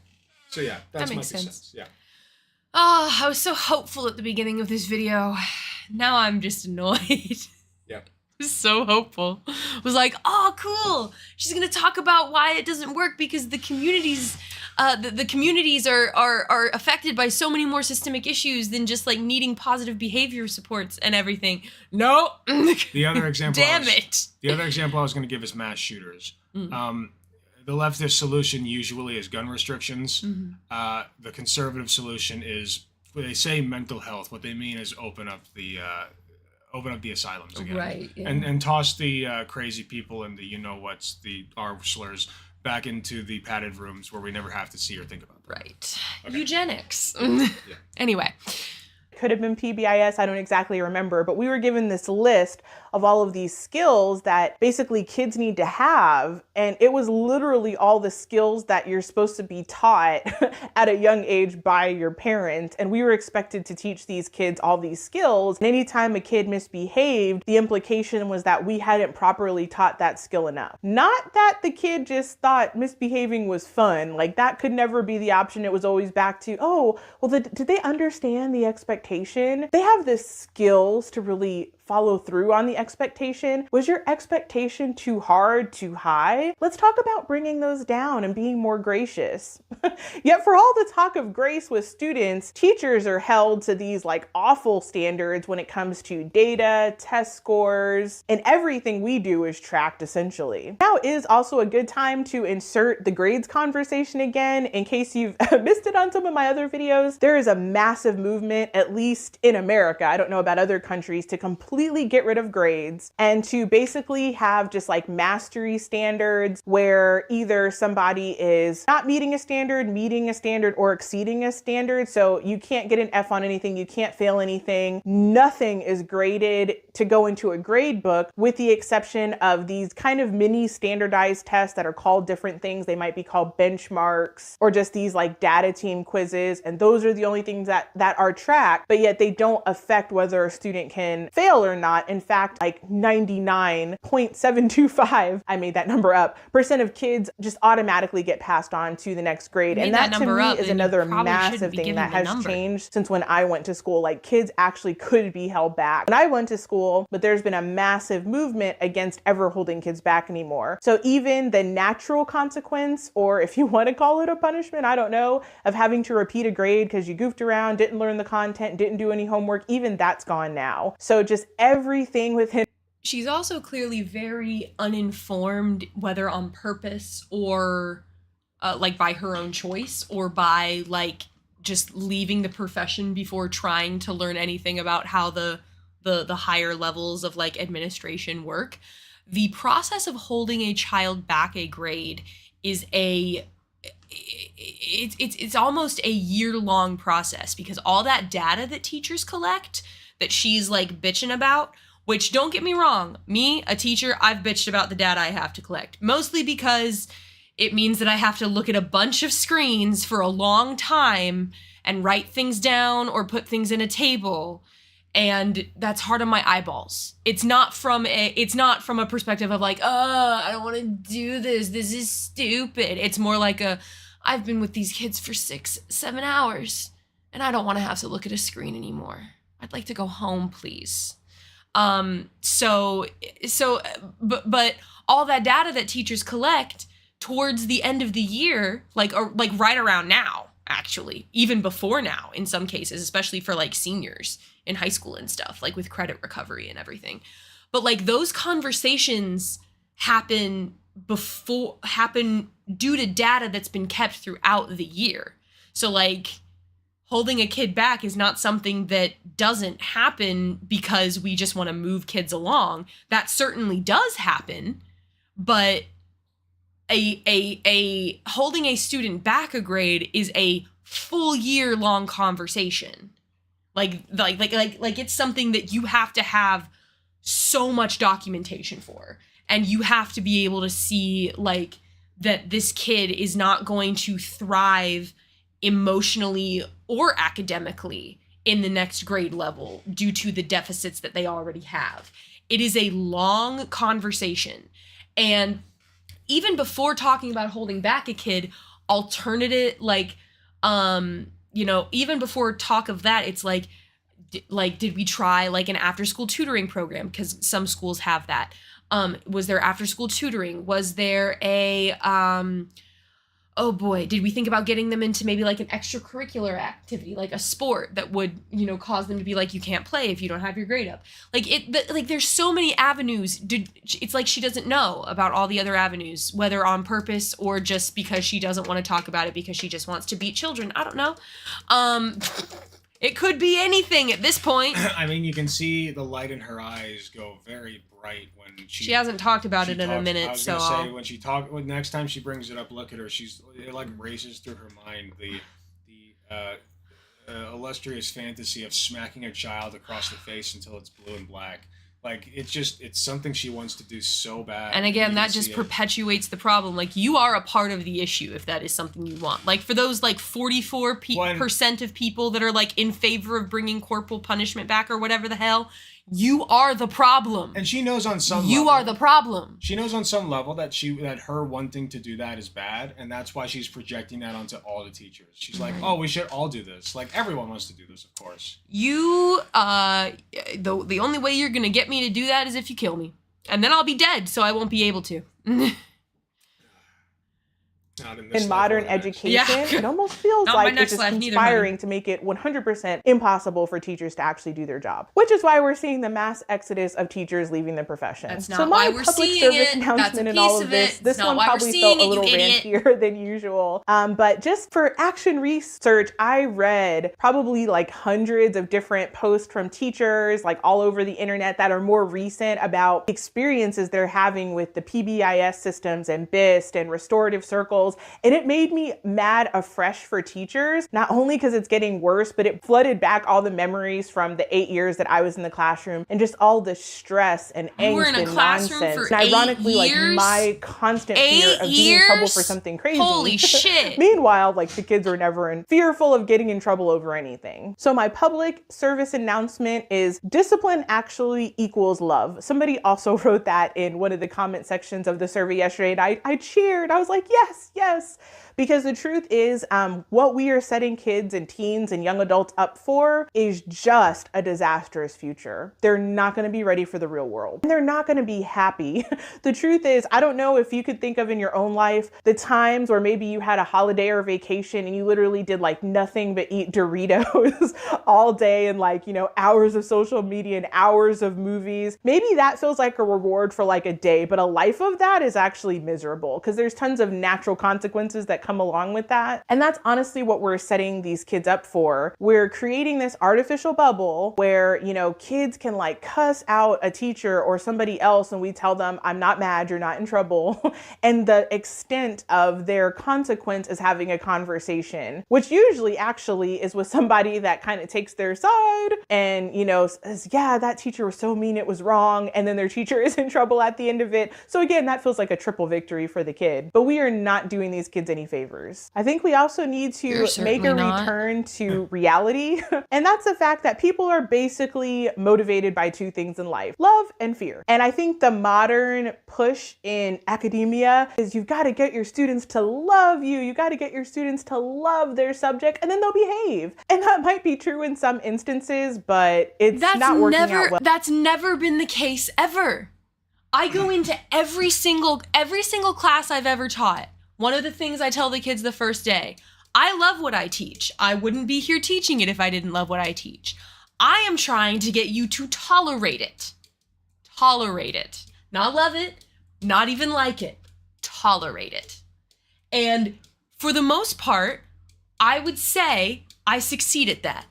I have had kids who have come up to me at the end of the year and been like, you know what, I'm not gonna read as much as I've seen you read. Like I had kids one year who told me like, I had kids who would be like, so you read a lot of books, right? And I'd be like, yeah. And I'm like holding a giant book in my hands and they're like, how long is that one? I'm like, it's like 850 pages. When did you start reading it? Yesterday. How far are you now? 250 pages or something like that. And you know, they'll tell me at the end of the year, I don't ever think I'll read like you. I don't think I'll ever like reading like you do, but reading's okay to me now. I feel like I'm better at it. Or I feel like it's not as awful. And that's all I want. That's all I want. I have very realistic expectations. I teach a subject that's very difficult and very broad. English is probably the hardest subject to teach. I will not take that back. I don't care if you teach like freaking calculus or whatever. I don't care if you teach college classes. Teaching English is the hardest subject to teach because everything is subjective. Everything is subjective. And you have to teach students how to talk about things that are subjective in an objective way. And it's hard. And it's the hardest subject to teach. It just is. So So my goal is not to get my students to love my subject. If they come out of it with that, great. I will cry tears of joy. But if you come out of my class and you're kind of like, yeah, I still hate reading. I still hate having to analyze stuff all the time. Oh, thank you to this new follower. I missed their name. Dang it. It's okay. Dang. So if my student walks out of the class like, yeah, I still don't like reading, but you know, the conversation we had about that short story in class today was kind of chill and I got to express my opinion and that was cool. And I think I'll come back and do that same thing again tomorrow. Awesome. I've succeeded. I've done my job. We can, that's great. I will throw a party. Okay. But like, it's this, she's got this weird combination of like, she came into this freaking, oh, there they are. Hello, Requisite? I'm sorry. I'm terrible at pronouncing names. Most kids come into my class having learned to hate reading because they grew up with dyslexia. Yes, she hasn't even talked about all the issues that, like dyslexia and dyscalculia that exist. Like, do you realize that these kids are so, like part of the reason why they freak out so bad is because either they've been told they're stupid, they have an undiagnosed neurodivergency of some kind that they've never had treated, or God only knows what oh my God, she's missed. The point was here, and she's like, it's like the point's here. I'm trying to hold my hand so we can see it. The point's here, and she's like circling it for a bit. We're like circling the point, and then all of a sudden some sort of weird pull of gravity happens, and she goes from doing this to being like, boom, off into the fucking like stratosphere or whatever, gone. She did the white nationalist symbol. Clip it. What? She did the white nationalist symbol. Clip it. What? You didn't know that? No. It's literally not even it's not a big deal.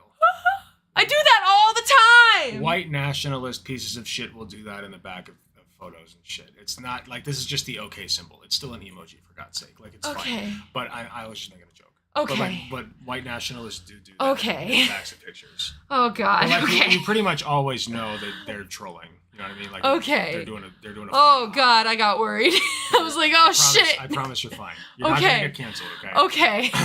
One thing I do There's want to say. There's nothing to cancel anyway. I'm fairly certain that she's either making this shit up or at least some of it. Yeah. Or she's just a paranoid freak, and she should not like literally like teachers talking behind your back. Give me a fucking break.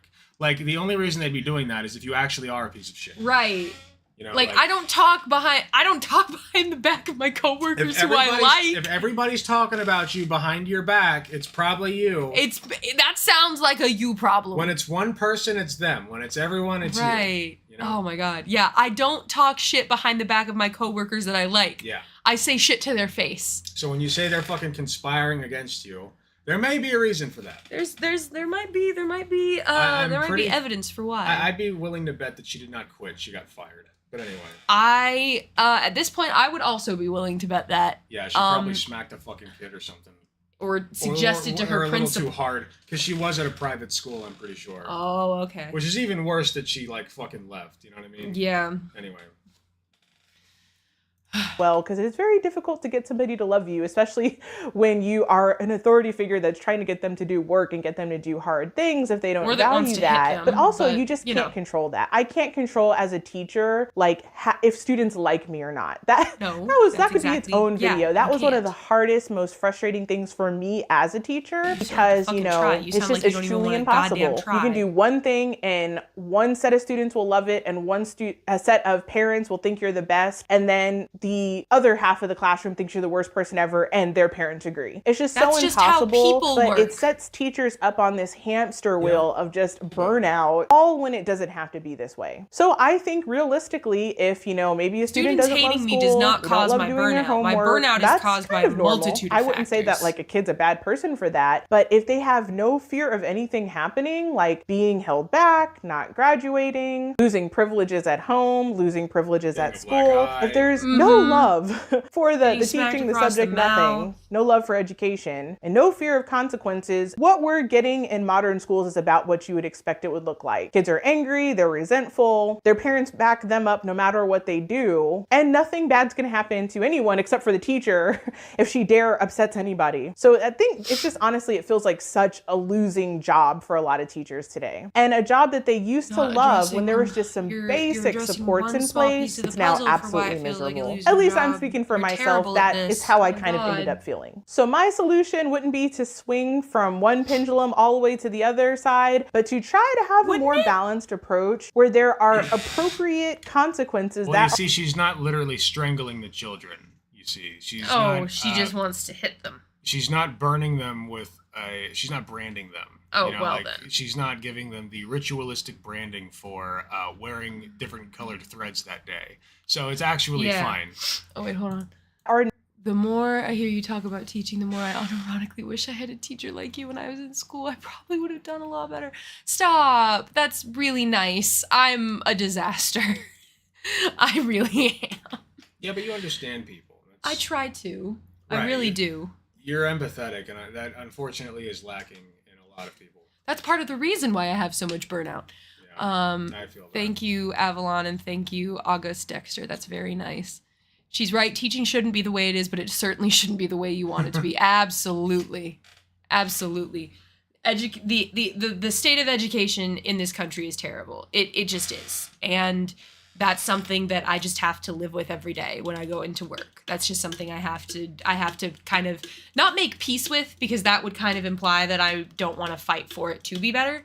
But at some points, I have to realize that as a professional, I am doing my best. I am going to continue to do my best. I'm going to do what's best for my students. And I will participate in movements that will hopefully create change. And I'll do what I can to create that change. But I'm one person. And there's only so much I can do. And that's really the part that I have to make peace with, is that, you know, I just have to understand that as much as I want to fix everything, and as much as I want to make the absolute best experience for these kids while they are in my care, as much as I want that, I am only one human person, and I cannot do everything. That's the part that I have to make peace with, and that I have to understand. I do not have to make peace with the system that I am a part of. I can change that. I can help to change that system, but I'm still just one person. You're playing with the cards that you're dealt. Yes, absolutely. And that's the best that can be asked of you. Yep, absolutely. That's what every teacher has to make peace with. Every teacher comes into the profession. For those of you that enjoy My Hero Academia, the more I started this metaphor as a joke, but now I see that it is the 100% truth. Every teacher comes into the profession like All Might came into teaching. Being terrible at it, being overly optimistic about how things were going to go, trying 100 different things that you weren't sure were going to work, and just trying to smile your way through it. Every teacher comes into the profession like that. And every teacher inevitably ends up like Shota Aizawa, doing your best, tired as hell, wanting to sleep, needing coffee. That is what it ends up as. But that man still loves his students. Like, every teacher starts off like All Might, overly optimistic, naive, rose-colored glasses on, wants to do the best for their students. Every teacher will inevitably end up like Shota Aizawa, tired, needing sleep, needing coffee, loving their kids the whole way through it. That is how it will go. So, and like I said, the longer I've been in teaching, the more true that metaphor becomes. The more I'm like, oh God, I'm living that. I am living that life. It was a joke. I didn't expect it to happen. It was a joke. But it's 100% true. 100% true.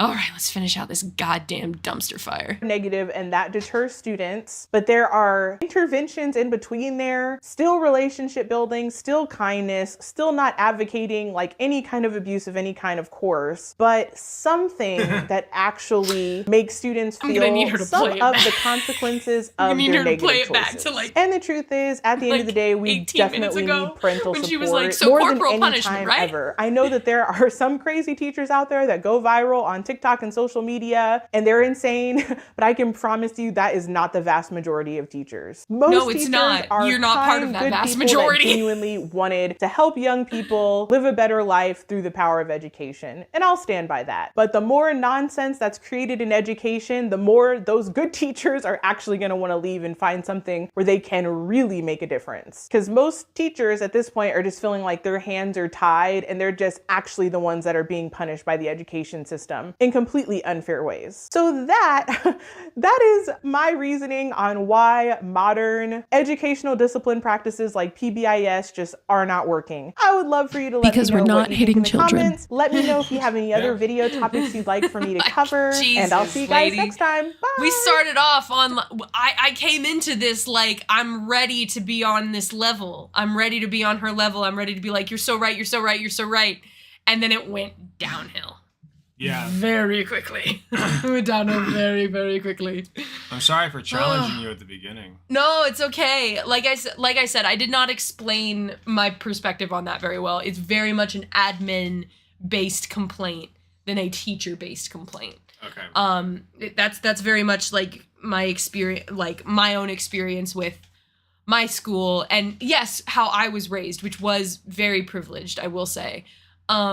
And I'm recognizing that in retrospect to how I was talking about it, because let me tell you, if I had done any of the shit that some of my kids do when they're really pissed off, I'd be dead. None of you would know me. You wouldn't even know where I was buried. It'd be an unmarked grave.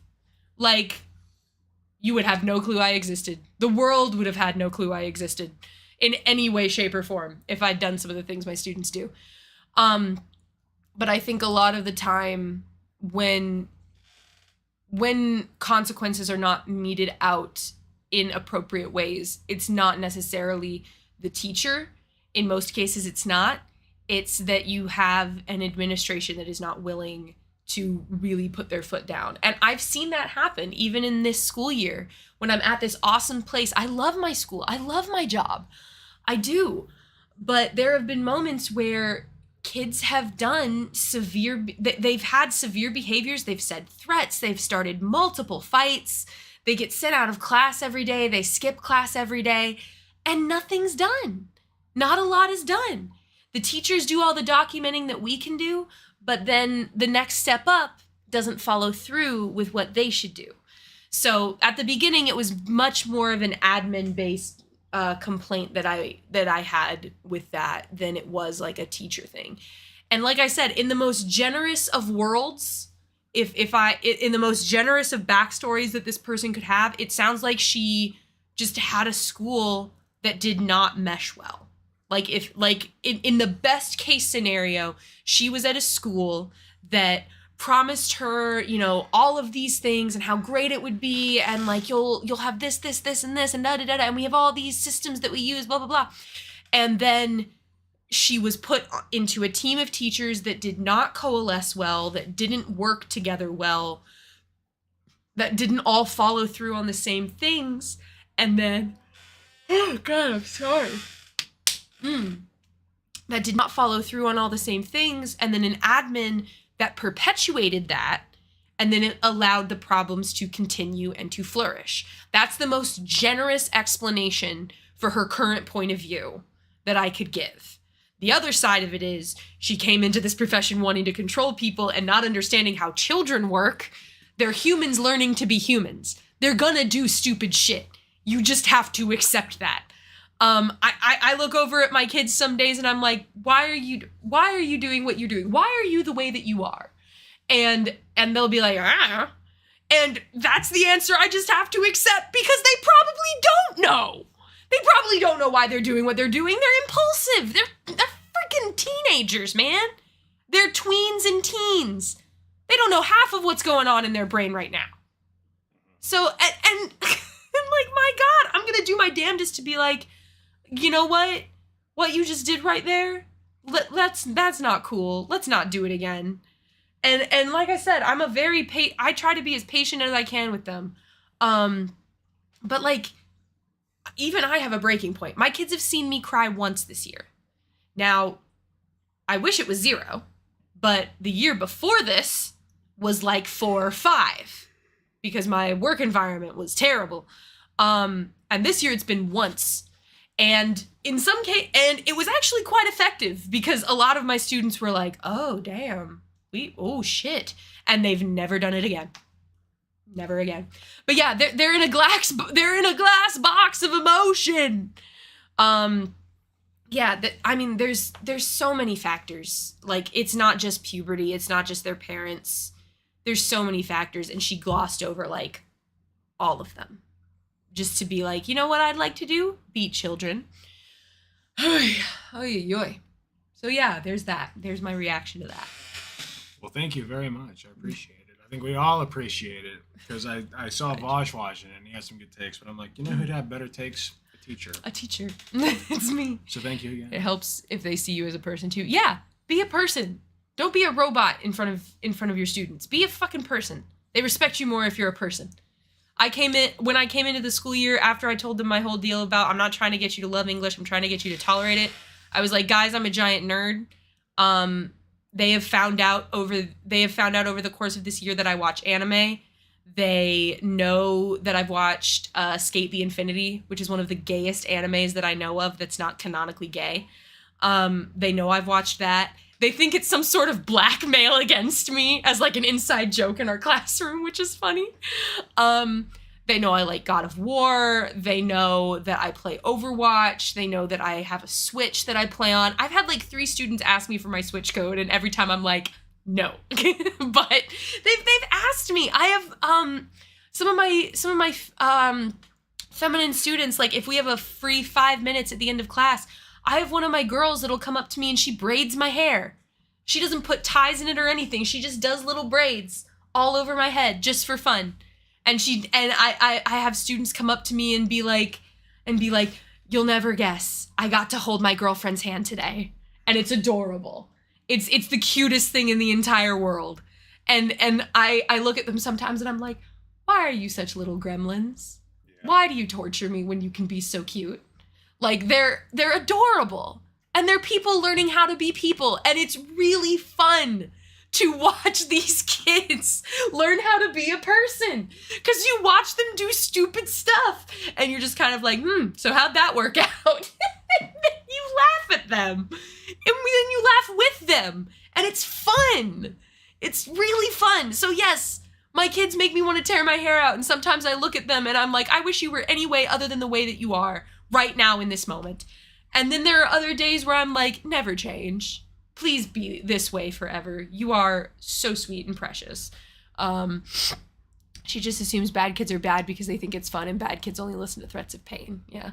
I love my baby gays. Same. I love all the students because I helped run a group, like a gay straight alliance group for a few weeks. When you're done, click this. Oh, okay. I helped run a group in school for like a gay straight alliance group at school for a few weeks, and like I have this group of girls that are all like, yeah, we're all bisexual, and I'm like, nice, same. And so now some of them come up to me and be like, I hate men, but women are scary. Or I hate boys, but girls are scary. And I'm like, yeah, I know. It's really fun. Wow, that really is bisexual. It's really fun. It's the most bisexual thing in the entire world. It's like the pinnacle of bisexuality is being like, I hate men, but women scare me. Yeah. They're so precious and so chaotic. Absolutely. I would put the chaotic neutral alignment on every single student that I have. Like, even the ones that act like they're lawful good, they're chaotic neutral. They are chaotic neutral as hell. I'll go as high as chaotic good with some of them, and then that's it. Anyway, Booby Loving Alliance. Thank you. I have a couple ace kids at my school, and they got so excited when they found out I was too. Yes! Oh my gosh! I actually walked into a bathroom. I walked into one of the bathrooms while testing was happening because I thought I heard some kids being stupid. And on the inside of one of the stalls, it said trans rights, aro ace rights, gay rights, like just in a row with a heart around it. And I was like, I don't condone vandalism, but I do condone all of these sentiments. Nice. So it's very nice. But yeah. Okay, I think I'm done. Okay. Heroic vandalism, yes, indeed. Yes, vandalism of heroes. You can turn on God of War if you want. Yes, let me go get my controller. Okay. Let me go grab my controller. Let's play some... What? Thank you for doing that. Oh, you're welcome. Thank you for letting me do that. I hope that I wasn't mean at the beginning. I didn't mean to call your spiels long. Oh no, no, you're fine. I mean, I've never done that before, so I have no rhythm. Right, I was just like, oh no, she's gonna do this every 30 seconds, and this is gonna be a 3-hour video. We're gonna be here for 3 hours listening to her go. Okay. Yeah,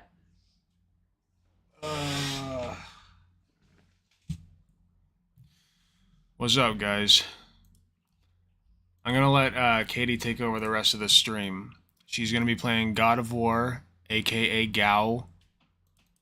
She's gonna be playing Gao, the famous game, Gao. We all love Gao.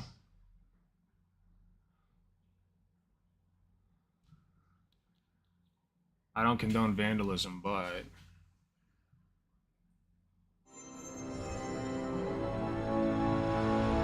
It's a little loud. Okay. So remember, it'll probably try to put the sound through my controller when we plug it in. Ah, it sucks. Well, it's done that the last 2 times. We've done this. I don't remember where we left off, so this will be interesting. I think...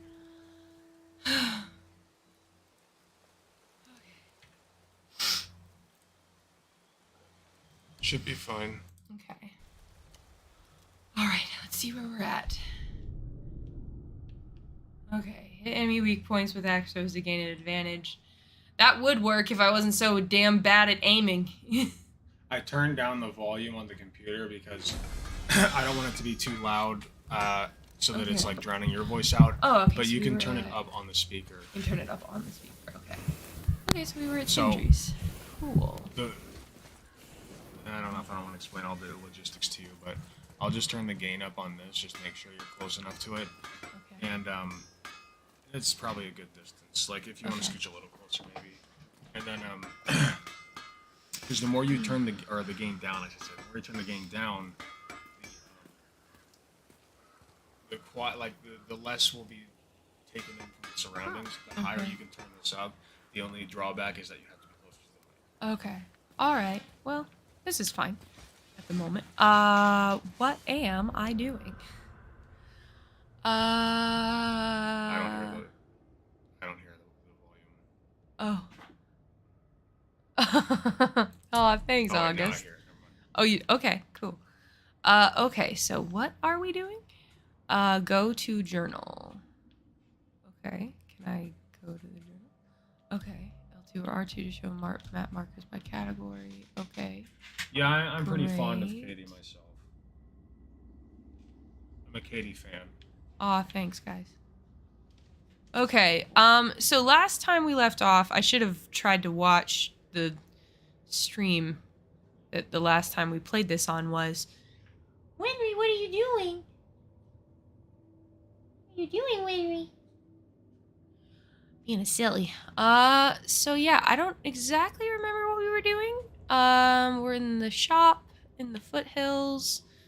Still trying to take our wife's ashes to the mountain, ladies and gents. We're still trying to do that. Why is it not letting me go anywhere? Oh, continue. Wow, I can't read. Okay. Cool. Okay, goals. Scatter Mother's ashes. We're just continuing towards the mountain. Okay, cool. We met another dwarf, Brock's brother Sindri. He knew mother, so he offered to improve the axe they made her. We'll have her ashes to the mountain soon now. Okay, I think I looked at all of these. We have very few resources. Okay. So we don't have any other goals. Oh, the Realm of Fire. Complete the Muspelheim language cipher. More Than Myth. Find the shrines. Eyes of Odin. Okay. Alrighty. So we were literally just doing the most basic thing. Alright. Cool. I guess we can talk to him if we want. Did you really make that axe for my mother? Oh, I'd recognize it anywhere. Ask me. It's one of our best. Infused with the echoing screams of 20 frost trolls. Give or take. But why her? How did you know her? She sought us out in the beginning. She was a special woman. She wanted to protect people. I suppose we thought it was a chance to give power to someone who'd use it for good. She even spoke our native tongue. She'd say, Madurin sem Gengur, Egen Vigum Hans. Gengur I. That's right. That's impressive.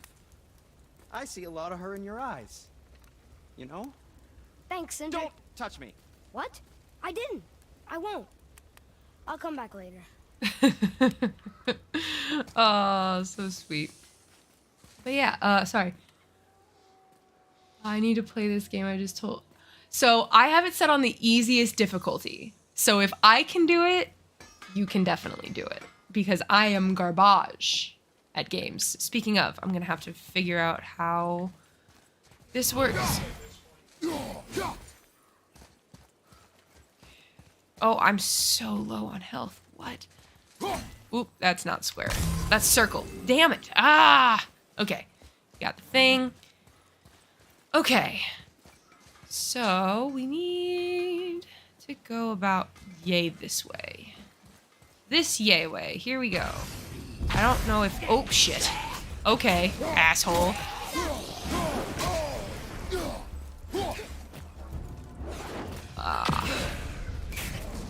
Keep forgetting I can fucking... Listen here, asshole. Listen here, you son of a bitch. Okay, got him. Where's the last one? Where are you, jackass? Oh, shit. Listen here. Come here. You come here with all that sass. You better come here with all that sass. You better come here with all that sass. I mean it. Better come over here with all that sass. All the sass. Okay. I just keep running into things. I'm like, I can take it. Where is he? Where is he? Oh, he's up there. Okay. Well, that. Alright, where's the last one? I keep forgetting to use my boy. How do I use... Okay. Good job, boy. Sorry about that. See, I'm terrible. Let's see. Oh boy. A new allergy. Oh no. Artificial grape. Well, that's not the worst thing you could be allergic to. Artificial grape does kind of taste nasty. So, oh boy. Well, be safe, please. I keep hitting the wrong button. Oh, I should have asked you to get me some water. Damn it.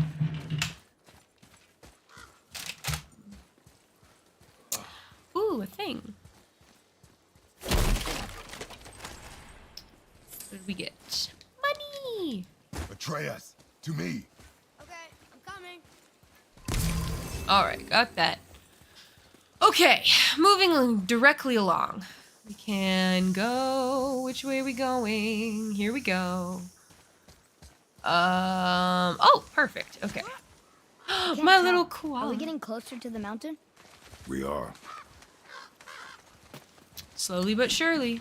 Oh, one of these. Freeze that. You're right. Okay, great. I'm so glad you're right behind me. Not anaphylaxis, just hives and swelling on my skin. I'm telling you this for your own safety. Please, if you feel like you're allergic to something, avoid it at all costs until you see a doctor. Even if it's not anaphylaxis right now, it can turn into that. So please avoid it. Medical advice. Not medical advice. It's Twitch. Okay. I'm just saying. Never mind. I was just meaning it in a way Just that in you are general. qualified. Even though that is true, she's not my patient. Very true. Okay. Not official medical advice. Just general shit you can search on Google. I don't care if she didn't want us to open it or not. It's mine now. What is it? Thank you for trying to be helpful. Okay. Arcane bracers, common wrist armor, runic symbols on this simple armor increase cooldown. Okay. Oh boy, if there is one thing that is, but those make me less strong. And I don't, but they do give me more cooldown, but they take my luck down too. I'm just gonna keep what I have for the moment. I'm good. Thank you though for your. Yeah, medical and legal advice are a big no-no. Got it. Because if I'm like, it's mostly for my career. If I'm on Twitch giving out, like, if they think I'm giving out, like, legit medical advice, I have to do my license. Gotcha. Which, would they do it over that? No. But you don't even want to start with that. Yeah, I hear you. Zoomed in on myself.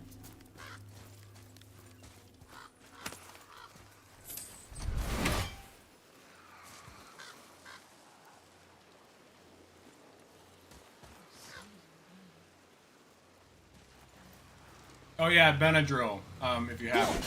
She said she didn't. Okay. Oh my god, really? Have to, oh, really? Watch the poison! Almost ready.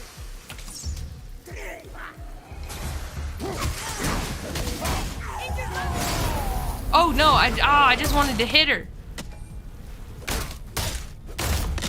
It's still oh my god! Whoa! Okay. There we go. Take myself out of that. Didn't mean to do that. I just wanted to hit her. Oh, okay. Poison Revenant. Because we fought another one earlier. Nightmare, Reaver. Oh, okay. Other ones told me that some witches trade little bits of their soul here and there to become more powerful and say their magic. My mother once told me some witches.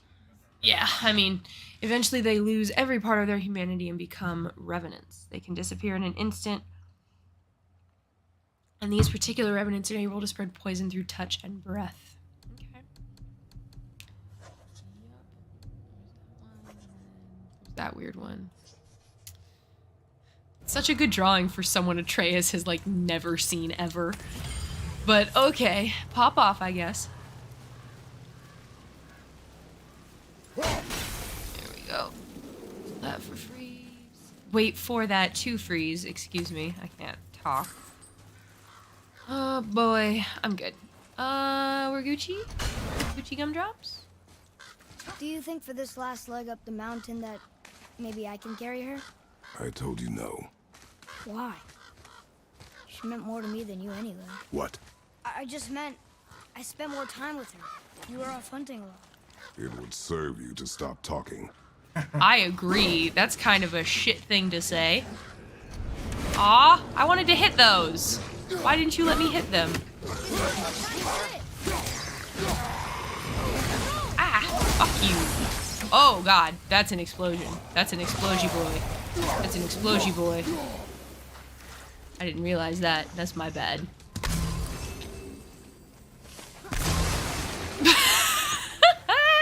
We just hit all of them. Okay. Alright, we're still headed in the right direction. We're still headed in the Queen right Laura, direction. please monitor yourself, and if you're feeling very warm or your airway feels constricting, please call 911. Thank you. Good advice. And that's all I'll say. Oh, shit. Not official medical advice, just oh god. General anaphylaxis. I don't know what that means. Whoa! Whoa! Stab him in the other eye, boy. You can do it. There you go. Good stuff. Good. Am I gonna fight it or are we just gonna hit it? I don't remember everything about this game despite the fact that I've watched it. Father?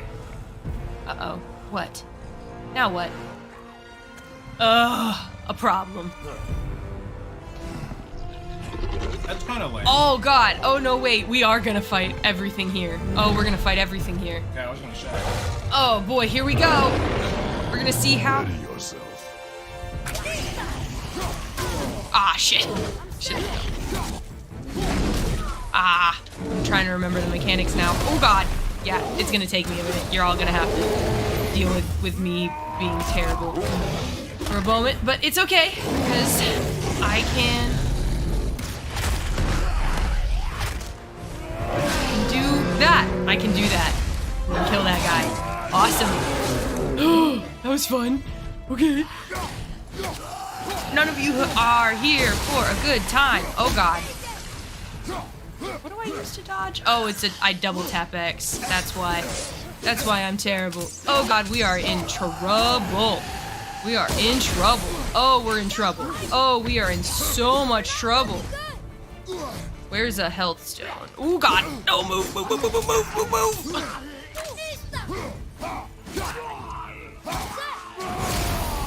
That'll do it too.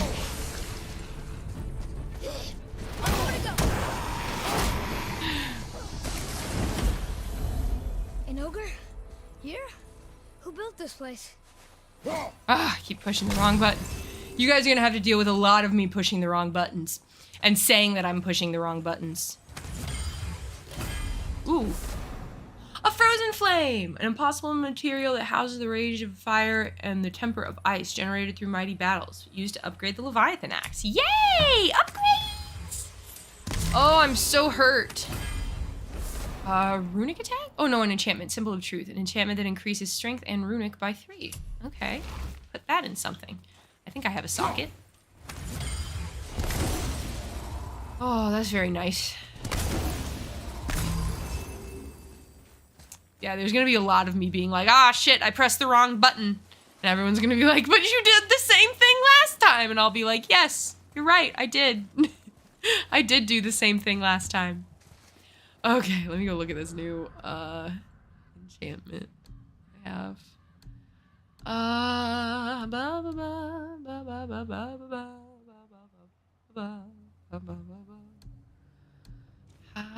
do this? It's a runic summon. I don't have one of those yet. Oh, what do enchantments go in? Do they go in my armor? I'm not good at this. I don't remember how anything works. Oh boy. Let's see. Resources. Okay, so I have one of those now. No. No, not Codex. Maybe it is one of these. No, it's not. No, it's not one of those. Where do enchantments go again? Oh, is it here? Is it here? Go to sockets. Ah, we figured it out. Good job. Good job. I did so good. Okay, did that. Hallelujah. Figured it out. Figured it out. Is this gap something I can jump across? Or, well, here, let's try figuring it out. Okay. That's frozen. Can I jump? Nope. Apparently not. Okay. Door it is. Sorry, boy. Didn't mean to knock you there. All right. Doors.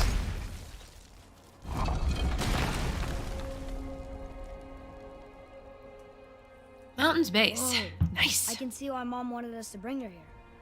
Indeed. That's funny. Funny way to think of it. Can't wait for you to get these last 100 meters out of the way and then realize that, and then later on realize that you are incorrect. Oh boy. Atreus is running so fast. Smoke? Nope. Not entirely. Here we go. You're exhausted. I have to raise Stay you. back, boy. You're doing great, though. What is that? We must find another way up. The witch. Wish she was here. Bet she could get us past this. My magic is useless against the Black Breath, and there's no way around it. Odin saw to that long ago. What are you doing here? Making sure you can finish your journey. Why would you warn us? I That's was so busy cute. Saving my friend, if you remember. Huh? The Black Breath is a corruption of magic even I can't dispel. Only the pure light of Alfheim is strong enough to break through. But that road is long. What does this goal mean to you? It's everything. Those are bugs. Follow me. Why help us? Maybe I see more of myself in you than I'm willing to admit. Maybe by helping you, I'll make up for a Everybody's lifetime of normal. mistakes. Good, Laura. Good. Or maybe I just like you. Even though we shot your friend? Even though you shot my friend, yes. Where must we go? I love you. To a realm beyond your own. You know what? That's basically every anime. What? I like you, even though we shot your friend. Listen. We're going to the realm? Are you coming with us? That's like Dragon Ball Z to a T.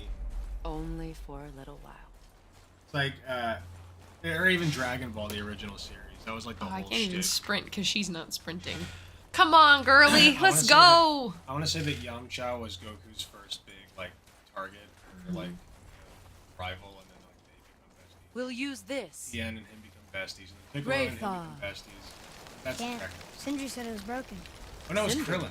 The dwarf at the foot of these hills. Yu He was Hakusho. I fixing don't it know when that we one. got here. Well, no one was there when I passed by. Perhaps he finished. Dwarves are awfully resourceful. And irritating, fucking walk based till on the the two face. we have met.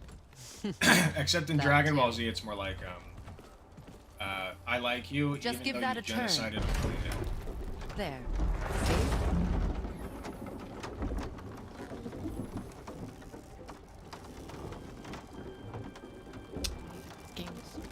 Tyr's temple is at the center of the lake. It is from there we travel to Alfheim. Thankfully, it's no longer underwater. Why That's is pretty that good. creature in the bay? No one knows. He just appeared one day. Soon after, Thor attacked, and their battle could be felt across all the realms. Ultimately, it ended in a stalemate. I love my girl out and here with Thor no returned shoes. to Odin empty-handed. The serpent stayed and grew so large, he now spans all of Midgard. See? Told you. They've hated each other ever since, destined to kill each other come Ragnarok. You believe in Ragnarok? I dearly wish I didn't, Chad. Ooh, everybody's gonna be believing in Ragnarok by the time this is over. You know, we actually talked to the Red Serpent. You did? Oh, An lots of exaggeration. reasons. I'm good with languages, even ones I've never heard before. But when he talks, I can't understand any of it. Sadly, no one can. He speaks a dead tongue. Oh. Must be lonely. What is he talking about? I missed a little bit of it. Hawks. Oh, he's talking about Jormungandr, the Midgard serpent. Watch your step. Just along The big here. old snake Sure? boy. We came through here before and there's no way back across. See? Is that so? Let me show you something. She's so. Oh, everyone's so cute. Are you watching? Rios. What? It's solid. Elven architecture. My bowstring was soaked in the light of Alfheim. It can now reawaken the magic of the elves. Wait, it won't just disappear, will it? Not as long as the light shines free. This way. Look at that effect. That's I so want fucking cool. Oh, I love that. I love incorporeal stuff like that. Those roots. What kind of magic is that? It's Yeah, Witch Mommy. I From know. Vanaheim? You know of it? Just stories. Mother didn't say much about the Vanir gods. Just that they're always at war with the Aesir. Oh. As compared to Odin and Thor, they're the good guys. There are no good gods, boy. Thought I taught you that. Do you know what some like the creators implied that God exists in this universe? I did not. Yep. I would love to see Kratos fight God. They will never make that. Damn it. And what's the point? Well, they were asked, and then they were like, yeah, probably. Tyr's temple. Built with help from the God-phobic, giants. yeah. Great Tyr used it to travel the The 9 realms. disenfranchised minority of super powerful gods. Everywhere we go, we're attacked, especially by dead things. The people who risen could dead kill the grow planet ever with more one numerous. swipe. Once the roads and trails would have been full of people. Now all have hid or fled, save for the Reavers, savage enough to survive in such a world.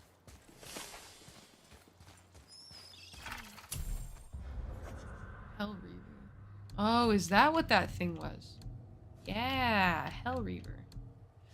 First it was a human Reaver, then we killed it. It died in battle, so shouldn't the Valkyries have taken it to Valhalla? But they didn't. It just came back as something else.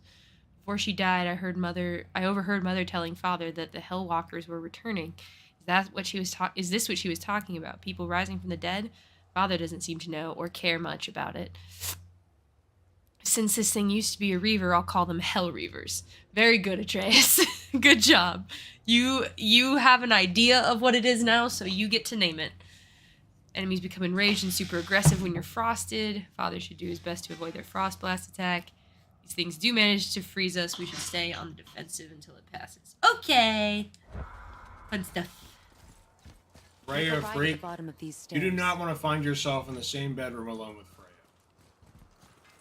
Don't even go there. That lady is into shit that you cannot fathom. And none of it is her being submissive. You're going to be the one taking whatever she decides to dish out. Why are we talking about Freya right now? Hunger Master in the chat. Oh. I don't know. Hey, another one of those light crystals. Wait there while I reawaken the light. Leosta. That did it. What are we doing exactly? Mending the disrepair. Start by lifting that axle. Okay. Can do, madam. And Hunger Master, you giving this some thought, buddy. Good. Now push it back into place.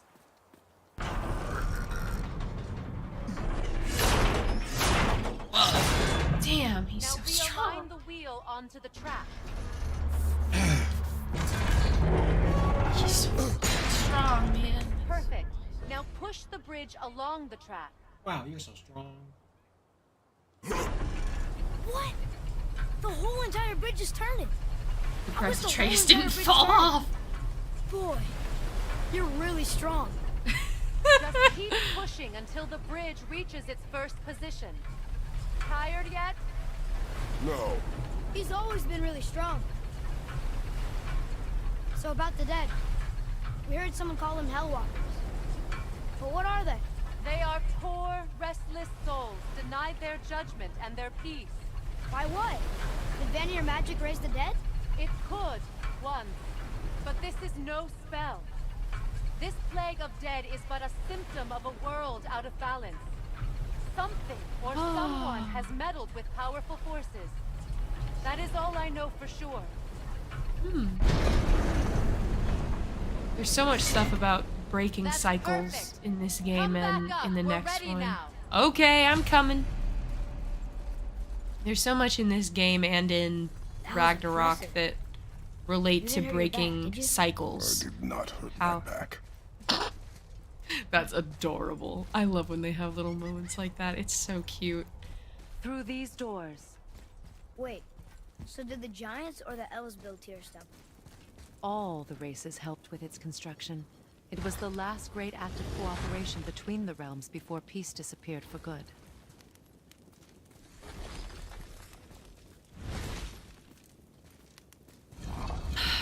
Good lord.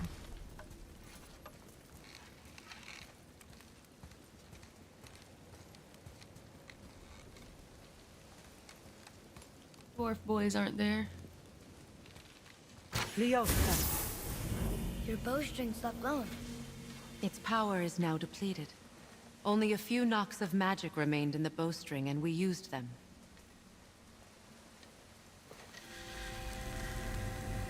Your bow, please.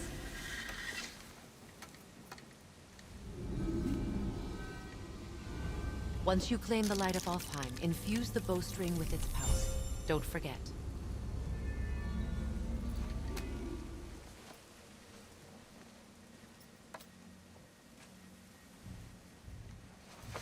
You talk like you're not coming with us. I'll try, but measures were taken to keep me trapped in Midgard. Why? The gods don't care for me much.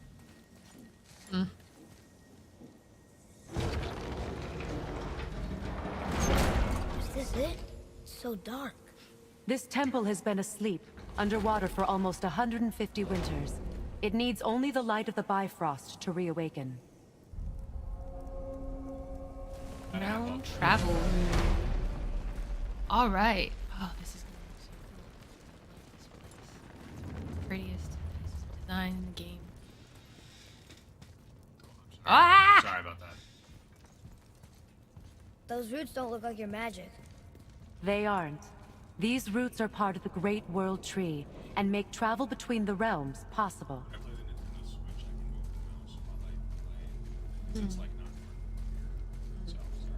Okay. How does it work? You will need this, a Bifrost, to create travel between realms. You can capture, hold, and transfer the light of Alfheim. Place the Bifrost there. This is infinitely superior to anything the MCU did with Norse mythology. What now? Give it a Quote moment. me on that. The temple needs time to wake up from its long slumber. It is from this room, and this room alone, Trey is over there that trying you to will be jump able up to and look in the cross pool. between realms. Or look in the swirly thing you can What see. you see before you represents the temple in which we stand, as well as the realm towers that encircle the Lake of Nine outside. All the realms exist in the same physical space, reflections of each other. These doors, the towers outside, and the 9 realms are all intertwined and coexisting on the branches of the World Tree, separated only by the Bifrost light of Alfheim. This place can focus and control that light. And is this the World Tree? Only an artistic representation of it. No, the Yggdrasil is much, much more than this. The Tree of Life is bound to the fate of the world, just as we are bound to it. I love the tree Tree of nourishes Life our stuff, souls. like The Yggdrasil dew and from like its Celtic leaves gods. feeds our valleys and rivers. The tree's very existence supports all of creation along its boughs. Its life energy interwoven into the tapestry of life. Birth, growth, death, and rebirth. Every strand transcending time, transcending space. Everything comes back to the tree. So, that's how it Strong acid. works. But I'm guessing you were looking for a more practical answer. Yes. No, Very well. The bridge you pushed outside is currently positioned to lead to the realm of Vanaheim. Instead, turn the wheel to our actual destination, Alfheim. Vanaheim. Odin has prevented access to this realm. The travel rune will never work. That's fine, because you don't go to Vanaheim until the next game. Wait, is this moving the big bridge outside? Missing Yes, realm the tower wheel turns the bridge, and the bridge aligns to the no. different realm towers on the lake outside. Wait, there's no tower on this one. And that's why realm travel to Jotunheim is impossible.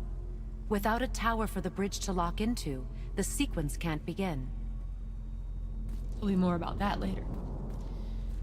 Every realm More. has a travel rune that unlocks the bridge to that realm. I'm giving you the one for Alfheim. Now you can lock in your destination. Do that. Just browsing. I am. I'm just taking a look. I want to do it. Let me look. Damn it. We're ready. Remember to take the Bifrost. you don't want to lose it. That's fine. Fine, I'll Now look at the other realm ones travel later. Bridge will align, and the realm between realms will open. You spend a lot of time in the realm between realms in Ragnarok, which I think is really, See really that cool. giant crystal? Each realm has a corresponding one that focuses and amplifies the power of the Bifrost, opening the bridge to that realm. That's why realm travel is only possible from this room. What about that one round tower missing from the lake? The Jotunheim Tower disappeared from all realms over 100 winters ago, when the giants vanished from Midgard. Where the tower went and how they moved it remain a mystery. All right, we did it. Completed a quest. Good job, us. We're still here. Follow me. The Bifrost is dark. This trip was its last use. There's no going back until it's replenished with the light of Alfheim. So we are trapped. Someone of your ability should have little trouble getting back to Midgard. Oh, that's and right. we'll be able to make that black breath go away? With the captured light of Alfheim, yes. All right. Let's go.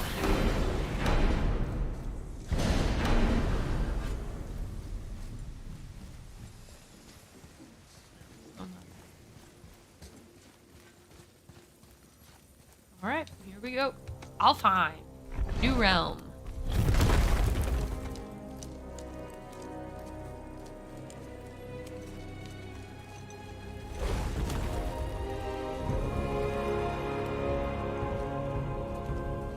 Welcome to Alfheim, gentlemen. Think you can spot the light? I can barely see it. Something's wrong. See that column of light on the horizon? It's housed in the heart of a ring temple. We'll find what we need there. No. No, no, no. Damn it, not yet. What's happening? To restore the Bifrost magic, you must step into the light. But be very careful not to get caught.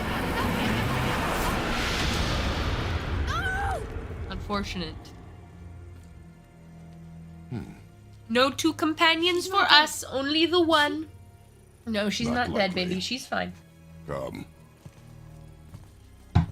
Come, boy. He's like, probably not. Nah. Look at this place. Well, I mean, I also know things. Again, I've watched this game played before. I'm playing it because I'm having a great time. Yeah, all right. stubborn old witch ain't dead. Find a way to the light. What is that? I don't know. What is it, boy? Oh, I gotta get my thing out. I gotta take the axe out before it'll let me. I think you killed it. Well, you were wondering what it was, and I have a big old fuck off axe. What did you expect me to do with it, baby? Whoop. Whoa. What's that about? Not our concern, boy. Focus. Oh boy. What is that? Oh, it's just a spear through a body. Okay, well. That's fine. That's fine then, I guess.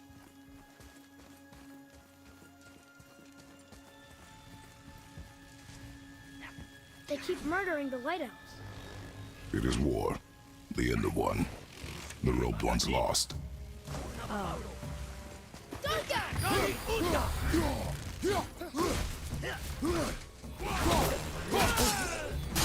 Oh, you jackass.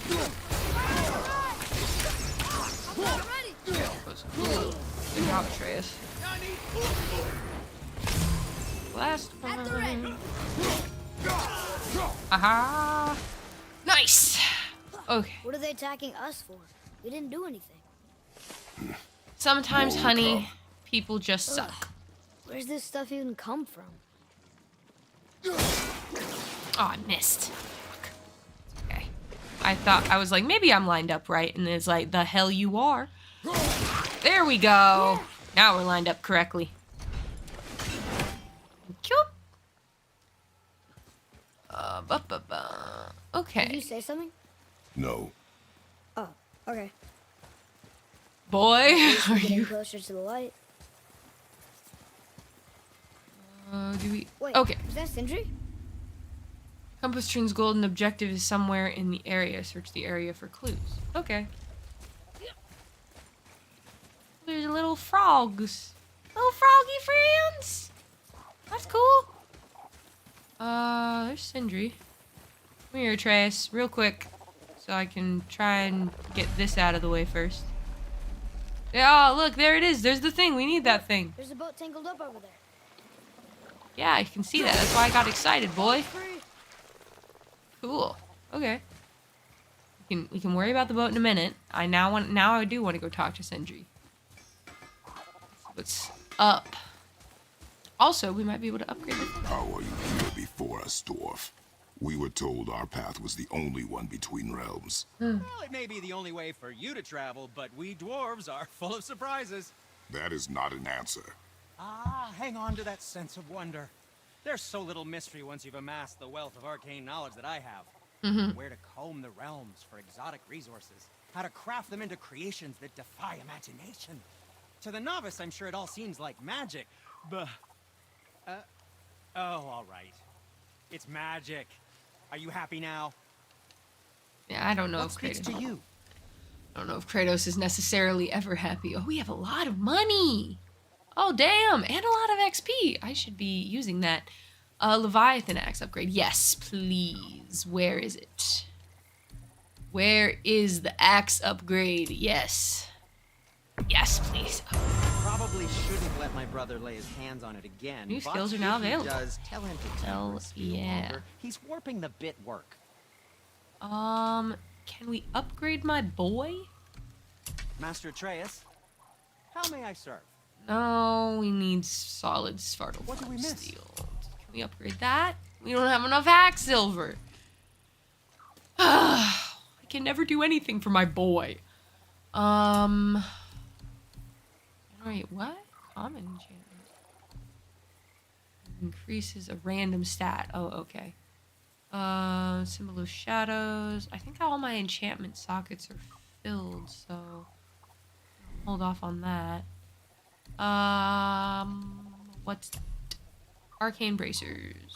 Oh, I can upgrade these now. Maybe.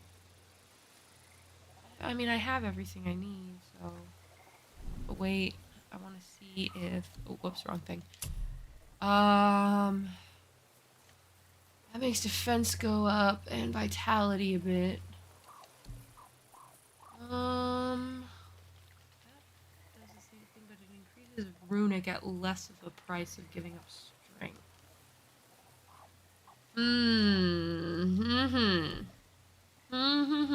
I don't like that one. This one's probably the best one. Oh, she's expensive. Oh, everything's expensive. Oh, for God's sake. Oh, no. Bury the boy. Read. Ooh, okay.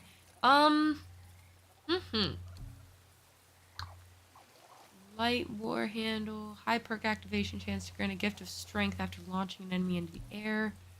High perk activation chance to grant protective barrier, preventing damage from enemy attacks after launching an enemy into the air. I haven't really been throwing anyone into the air. Unless they mean those times where I, like, use the axe a bunch and then it, like, throws them. Okay. Could be good. Let's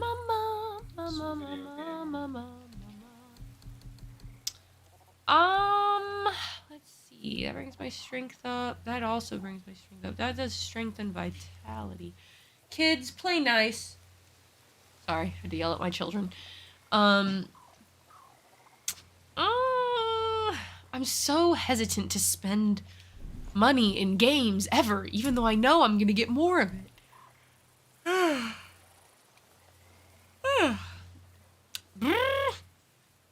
Talisman of Eternal Fury. That takes all my vitality, though. That also takes vitality. Jesus.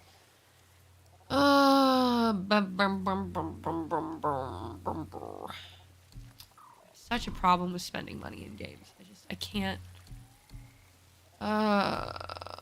Lost items. Don't have any of those.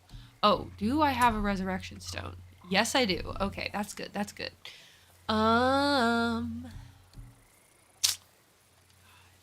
What to do with myself? You know what? Let me go in here and get some more skills for myself and the boy, because we are definitely lacking in that department. We can definitely get that fixed.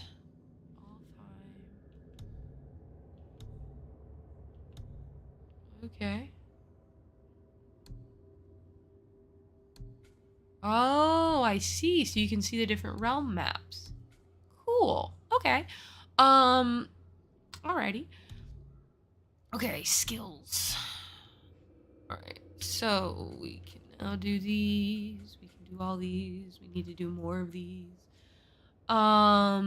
Okay. Close combat. I've been doing a lot of close combat. I really have not been doing as ranged combat as I should. Heavy attack finisher at the end of the light attack combo. Press square, square, triangle to perform. Okay, might as well. Definitely need to just have more skills in general. Can I do anything for the boy? We might want to do something for him. Atreus will help Kratos when enemies are in certain vulnerable states or when Kratos is attacked. While Atreus is choking an enemy, he can perform a combo move if Kratos launches or hits the enemy far away. Atreus can perform a high variety of stun damage attacks when enemies are near. I do like the stun damage. That's pretty fun. Definitely want to give some more to my boy. I might as well... Wait, what's this? What's down here? Increase the Talon Bow's firing rate. Increases arrow damage and melee damage. Let's go ahead and boost that. Let's do some boosting. Yeah, we can increase firing rate. That. You know what? Let's just upgrade all the things that we can upgrade for the boy. How's that? Let's just do that. Let's not even make it a debate. My problem too, I never have enough money, so I'm frugal, and halfway through the game I have so much money it's silly. Yeah, that's probably gonna happen here. Or I won't buy anything for myself, I'll just buy things for my boy. I'm here to steal content. Okay, and I'm so here to profit this off was of it. okay. When barehanded, hold square to sweep enemies off their feet and inflict a moderate amount of stun. Barehanded and evading, hold L forward and press square to perform a quick attack. Oh my god. Why are there so many options? There's too many options. This is another thing about games like this. I love story-based games, and I love having the freedom within those games to just do everything. It's great. But at the same time, I am so indecisive and so wanting to do every single thing that I get overwhelmed sometimes. Hold and aim triangle to charge up the Leviathan axe. Aim and hold triangle to charge up the Leviathan axe and cause an explosion on impact that inflicts frost damage. You know what? Sure. Let's do that. And then we will call it there on upgrading skills. Oh yeah, I need to be doing that more. I need to be definitely doing that more. Okay.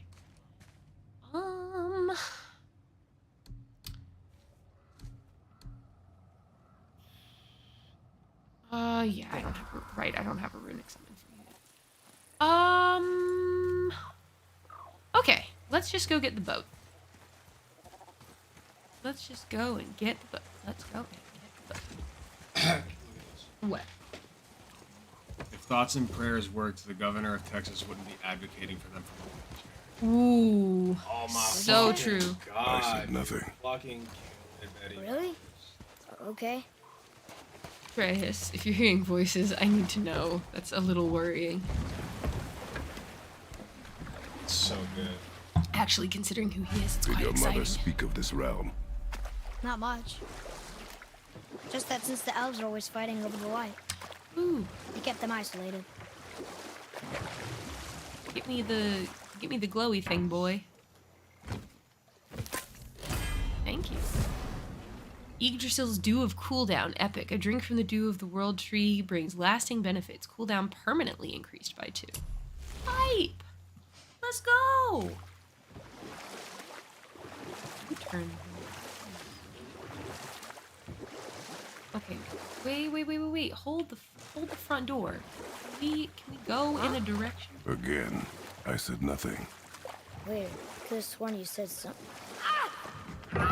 What is it, boy? Voices! You don't hear that? I hear nothing. Poor thing. It's going away now. It was screaming. Lots of voices. Angry.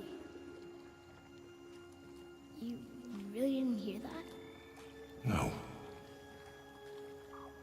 It felt... evil.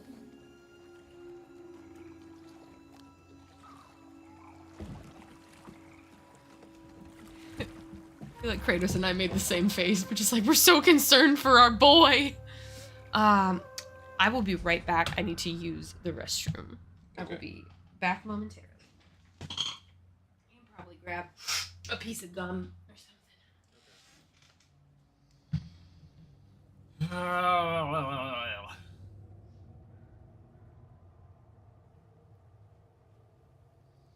Does anyone know if they used the same kid voice actor for the second Gal? I think they did. I think there was a thing about like the voice actor sounding too old that some people were upset about, but like I didn't think that he did. I thought he sounded perfect. Like people were saying, "Oh, there's no way the voice changed that much in what 2 years?" Like, yeah, it did. Come on, it's plenty of time for your balls to drop.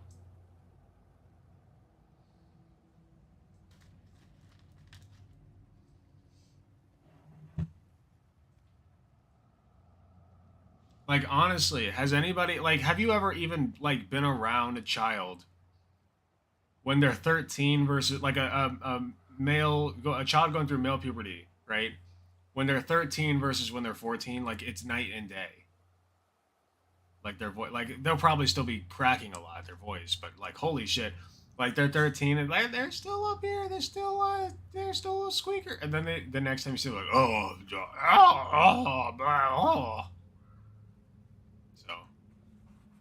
kids grow up hella fast, yes. Oh, Milo's being all cute. You don't get to see that a lot. Here, let me see if I can pull her up, y'all.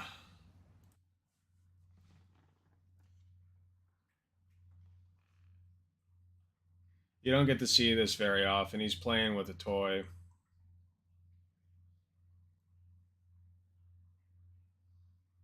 He's being a goofball.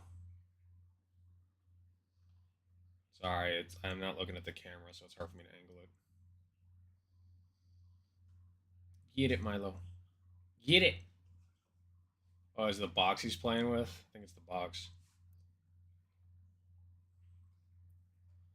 Oh, maybe not.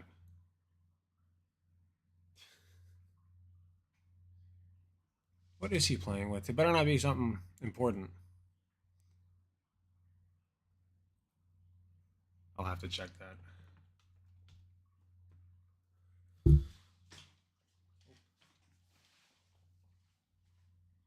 Oh, no, sorry.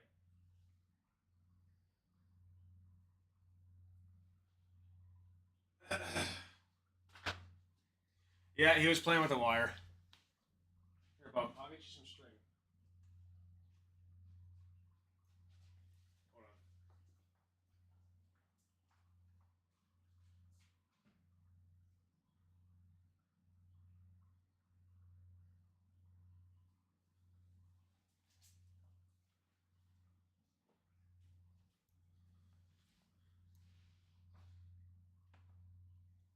We're due for another Alec High on Life Smash stream.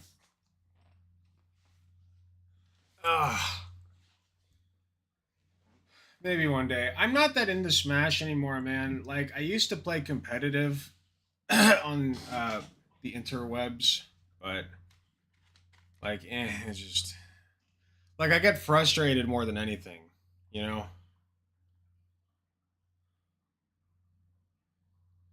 Shit. I dropped a cookie in my milk and now it's all crumbled to bits. Oh well. I'll just spoon it out.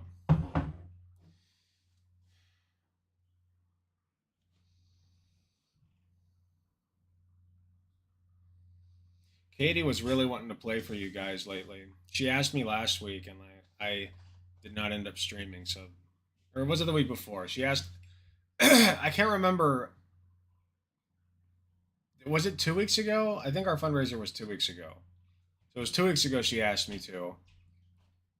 And then last week she didn't ask, and then this week she did ask. So I was like, okay, I'll stream. I was gonna stream anyway, but you know.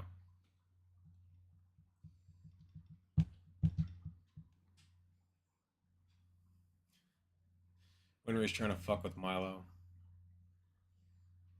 Get him.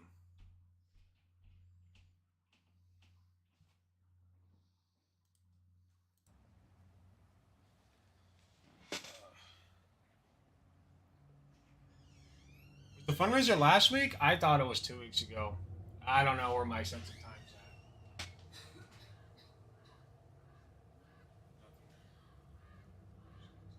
Okay. Oh my god, Wenry. She scared the fuck out of me. I had no idea she was over there. Ooh! Oh yeah, she's kind of wired right now. Oh, is she on 12? Hey, baby. Hey, baby. What are you doing? What are you doing? Hello, Bean. How are you? Hello, Bean. Has she made any appearances this evening? Just once with Just Tina. once with Tina. Wendy. All right. Gremlin child. Oh, gremlin child. Okay. Alrighty, tidy. Let's see. Yeah. So I think we're Gucci gumdrops for the moment in terms of upgrade. Oh, these boat controls are gonna take me a minute. Oh, these boat controls are gonna take me a minute. Oh boy! It's so much more difficult than just a person. Look, should we try talking to them? No, But maybe they need help. they do not stop us, so they do not concern us. But They maybe... do not concern us. Reyes right now is probably like, Dad, you're doing a shit job at steering this boat. And I'll be like, yes, yes I am, boy. Very right. It feels different compared to just controlling Kratos. A little bit more stiff, which I suppose it's meant to be. I mean, it's a boat, for God's sakes. I moved differently for you since you have a real job. That's pretty true. That's probably the truest thing I've read tonight. If I'm being for real, I'm not gonna lie, no cap. That's pretty true. Why did you put everything my students try to say to me into a single sentence? That was too much. Do I go here? I guess I go here. Seems like one of the only places I can dock. Look! Very true, for real, on God, not gonna lie, no cap, G.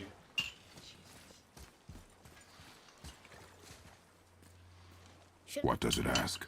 Without me or within me, life is sure. Yet within you, Henry. I am life most pure. But I don't see any ruins around here. Oh, we must find it. Back to the boat. God damn it, we gotta go find the answer to this fucking riddle. Are you kidding me right now? Because our goal is literally right over there. Okay, so do we just go wherever now? Like, You want past me. You must answer these riddles. kind of it, yeah. Oh, just scooting right over that. That's fine. It's sad the elves can't work things out. Alfheim's such a beautiful place, but war makes it ugly. You see with the eyes of a child. In war, a soldier sees beauty only in the blood of his enemy. Enough. Stories are for the boat. We must focus. I forgot we have to be patient with the boat boy stories. It's not elf racism, that's a troll that I'm doing. Usually a troll. I'm not ready! Or a witch, I guess. Oh shit, I'm not hitting the right button. Oh, I'm always hitting the wrong button.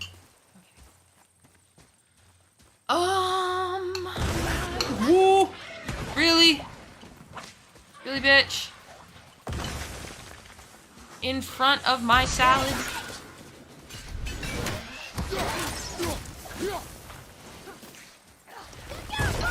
Oh, there's one! There she is! There she is! There she is!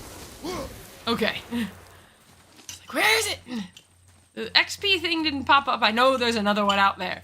Elves, trolls, what's the difference? Oh no, dude. That's pretty bad. Stuff on I think I gotta hit that one from above, or I gotta cross this gap right here. If this is right, let me see. Yeah, okay, that's one of the ones in the sequence. Alright. So I've either gotta be above it or I've gotta be over there. So I think I'm going for I real? need to go the other way. For real, let me be real with you, okay? Humans are the inferior race in fantasy. They are the elves are like the high and mighty, superior. Like we are better than everyone else. Pieces of shit. Like that's usually the elves. So like in a fantasy setting, I feel like it's acceptable to be racist against elves because like they're the superior race. You know what I mean? Or at least they Owie. They like live forever and they have magical prowess and whatever else. So basically humans, but better. So basically like the superior race. It's fine to be racist against elves. I will stand by that. Bloom nightmare.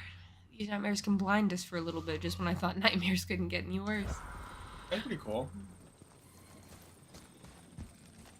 Love his little explorer's journal. It's very cute. Is that all that was in here? You've almost spoiled I mean, shit. it can. I mean, I know it can be, but I feel like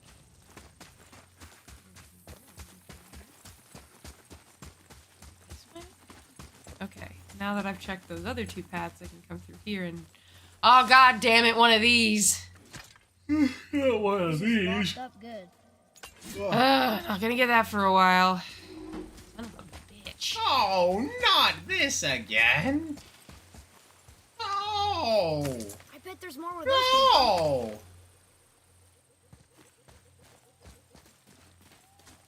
Oh, you gotta be shitting me. This boat dock? Do I need to go to the boat dock? I can't get that. This won't let me jump across. You gotta change your channel title, yeah. Here, hold, Can I jump down? No. Here, can I take Oh, this for just yeah, a go second? ahead. Sorry. No, fam, you good. Kratos game.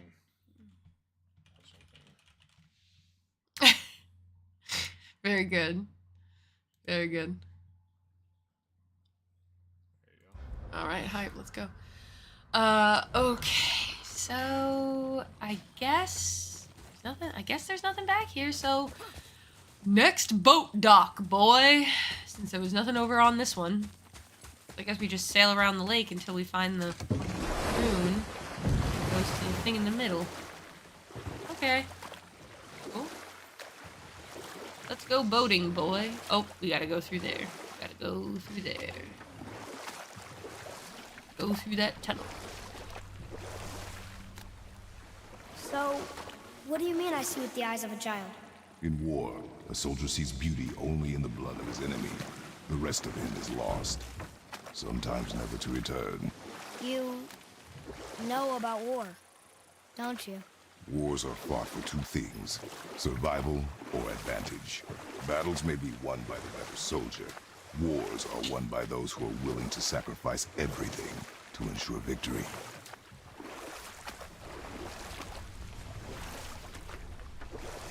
Kind of heartless, but okay.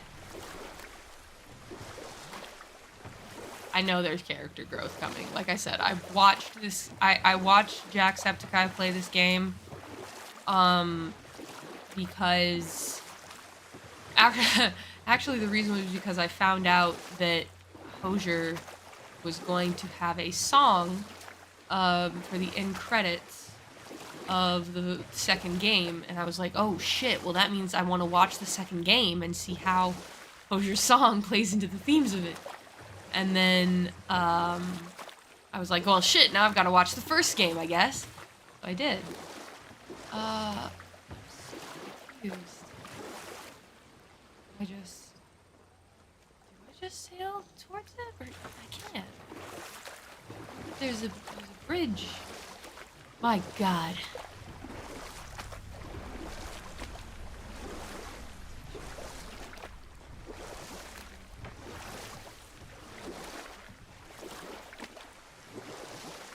Is there? I don't know. Here's a The thing. blue door. That's gotta be the entrance. Let's go. Okay. Careful, boy. What are they doing? Careful. Oh god. The bridge is Whoa, up. with They dubious covered the crystal charge. with that stuff. Why? To prevent reinforcements. Oh shit.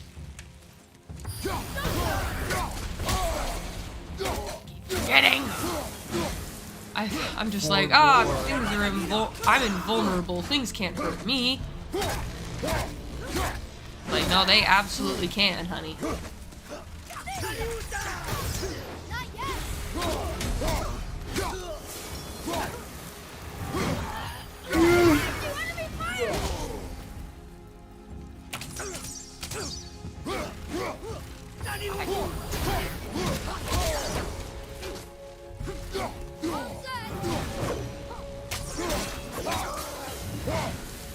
Huh? Okay, cool. Alright, so we are in the right place. I thought, for some reason, I was like, oh yeah, we've gotta... we gotta, get the runes for the sand table thingy before we, Maybe we can fix the bridge from down there? Well, if I could figure out how to get down, boy. It's the only place I can go up here, I guess. Ooh, nope, here we go. Wait a minute. There's a thing. I didn't see the thing.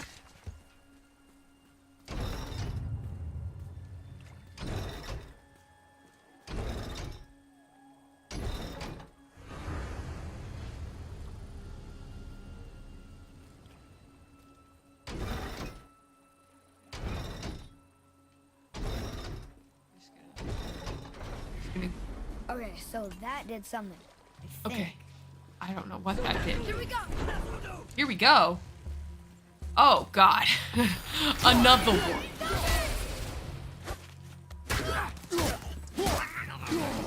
Another one.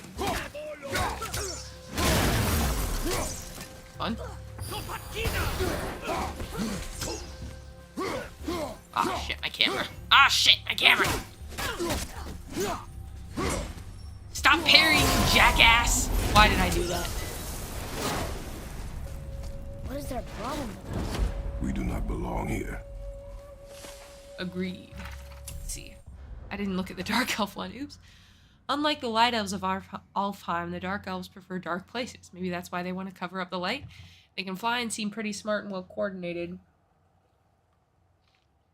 More so than most enemies we fought so far, their weapons are useful, effective up close and at a distance, kind of like Father's axe.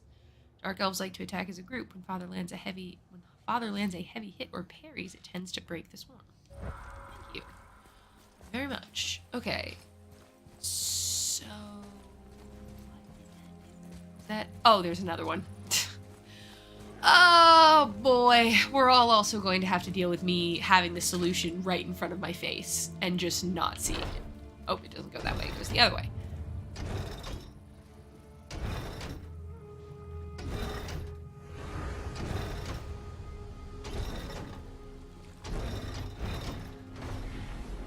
Wait, you did it. Combined together like that, they kind of look like a rune. It doesn't make sense. Come, back to the sand bowl. Oh, we don't have to fight anything now? Okay. Alright. Looks system replaying the game on PC. Technically, yeah, on PC I'm using my PS4 controller, which is why there's, you know, PS4 commands, like square and triangle and whatnot. Oh, we're nearly there, okay. Sindri said Mother was a warrior. Was she in a war too? Of a sort. Her family was decimated by hostile rivals, and she alone survived. She walked the warrior's path, but her war was to live on, to brave an unforgiving world alone. And that's why she asked Sindri and Brock to make her the axe? She had the strength to wield such a weapon, and the wisdom to use it for good. She found purpose in protecting the weak. So, she'd help out the elves? No. I don't know if that was the answer. Not sure if that was the answer. Father, the pillars and ring form an elvish rune.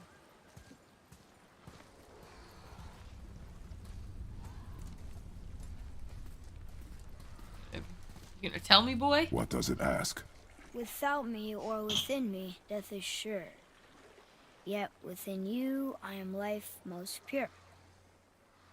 Yep, it's water, all right.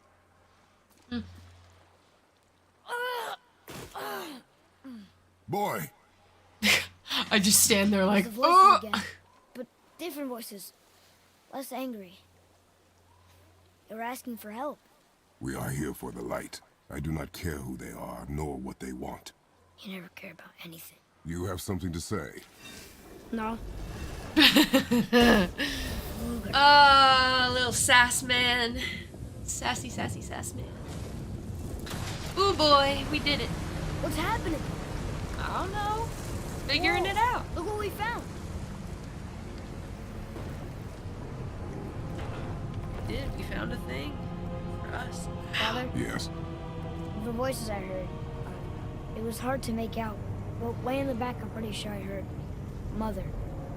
That is not possible. I know what I heard. Atreus, enough. Ringed Temple Trench. Oh no! He looks different. I was about to. Look at those horns. Behind me, boy. That can't be good. Oh, I knocked it off.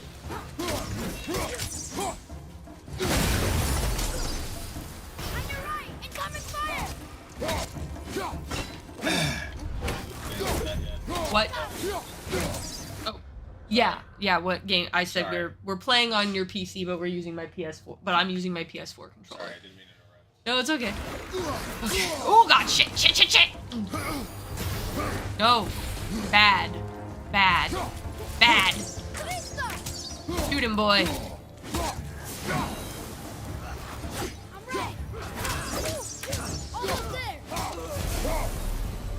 All right. Okay. Activate the ringed temple bridge. Okay. We can try. We can certainly try.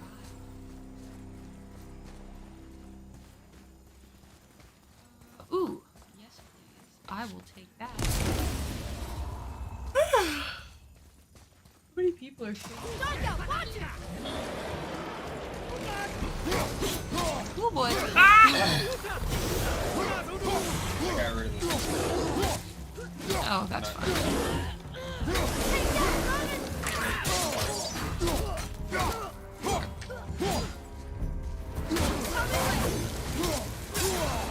Ah, shit.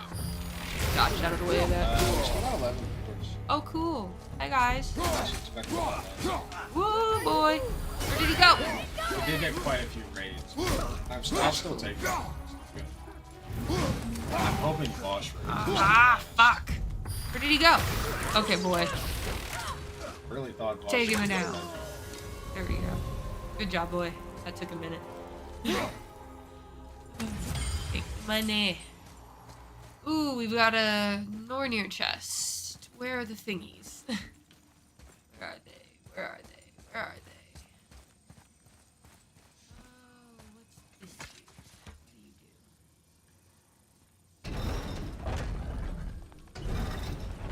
Oh, my boy. Just down there.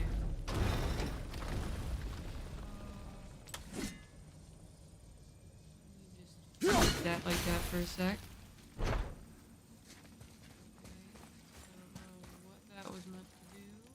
Okay. Get down Tricky. here now. Very tricky.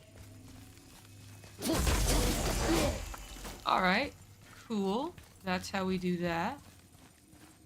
This is how we do that one. Cool. And then summon that back and takes us back up. The third one's right there, but I don't know. Sure if I can. Or wait, I can just climb up, can I? That's a nope. It seems like I could. Can I see it through this window? No, I cannot.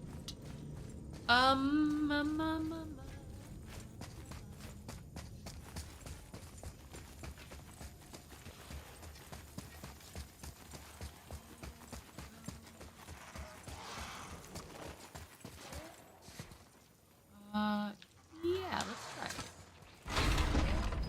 Be ready. What? Be ready. What?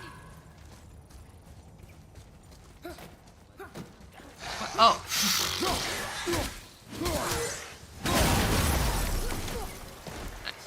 Hope that was worth it. We'll never know.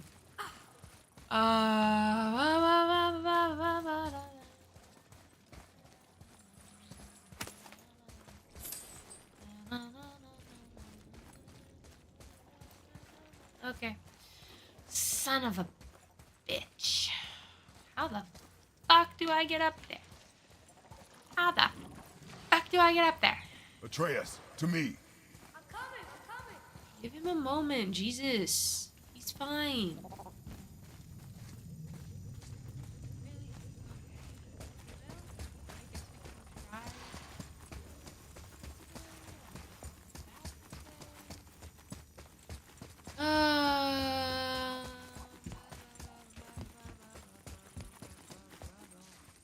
Maybe,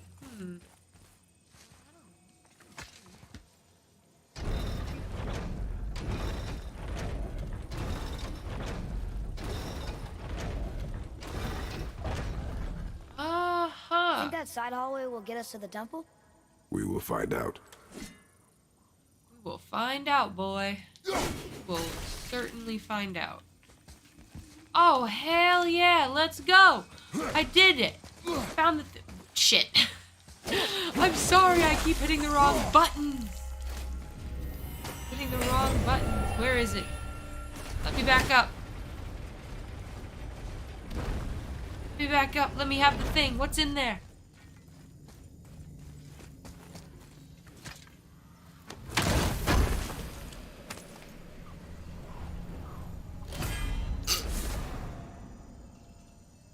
Nice, nice. Oh, I think that'll put us up at 6. Okay, so we did that. There currently. Okay, so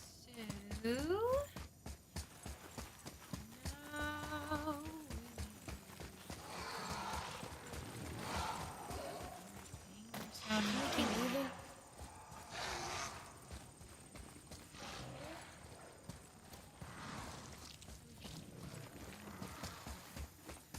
oh, I'm losing my mind. Oh, I'm losing my mind. Oh, wait, so I've got to go all the way back. Right, I've got to go all the way back down. My God, I can't do this today. Ugh. No day.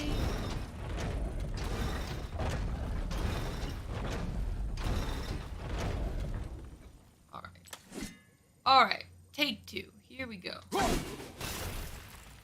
Okay.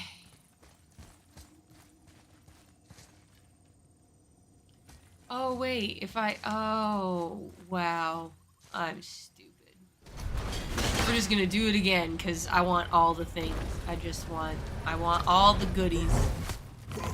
Ugh. All right, what did I get? Ooh, runic forearm bracers, common wrist armor, basic offensive armor favoring runic. Okay. Okay. All right, one more time. One more time.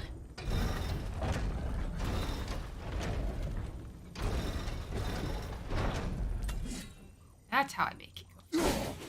Okay, boy, I've gotten all the treasures now. We can move on.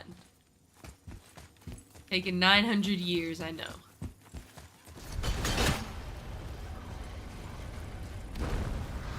You were wrong back there. Oh? I know Mother's voice better than anyone. It was her. She is gone, boy. Speak no more of this. Fine. Sure, asking my child to just like hold back on his grief a little bit will go well. That's exactly what he needs right now. I may know that Kratos gets character growth later. That does not mean I have to like his attitude at the moment. Not what that means. Hey! Okay. My axe back, please. Give me my axe back, please. Oh, there we go. Whoop. Whoop. Give me my boy!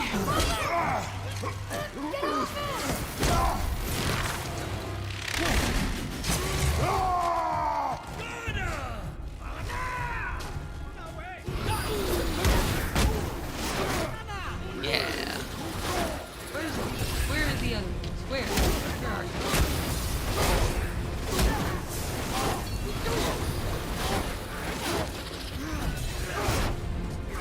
Very, very chaotic with this camera right now. Being very chaotic with this camera right now.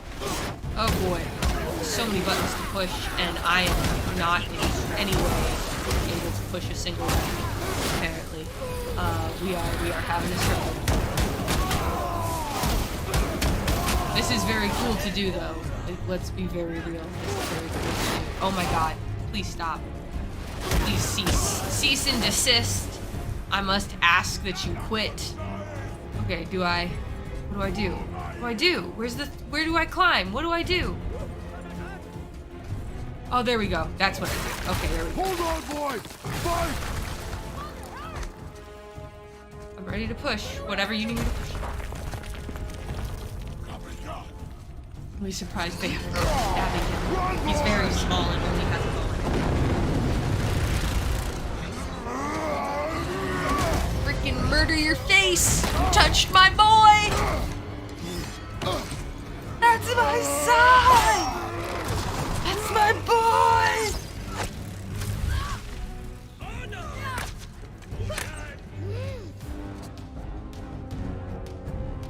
Okay.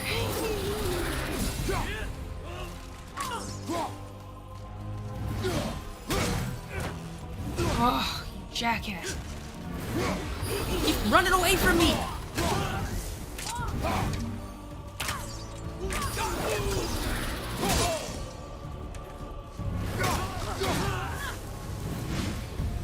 Thanks. Okay. Doing great. Ow! Man. Dark Elf Warrior. This type seems stronger than the average Dark Elf. They swing their heavy weapons so hard it creates a shockwave, making their attacks really tough to dodge. Oh boy. Oh my god, it's almost 1 in the morning. I feel like I've barely made any progress. That's why I stopped playing. It does feel like that. No, I know the part I've got to get to make it beat progress. Ow! Also, my back is No way really across here. Too bad the witch's bowstring doesn't work anymore. Yeah, that sure is. Where's the thing that connects to that? I want the treasures. Oh, boy. Yeah, I'm probably gonna have to get off soon. My back is killing me. Okay. Is this the right way? Maybe. It looks like it's generally in the right direction. Hey, you sure the witch is okay? I'd hate to think she died helping us. She knew what she was doing. Okay. I love how he's just like, she knew what she was doing. Trace is just like, okay, probably fine. That seems legit. Outside, is it? It is absolutely the way back outside. I'm sorry. I know I should be looking at the compass and being like, that's the way you need to go.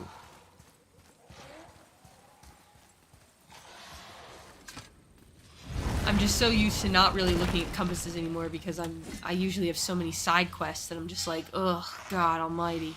Can I jump down? I can. Ugh, more of it. Sorry. We'll get rid of it. Look. All I have to do is throw my shit at it. If we cut enough away, the bridge above us should reappear. Right. Expect resistance. Right. I'm so excited to be doing this with you, Dad. Expect that we'll have to kill shit. How's that sound? Oh. Thanks. Makes this journey so much more fun.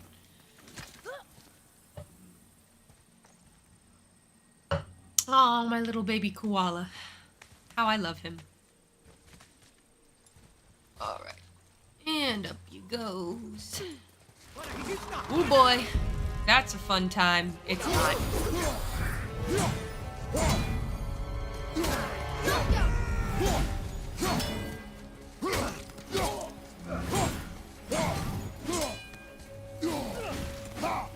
Such a jackass. I know enemies down, honey.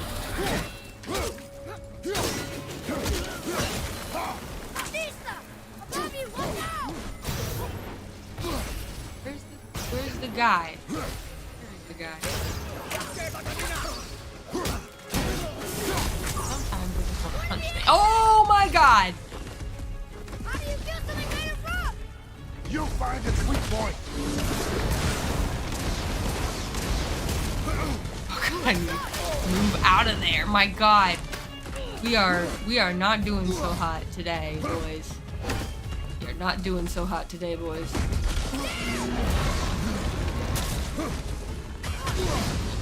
Oh, this is hard. Remember somewhat how to do this.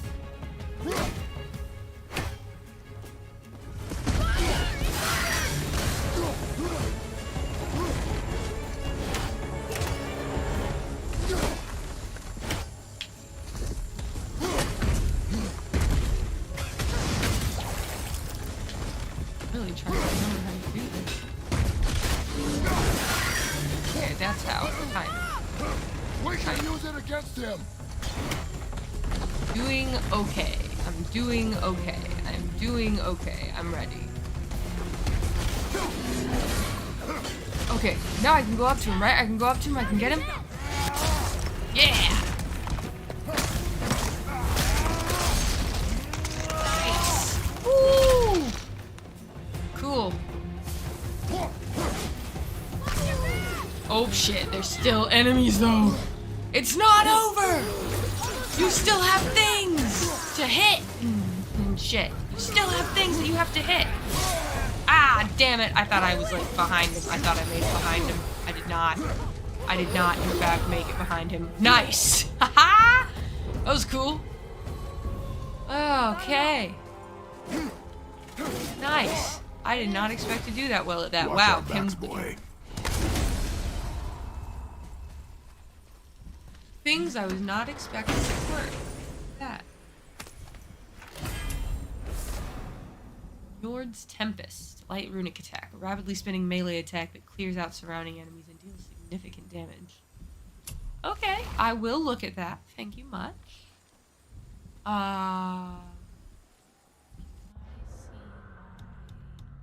Codex, please. No, I want that one.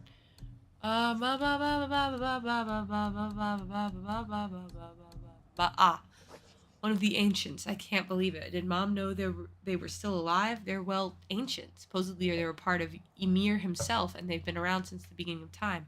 I thought they were all in Midgard. I wonder why this one is in Alfheim.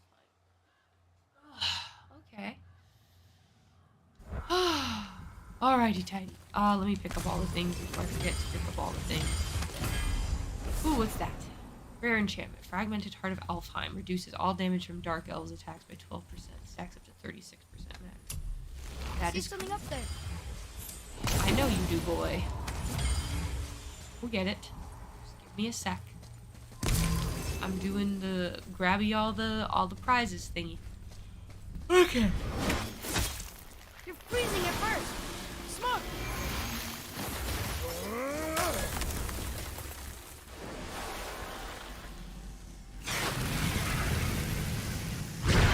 I did it. We brought the main bridge back. We must find a way up.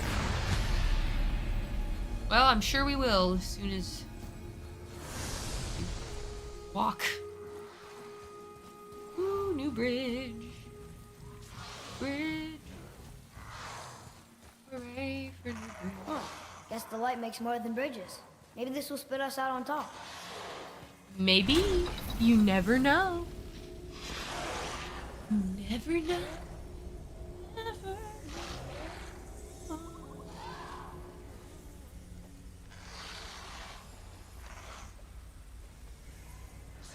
Look, the blue door. We made it. Hooray, a blue door. Let's go. I can't get over how much I love the I will never step get used effect to walking on solid on light. the bridge. Same, man. I keep looking down at it like, my God, it's so pretty. So good, dude. The door. There's no seam. What? We have a problem. Another way into the temple. These doors do not open. Hello? I don't get it. Why even have a door then? Hello? Sometimes. Come, Just have we will fake find doors another for way fun. in. Sometimes we just have fake doors for fun. Sometimes.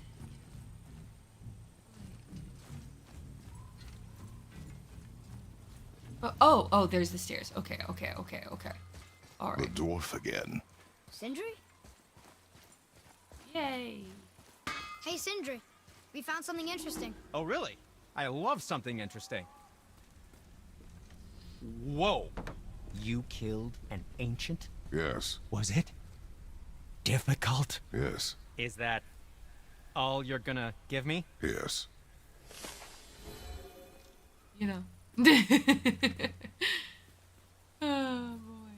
So now... Oh, I could use a distraction. Cauldron of the Ancients. we have to get Ancient's Hearts for all these. So cool, though. Oh, it's so cool. It brings everything up so much. Oh, that's really cool. Oh, boy. It's really cool. Atreus armor. That was another thing I wanted. We can't forget you. Good. Okay, good. We can get... Reduces the Talon... Reduces the Talon bow's arrow recharge time. And he's choked by Atreus will take increased damage, increase Atreus' melee damage, recovery speed from enemy attacks. So we can do orange, red, or we can do this nice blue. It all costs the same.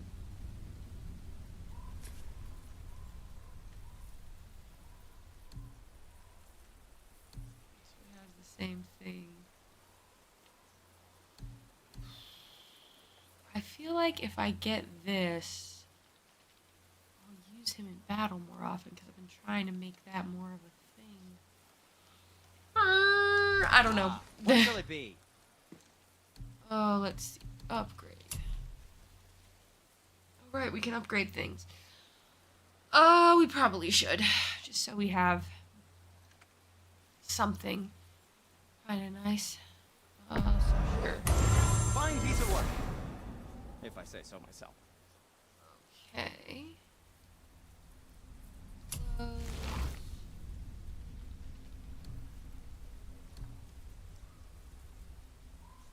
And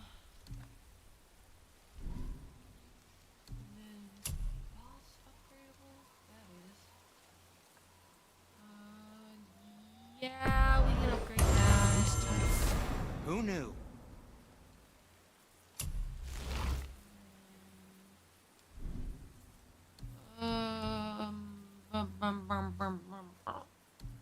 Yes, my young man. I still don't have that Svartalfheim steel. I don't know why I'm looking. I don't think I have any sockets open. Sell artifacts. Sure, I haven't been looking for those. Where was I even carrying them? Nowhere. I was not. Sell them quite yet. Lost items. Undiscovered. Ow, God. Was there more to discuss? Be careful where you're going. There's nobody nice out here anymore since all the people left. I mean, I hate to generalize, but mostly they just try to kill you. Good tip. Look here. Another. This giant's a sorceress. Her name is Groa. Hope that's not important. It is important. Did Odin kill her for her book?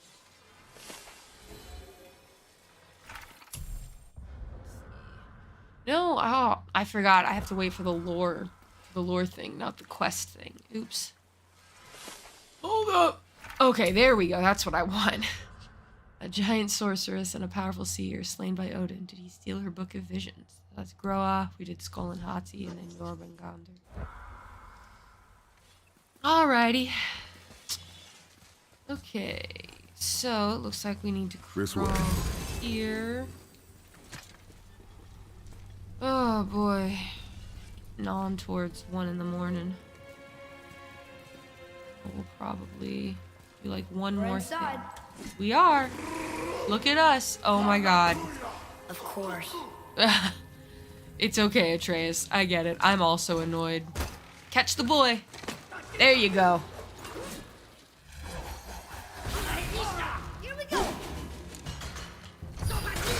Haha, that was cool as hell. I can't believe that worked. That's like my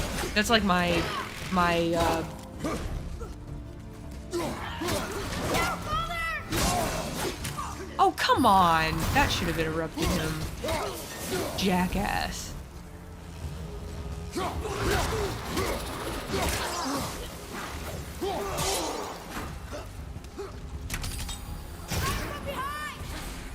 not ready.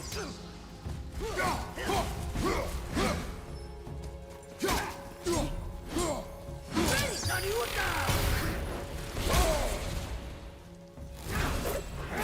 I thought that would work. Oh my god, why am I just standing there? Why? I thought I was pressing the right thing. Guess not. There we go. Sorry, guys. That was good, right? Not bad, but not good either. Wow. Okay. Kind of mean.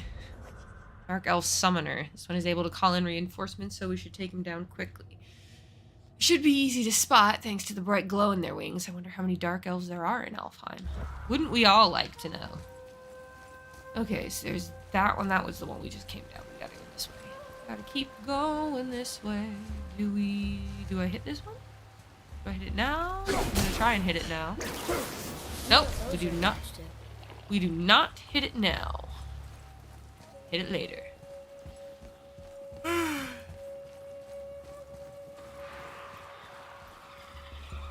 Well, that certainly doesn't sound nice. That doesn't sound good. There's ominous screeching sounds. It probably isn't nice. Oh, that was cool. Oh, that was also cool and unintentional. Ow, stop it. Ow, stop being mean. I'm sorry that I'm bad at this. We're all just gonna have to deal with it. Keep it up. Oy, oy. Any health still. Oh, exploding nightmare. These nightmares like to swarm in close and then explode. Why do they sacrifice themselves like this? Maybe they're all part of some kind of hive mind? Whatever the reason, it's really annoying. I love reading his little notes.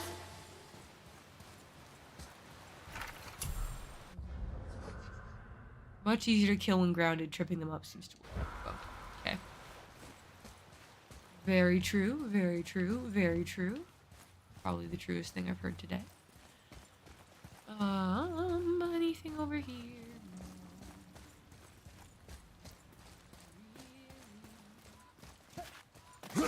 Oop, wrong button. We're all really just gonna have to deal with me pushing the wrong button a lot.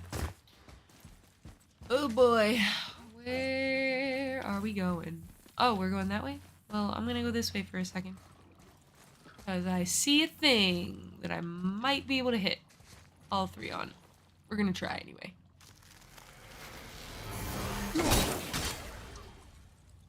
Oh, I missed. Shit.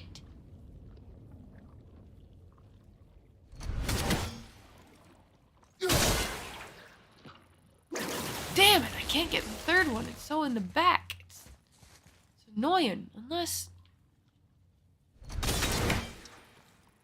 Okay, we're gonna try this.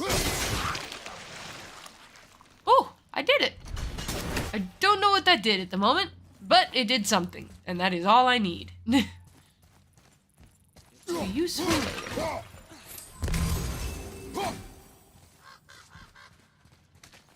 Climb up, please. Thank you. It's my koala, my baby koala. Oh, I love that he's small. You have to, like, you gotta wear him like a backpack. Do I go up? Where's the indicator for which direction I go? Damn. There's usually an indicator. I'm looking all over for it, I promise. Oh, there we go. Okay, it was just down. I have no excuse. I'm just stupid. The light. They've covered it up with that stuff. Why would they do that? Why wouldn't they do that? Look. Another light off. What's he doing? Oh no! Why are they killing him? He didn't do anything. Do not assume. You are seeing the end of a war, boy. You do not know what led to this moment. But he didn't even defend himself. That was his choice. We make ours. Going up. We are. Okay. Be ready.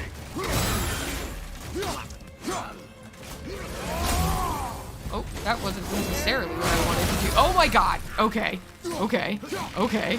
I'll go with it. I'll go with it. I'll go with it. I forgot about my additional controls, so that's on me. Oh my god. Can I get this guy, please?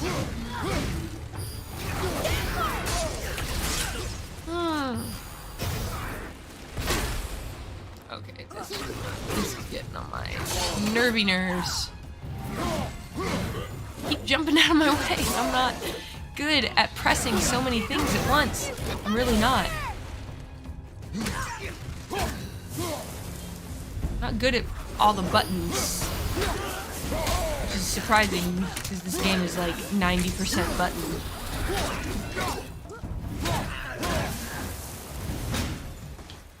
What now? The light is near. Look for a way inside. I have a health stone.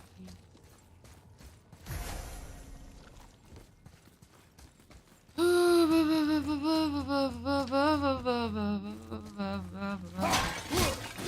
think once we get inside, probably gonna call it from there. What do I do? Where's the thing? Oh. What? But I can't have him aim at that, so why am I here? Oh, why am I here? Oh, that's all I had to do. I didn't realize I had to just hit it, and it would let me hit the thing more.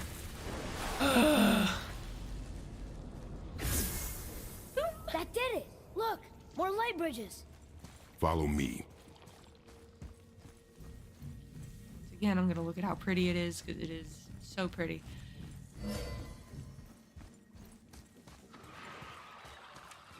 Nightmare!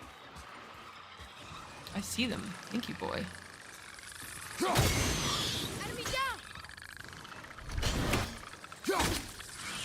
Fire. Come on. Oh, you dicks. Oh.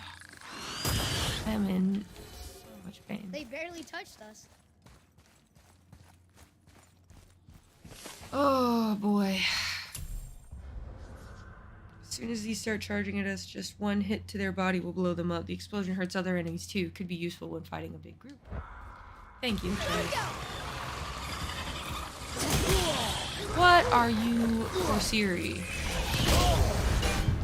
You don't look so great! I know, I'm aware, boy.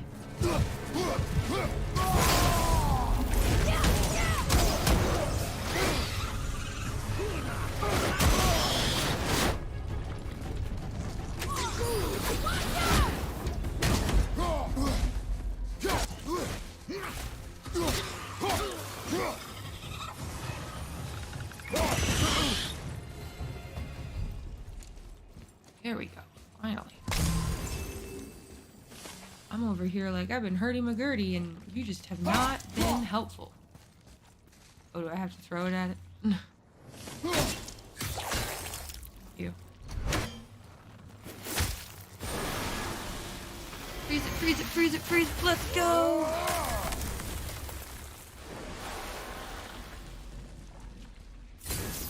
You're restoring all the pathways.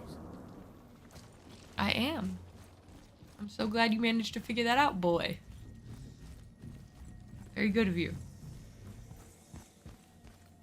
Okay. Oh, yes, please do that. I am hurty.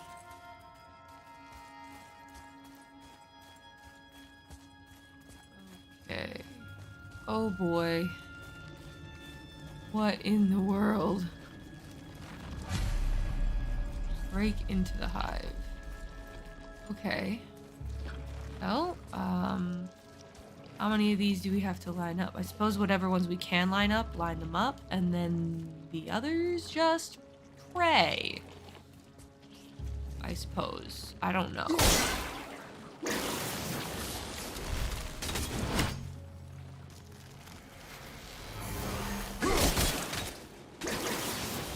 Yeah, that looks too hard. Maybe we could find the light somewhere else. No, give me a moment. Seriously, boy. Give me a damn second here. Okay. Oh, this is the puzzle that's gonna break my brain, I know it. Okay, are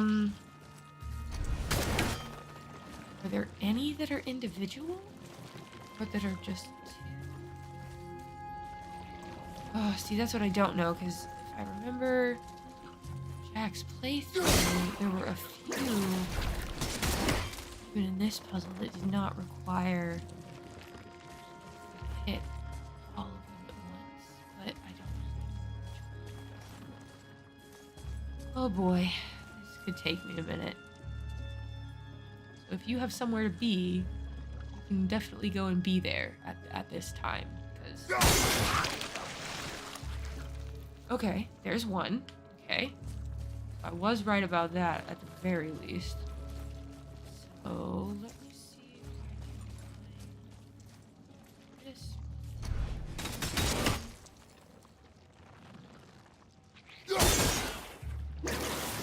Oh, found it.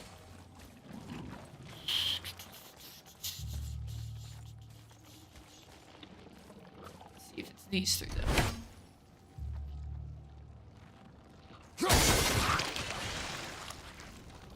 Yeah, okay. And so then it's just these two? These two right here?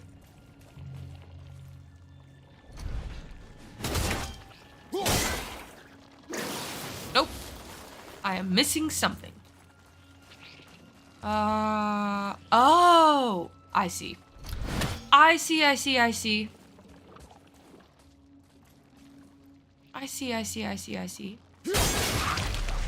Yeah. Nice. Okay. Glad that we managed to do that.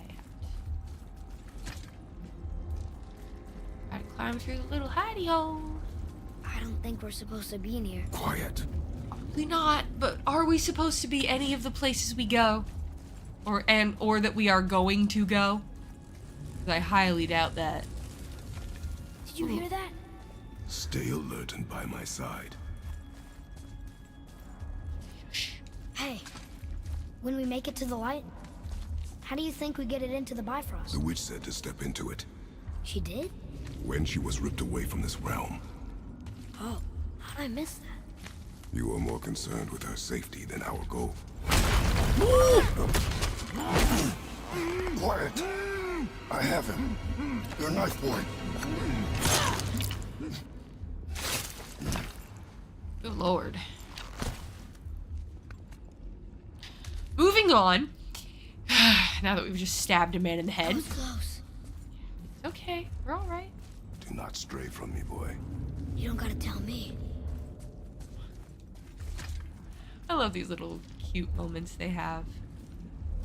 Is it a life or death? It's so sticky. Is it a life or death situation? Yes. Am I also just like... Another one! Stay back.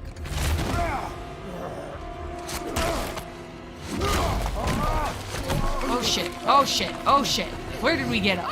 Whoa, whoa, whoa, whoa, whoa! Okay. The light! Yes, we are near our goal, but we must be careful. Understand? God.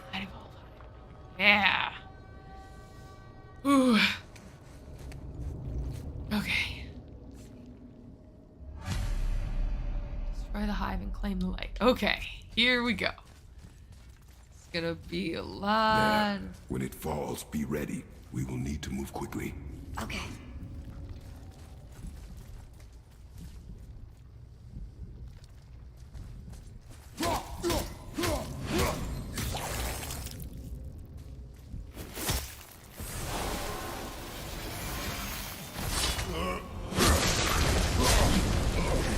Jump, boy! Right! Oh boy. Look out! Oh boy. Oh god. Here they come. Stay behind me and protect our flank. Yes, sir!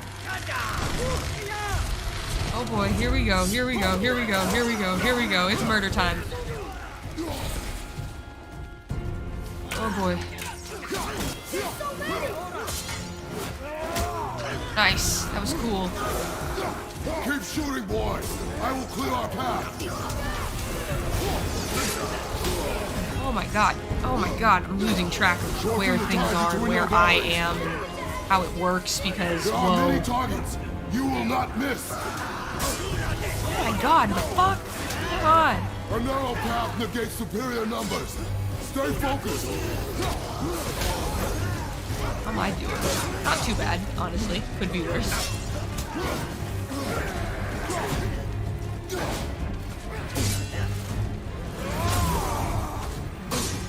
Probably not the best time to use that, but whatever. Get into the thing. Get into the thing. Get into the thing. Get into the thing. Come on. Open up for me. There you go.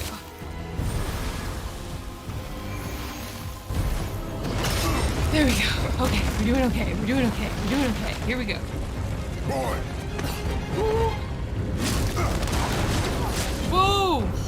Oh god. Ow! Oh boy. Oh god. This is a lot. There's a lot happening. Are you injured? I'm fine. He's okay. We're okay. Wow. It's beautiful.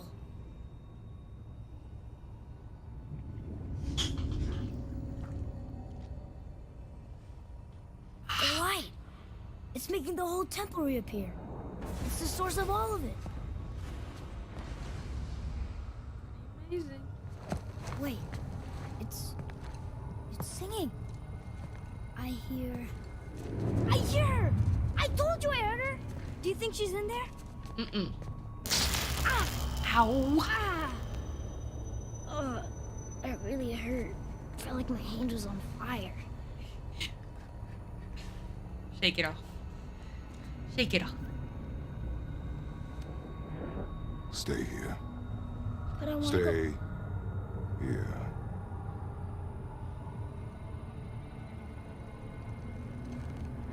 Only use it as a last resort. You're giving me your axe? I'm letting you hold my axe. He's such a dad. Still. Yeah. Look, he's so excited. He's like, oh, look at me. I can do these things. Dad's letting me be a big boy. Oh, they're so cute. Okay, let's go.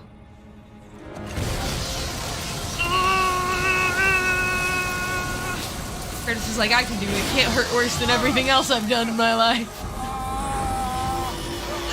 Or has been done to me. Oh boy, where are we at? Where we at, though?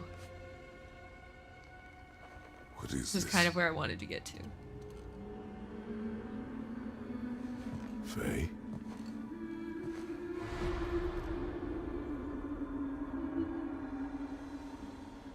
You have to come back.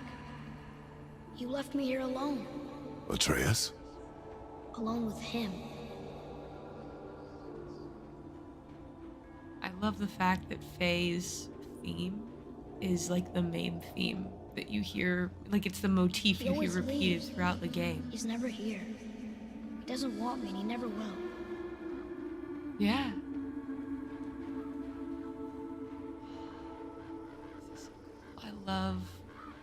I love mystical backstory flashbacks. Or like visions. Oh, look at all the cool bows. Or the ravens? They might be too small to be ravens, but I didn't see those before. I don't know him and he doesn't know me. Doesn't seem to want to. I'm strong. I'm smart. I'm not what he thinks I am. I know better. Is this the boat? Is it the boat from later? He doesn't talk to me. Doesn't teach me. It should have been him. Do you hear me? Him, not you. Oh, that hurts. That hurts. That hurts a lot. These dead fish? Interesting. So weird. Hold on. Getting there. I don't mean that. You know I love him. I just wish he was better. I know he can be. So if he tries, I'll try. But if he doesn't, please come back. I know you're out there somewhere.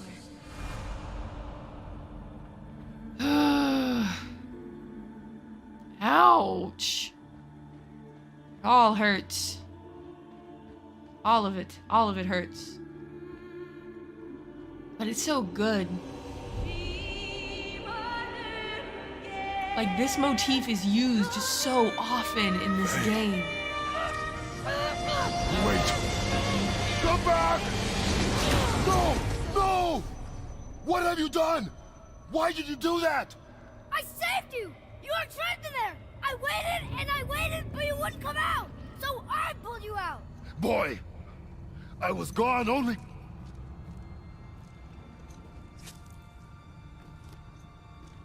moments. No! You've been gone a long, long time! I didn't know what to do! You left me here! Again! Why don't you care? That's impossible. We should go before they come back. I hope you got what you needed.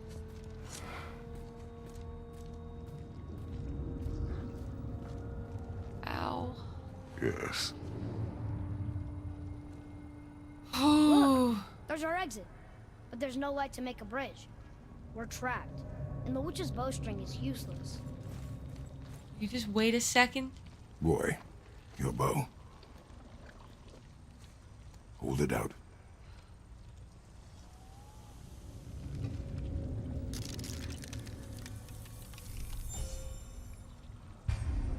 Light arrows. You have acquired light arrows. Shoot them at light crystals to infuse them with Alfheim light. Okay.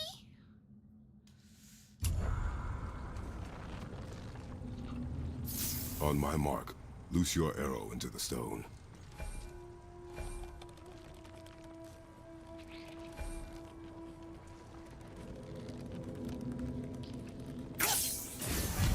It worked. We can now make our way back. Come. Oh boy. That scene hurts. That stairway's blocked. Well, there is this downward path. There's a light crystal ahead. Just laying there. Maybe it'll help us get out of this stupid place. He's so upset. I don't blame him for being upset. Please understand. I completely get why he is upset. It's just, oh boy. R2 to fire a light arrow. Okay, so that makes that. I can get up there. Yeah. No, yeah, just go up here. My god, okay. I'm making this way more complex than it needs to be. But, yeah. Oh, it hurts because I know, because like I said, I've watched this game be played. I've watched Ragnarok be played. I know how their relationship grows and changes, so it's really hard. It's really hard to see the two of them so fragmented and just not having that same rapport that they had before. I gotta grab this thing and take it to the other one, actually. But yeah, it's so sad. It's really sad.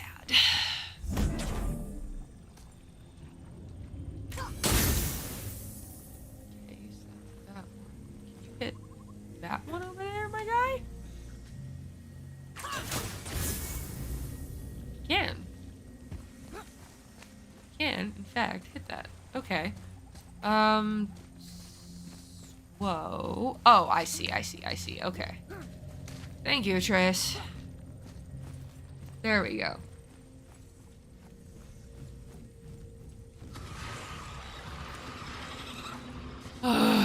It's always some shit.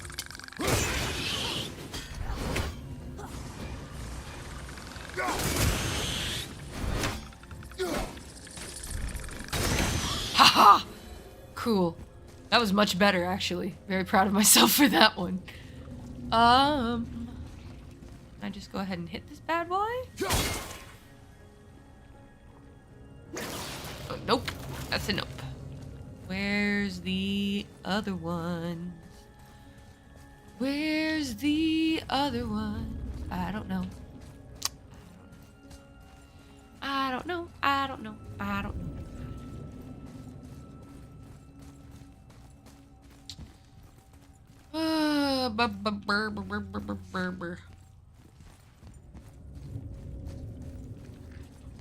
Oh, I see.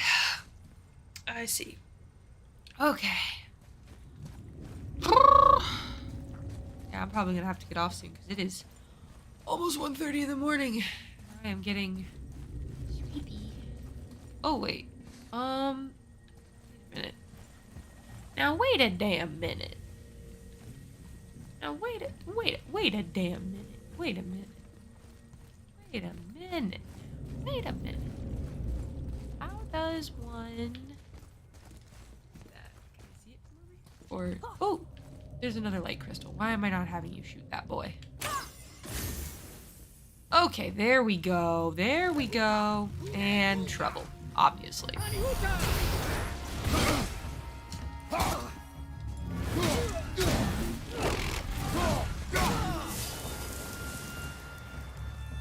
Oh boy. Ow.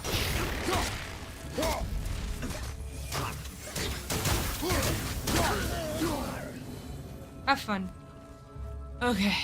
Mama, can I see it now? Should be able to. Once I get a little bit of an angle. Angle? The angle! I found it. Damn, not quite. I was a little off. Little off on the angle.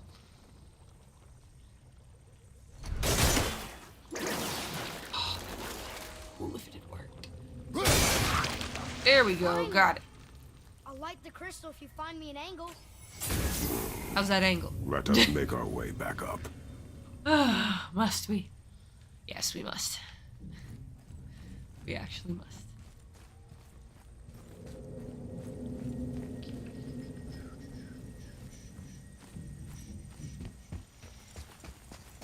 Go this way. There's a wall, right? Am I crazy?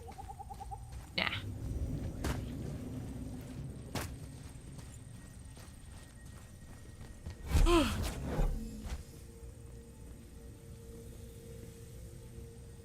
Alright. Kinda just want to get us out of Alfheim at this point. But I think once we do this, we're good to go back to Midgard.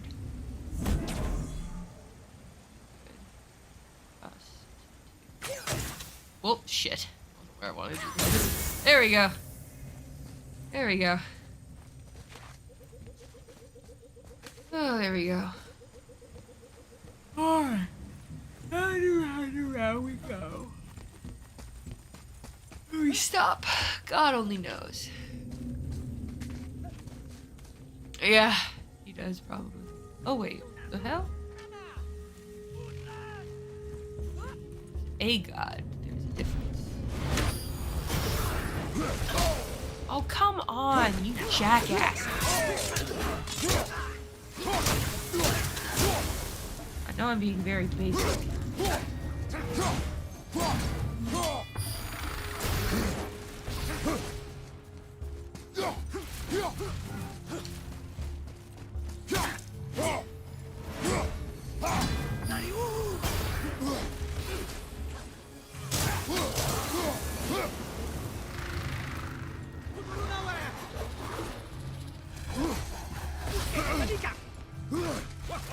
Oh, I forgot that he does the bad. The summoning more enemies thing that I hate. You are a smaller version of the man I hate.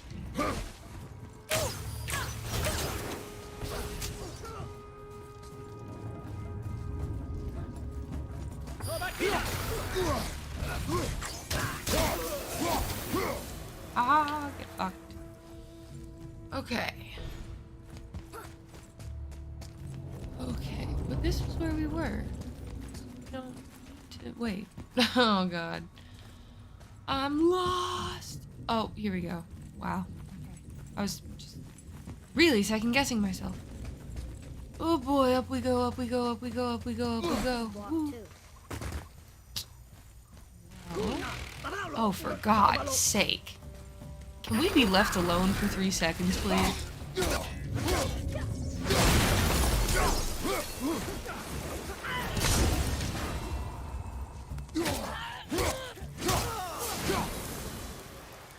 Good job. Okay. Yurdo. Strike of the Utgard. Light runic attack. A wide arcing attack that inflicts a moderate amount of frost damage. I need to look at those. I have not done that as of currently. Hit that for me, would you? Or, oh, never mind. That's this one's me. This one's me. There we go. Pick it up. Thank you.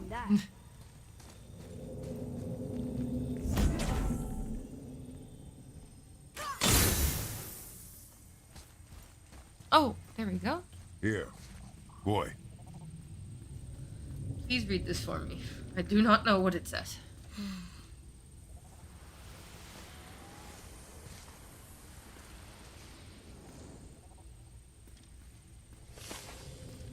New lore marker.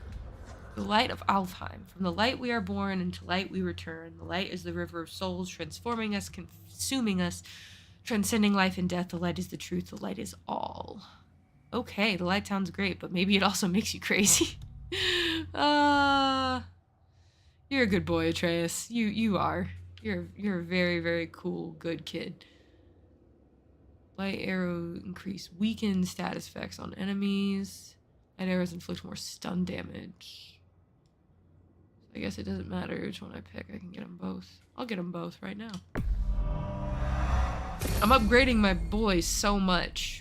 I know I'll get enough XP to get everything.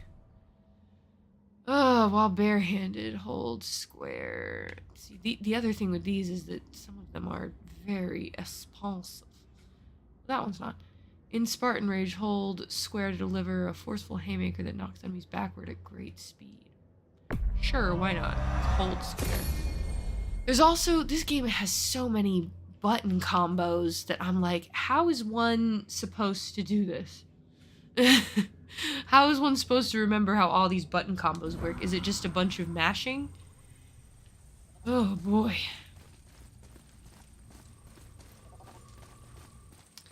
Alright, up the stairs, up the stairs. Oh look, the blue door that's not a door. And a sand bowl. But how do you expect me to reach it? We'll figure something out, we always do. Where's that light crystal? It's down here. I gotta carry it with me. To my credit, it did not take me as long to figure that out as it usually does. So let's all be proud of me for that. Let's all be proud of me for figuring out a puzzle fairly quickly. You gonna carry that everywhere? I just might. Just to spite you, boy. Oh, man. I want to say again, I've not played any of the other main installments of the God of War franchise. Like, I haven't played the first three, like the main trilogy, and then like the one other one that counts as a main installment. I don't remember what its name is. You must forgive me, please. But yeah, I haven't played any of those, but I have such fun with this. This is awesome. Okay, wait, I put it there and then didn't have the boys shoot it. Damn it.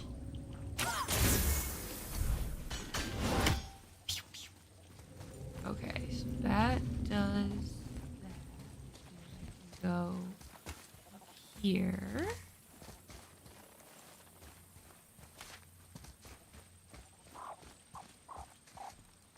Oh, it's a cute little frog noise. What's up here? What is up here? Just this thing of money. Thank you. really all that was up here? Nope, because there's this thing up here. Instead of looting a sacred temple, we could just get out of here. If I want your opinion, boy, I will ask for it. I'll loot a sacred temple if I goddamn want to. Okay, there's one bell. I hate these bell ones. I'm very slow at aiming at things. This is a bell, right? Yes, it is. There's that bell. Where are the other bells? Whoop! Fell down. Didn't mean to do that, but I did. Oopsie daisy.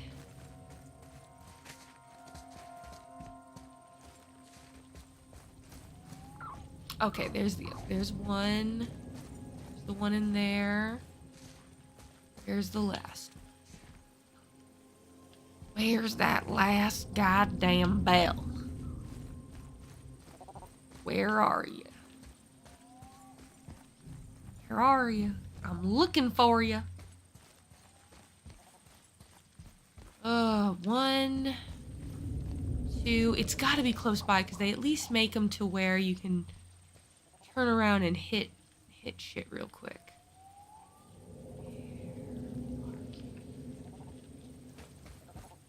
Where are you?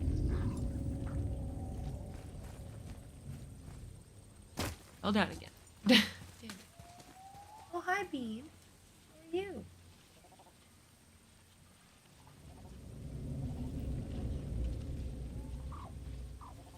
What are you going to do?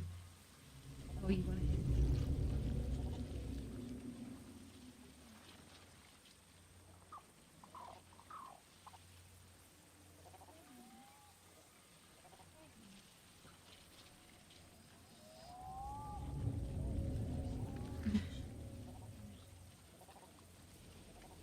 And she's in goblin mode. Oh boy, where is that last thing? Where are you? Where are you, you jackass? Oh really? Oh well.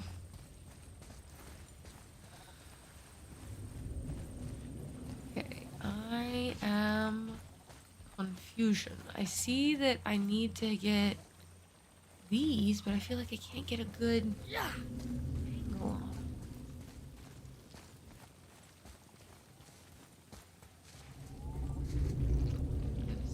them. Yeah, see, it's too fast. Oh, mother of God. I can't. Oh. Oh, that does not count. That is not a thing.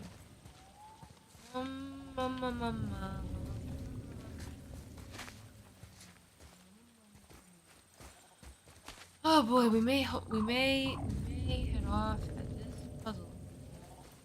Oh wait. Am I stupid? Maybe. I might be an idiot.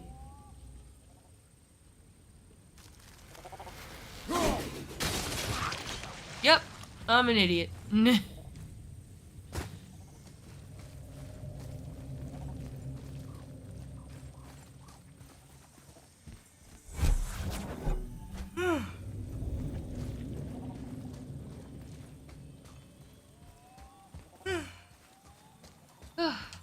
Oh boy.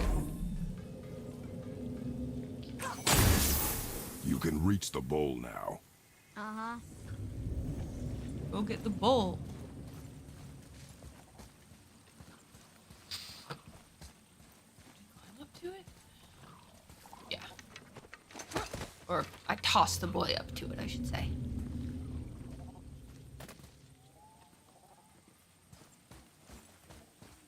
What does this mean? Seed. Remember the shape. Yeah, I know. Go ahead. Greatest man nor tallest tree begins as any more than me. Yeah, it's seed. Stupid rails. So, it's a door after all. Have a really bad day. I'm sorry, Atreus. You're having a really bad day. Okay, but I really want to get that Nornir chest before we get out of here. 'Cause teleport? Okay. He is down here. Good. I'm worried for a second. He wouldn't be. Stayed up there for some reason. Alright, let's try and figure out where these bells are.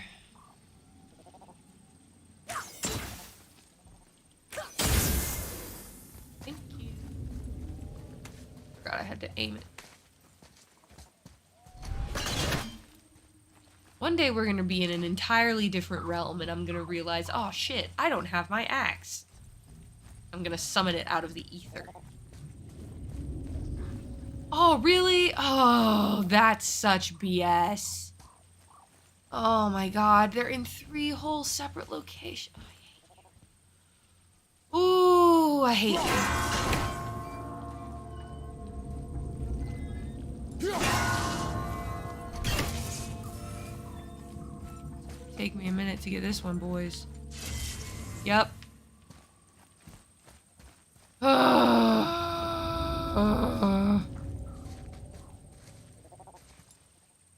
Okay, let's start with this one and then do the other 2. That'll make life easier, I think. Maybe. Or, you know, you can do that and completely wreck my rhythm. That's also fine.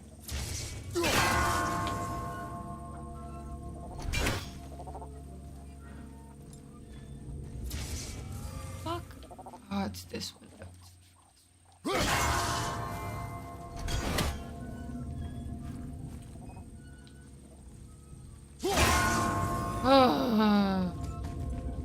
These bell ones are really annoying. Okay. I think I'm a little bit too tired to continue on doing this, so I'm gonna go ahead and save. Because I haven't actually saved this whole time. At least I've not manually saved this whole time. It saved for me once. So yeah. I think that's gonna be about it, hun.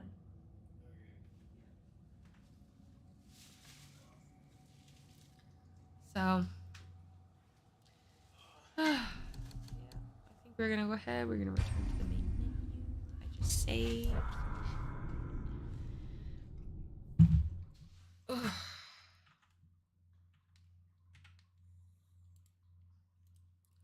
Okay. Oh, fun times, fun times, fun times. Well, thank you to everybody who is still here. Thank you everybody who is not here for joining today. Appreciate all of you. Let me see who's live. It's good to be back after an extended break.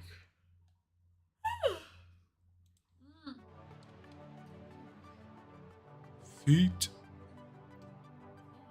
Right there.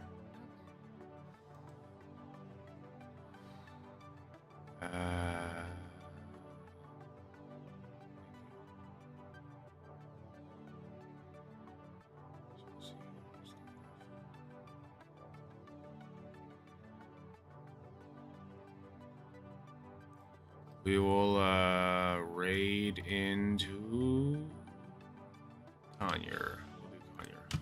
Kids. Okay. All right, raid is beginning, everybody. If you are still here, thank you again for being here. Appreciate you. Love you. Have a great night. Thanks for watching me be bad at video games. Hey, you're not bad. It was pretty bad. It's okay. I will be back soon. I don't know exactly when, but it will be soon. We're going to be back to a semi-regular schedule, hopefully. And expect more YouTube uploads. They're coming. All right, good night, everybody. Love you all.